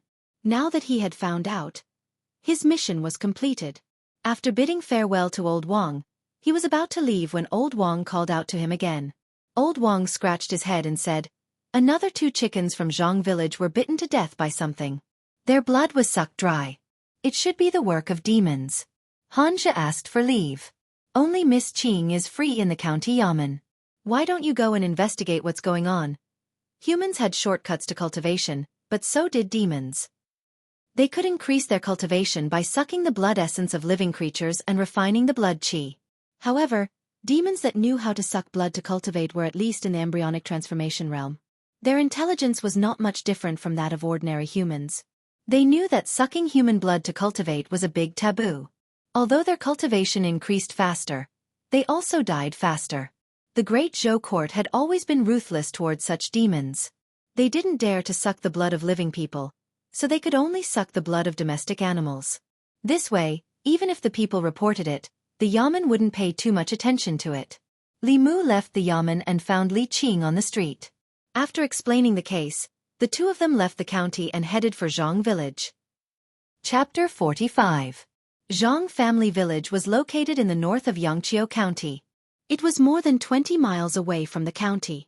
If they were to walk, they would probably need to wait until nightfall to reach there. Fortunately, Li Mu had already learned the rock leap technique. With the divine travel talisman given to him by Li Qing, they arrived at Zhang family village in just half an hour. If Li Mu could cultivate to the divine power or creation realm, he would be able to travel 1,000 miles in a day with his cultivation in the middle 3 realms.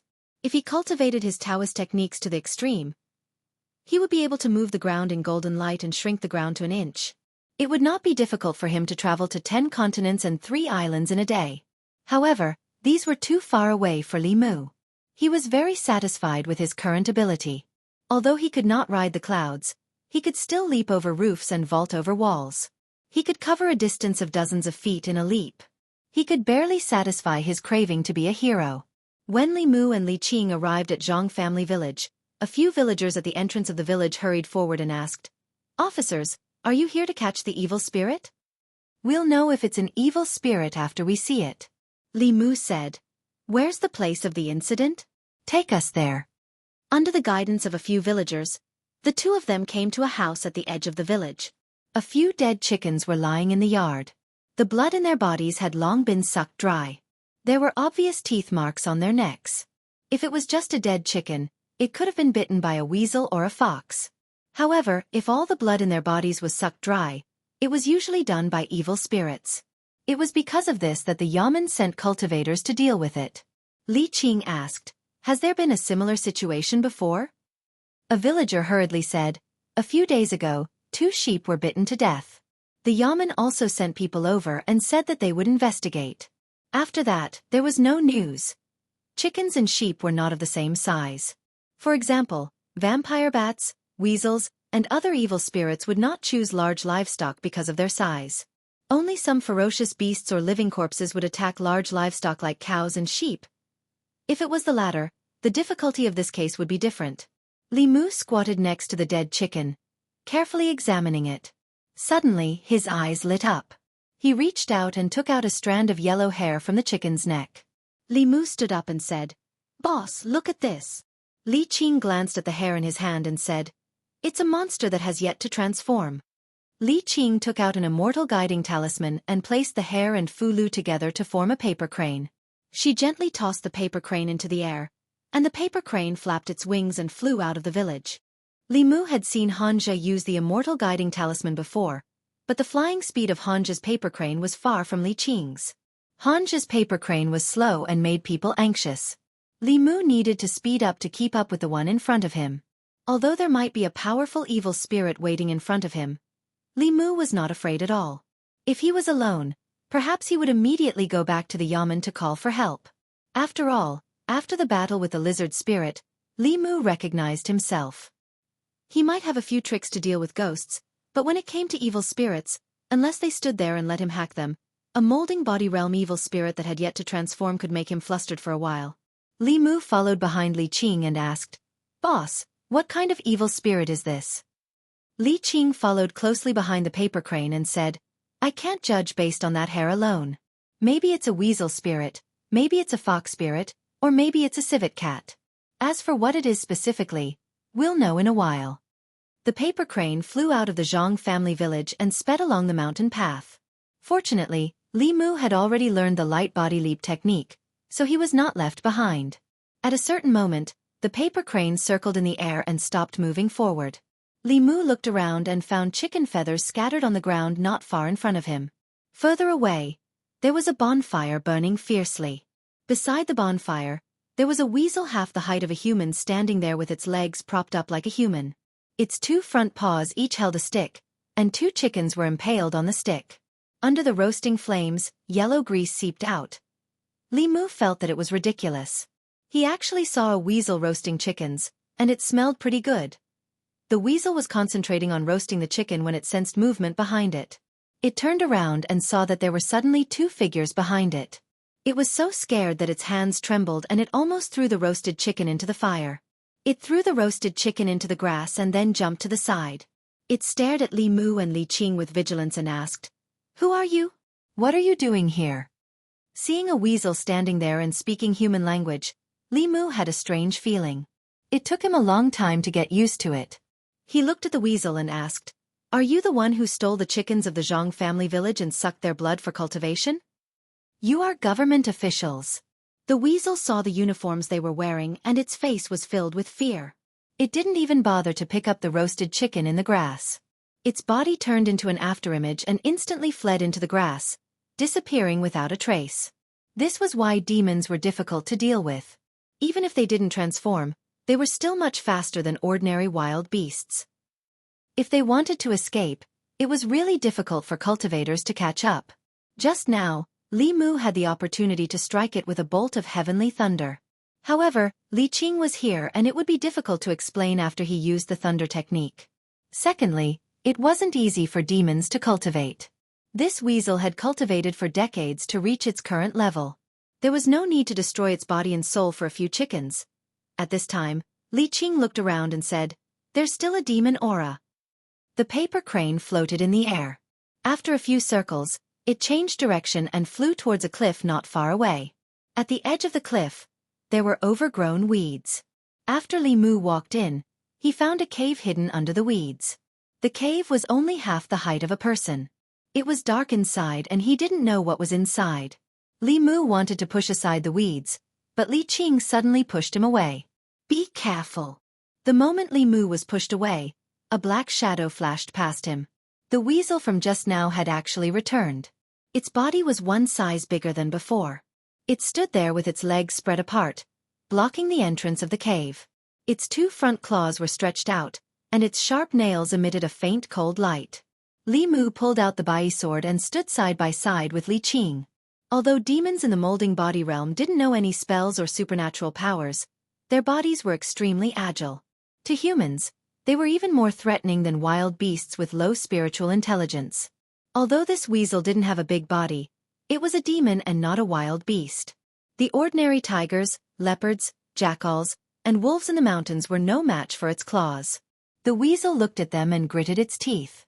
"Humans, leave this place." Li Mu said, "It's just a matter of a few chickens. Go back to the county office and make up for your mistakes. Just compensate the villagers for their losses. It's not easy for you to cultivate. Why are you stubbornly resisting?" The weasel snorted. "You cunning humans. You're all here for our souls. Only death awaits me if I follow you." As soon as it finished speaking, it pounced forward again. It pounced in the direction of Li Qing. Obviously, it didn't care about Li Mu. Clang! The demon's sharp claws collided with the rainbow sword. A metallic sound rang out and sparks flew. Li Qing was still standing in the same place, but the weasel's body flew out and hit the mountain wall. It spat out blood. Seeing that the weasel had been defeated in one move, Li Mu was surprised. Logically speaking, the cultivation of a molding body realm demon should be about the same as Li Qing's. It shouldn't be defeated in one move. Li Mu was stunned. He looked at Li Qing and asked, "Boss, have you reached the assembled soul realm?" Li Qing nodded and didn't deny it. The weasel's bean-sized eyes were filled with despair. It struggled twice but didn't get up. It leaned weakly against the mountain wall, but it still guarded the entrance of the cave. At this moment, a rustling sound came from the cave under the cliff. A gray shadow crawled out of the cave. Li Mu looked carefully and realized that it was another weasel. The fur on this weasel's body was dull and lusterless. Its pair of small eyes were filled with sorrow and despair. It crawled out of the cave with difficulty and leaned on the first weasel. Then, it closed its eyes and remained motionless. When the second weasel crawled out of the cave, the first weasel suddenly gained strength. It struggled to get up, bit its front paw, and delivered the wound to the second weasel's mouth. After a moment, its body became even weaker. It knelt on the ground and begged, "Those chickens were caught by me. If you want to kill them, kill me. This has nothing to do with her." Li Mu put away his sword and asked, "Who said we're going to kill you?" The weasel raised its head and looked at him in a daze. "You're not going to kill me? Why should we kill you? Aren't you going to take my soul?" "Did I say that I'm going to take your soul?" If the weasel hadn't resisted and followed them back obediently, it wouldn't have suffered such injuries. Li Mu glanced at it and asked, "You sucked the blood essence of poultry for it?" The weasel crawled back to the entrance of the cave and said sorrowfully, "She was injured by a cultivator and her foundation was destroyed. I only stole some chickens to replenish her blood essence. I've never harmed anyone." This weasel could be considered to be sentimental and righteous. As the leader of all living things, even a human would kill his fiancée for the sake of his future. However, a yellow-haired beast could give up his cultivation and life for his companion. Just this point alone was enough to make Li Mu have a whole new level of respect for it. Li Mu walked to the entrance of the cave and said, "Let me see." Seeing this, the weasel's eyes changed, but it didn't do anything. If the human in front of it really wanted to kill it, he could have done so earlier. There was no need to wait until now. Back when he was helping Lin Wan recover her remnant soul, Li Mu had discovered the benefits of Buddhist mana. Demons and ghosts were different in nature, but Buddhist mantras had no attributes. Since it could cleanse ghosts, it could probably cleanse demons as well. Li Mu thought for a moment and stretched out his hands. He silently chanted the first few sentences of the Heart Sutra. Gradually, a golden light appeared on his hands. He used the golden light to envelop the weasel. Soon, it opened its eyes again. Li Mu clapped his hands. When he stood up, he found Li Qing looking at him with a surprised expression. Li Mu lowered his head and looked at his hands.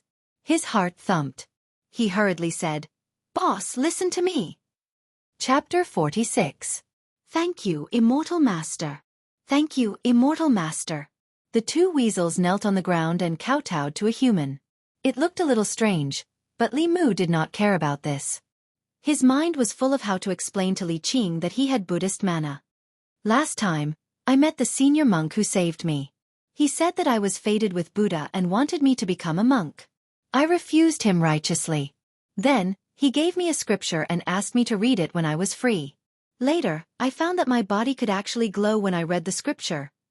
Li Mu looked at Li Qing with a serious face and said, "That's what happened. If you don't believe me, you can go to the Jinshan temple and find Master Xuandu to verify it. I didn't become a monk. I still want to marry a wife in the future." After all, Taoism and Buddhism were two different schools. Moreover, in terms of believers, Buddhism and Taoism faintly opposed each other. He could not let Li Qing misunderstand that he was two-timing. More importantly, he could not let her misunderstand that he had converted to Buddhism and that the world was empty. Li Qing was just a little surprised, but she did not blame or feel dissatisfied. She said, Buddhism and Taoism are just forms of cultivation. You can choose any path. But for you now, the most important thing is to condense your soul. When the 7 souls have been condensed, you can choose whichever way of cultivation you choose. It is your freedom. Li Mu explained, I didn't waste too much time. I just thought about it when I was free. I won't become a monk. I can't get married if I'm a monk. After explaining this matter, Li Mu looked at the 2 weasels again and said, although you didn't hurt anyone, you stole the poultry and livestock. You have caused the people of Zhang village to suffer for no reason. You have to compensate them. Of course. The weasel nodded and said, I don't have the money of humans. But over the years, I have saved some Ganoderma herbs. I wonder if they can be used as a substitute? It was just a matter of a few chickens and 2 sheep. The medicinal herbs that the 2 spirits had their eyes on were definitely not of a low age. It was more than enough to compensate the villagers for their losses. Li Mu glanced at them and said, let's go back to the county government first. As for how to compensate, it's up to the county magistrate to decide. If it was some petty theft within the jurisdiction, Li Mu could settle it by himself. However, since it involved demons and had caused panic among the villagers, it would be more troublesome to deal with the case. Li Mu could not make the decision by himself. The weasel nodded repeatedly. This little demon will listen to Master Immortal. Li Mu looked back at Li Qing and said, Chief, it's getting dark. Let's go back.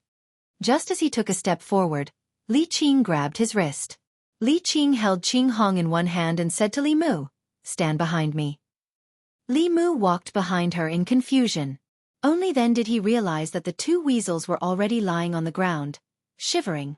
At some point, their surroundings had become quiet. The sounds of insects in the grass nearby and the howls of wild beasts in the distance had completely disappeared. Roar! After a long roar, the grass in the distance trembled. A bare-chested strong man walked out of the grass. After he appeared, an invisible aura hit Li Mu in the face. He almost lost his balance. The pressure that the man in front of him gave Li Mu was much greater than that of the lizard spirit. A shape-shifted demon. There was no doubt that this man was also a shape-shifted demon. His cultivation was even more profound than that of the lizard spirit. However, he did not know what his true form was. He could give Li Mu so much pressure even though he was so far away. Li Mu secretly used his heavenly eye. When he looked over again, what he saw was not the strong man, but a fierce tiger with a white forehead. This tiger was more than 10 feet long and was extremely powerful. The demonic aura on its body soared into the sky. He looked at Li Mu and the others and grinned. He licked his teeth and said, I was wondering what it was. So it's 2 weasels. 2 human food. Today I can eat meat, Li Qing asked. You've eaten humans before. The tiger demon laughed and said, the taste of human food is much more delicious than these mountain spirits and wild beasts. However, if this little lady is willing to be my tiger wife, I can let you go. Before he finished speaking, a sword aura slashed toward his head. Roar!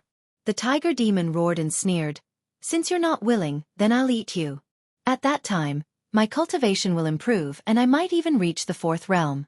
I won't have to hide in this deep forest anymore. The tiger's roar shook Li Mu's head. The 2 weasels were even worse and directly fainted. Li Mu stood in the distance and watched Li Qing and the tiger demon fight. Although he was anxious, there was nothing he could do to help. This tiger demon was different from the lizard demon Li Mu encountered. It was very likely that it had reached the peak of the transformation realm and was only 1 step away from entering the middle 3 realms. That was equivalent to a cultivator in the divine realm of Taoism. Its every move had great power. Even if Li Mu used all his trump cards, it would be useless. Li Qing held the green rainbow in his hand, while the tiger demon's weapon was his tail. In such a close-range battle, no spells or talismans could be used. Everyone had to rely on their own combat skills. Li Mu could not help at all in the battle. His lightning Dao techniques could only hit a fixed target at the moment, unless the tiger demon stood there motionless. However, that was clearly impossible. Li Mu watched for a while and gradually figured out something. The tiger demon had rough skin and thick flesh. Its steel whip-like tail was even more flexible and powerful. If Li Mu was swept by its tail, even if he did not die, he would have a few broken bones.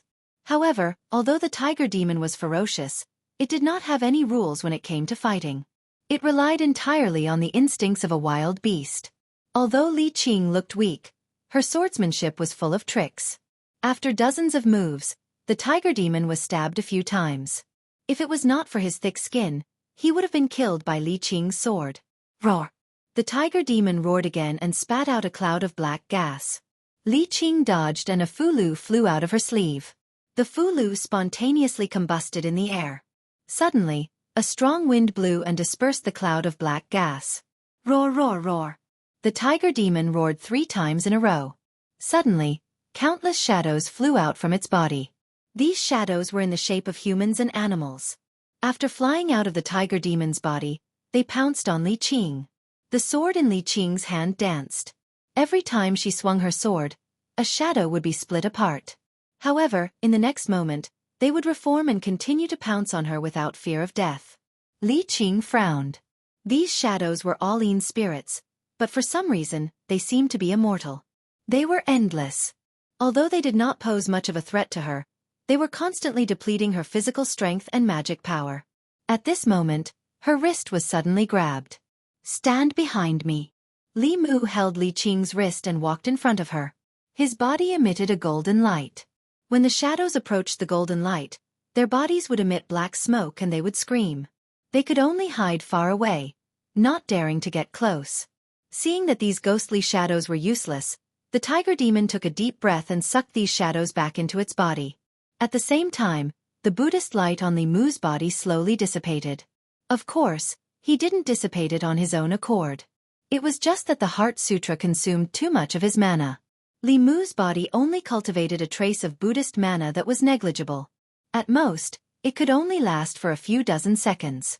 The tiger demon looked at them coldly. His 2 arms suddenly turned into tiger claws. His incomparably sharp nails shone with a cold light under the moonlight. At this moment, someone patted his shoulder from behind. The tiger demon slapped behind him with his claws, but unexpectedly, he hit nothing. He jerked his head back and looked at the monk standing in front of him. He said angrily, "Where did this wild monk come from?" Ba. The monk made a Buddhist salute with one hand and said, "I am Xuandu from Jinshan Temple." "I am not a wild monk." The tiger demon licked his lips and sneered. "It seems that I can eat to my heart's content today." The monk looked up at him with a compassionate expression and said, "Humans have their own Tao, and demons have their own demonic path. You want to kill people for your own cultivation, which is not tolerated by the heavenly Tao. You have already committed karma. Why don't you let me help you once and help you get rid of your karma and go to paradise?"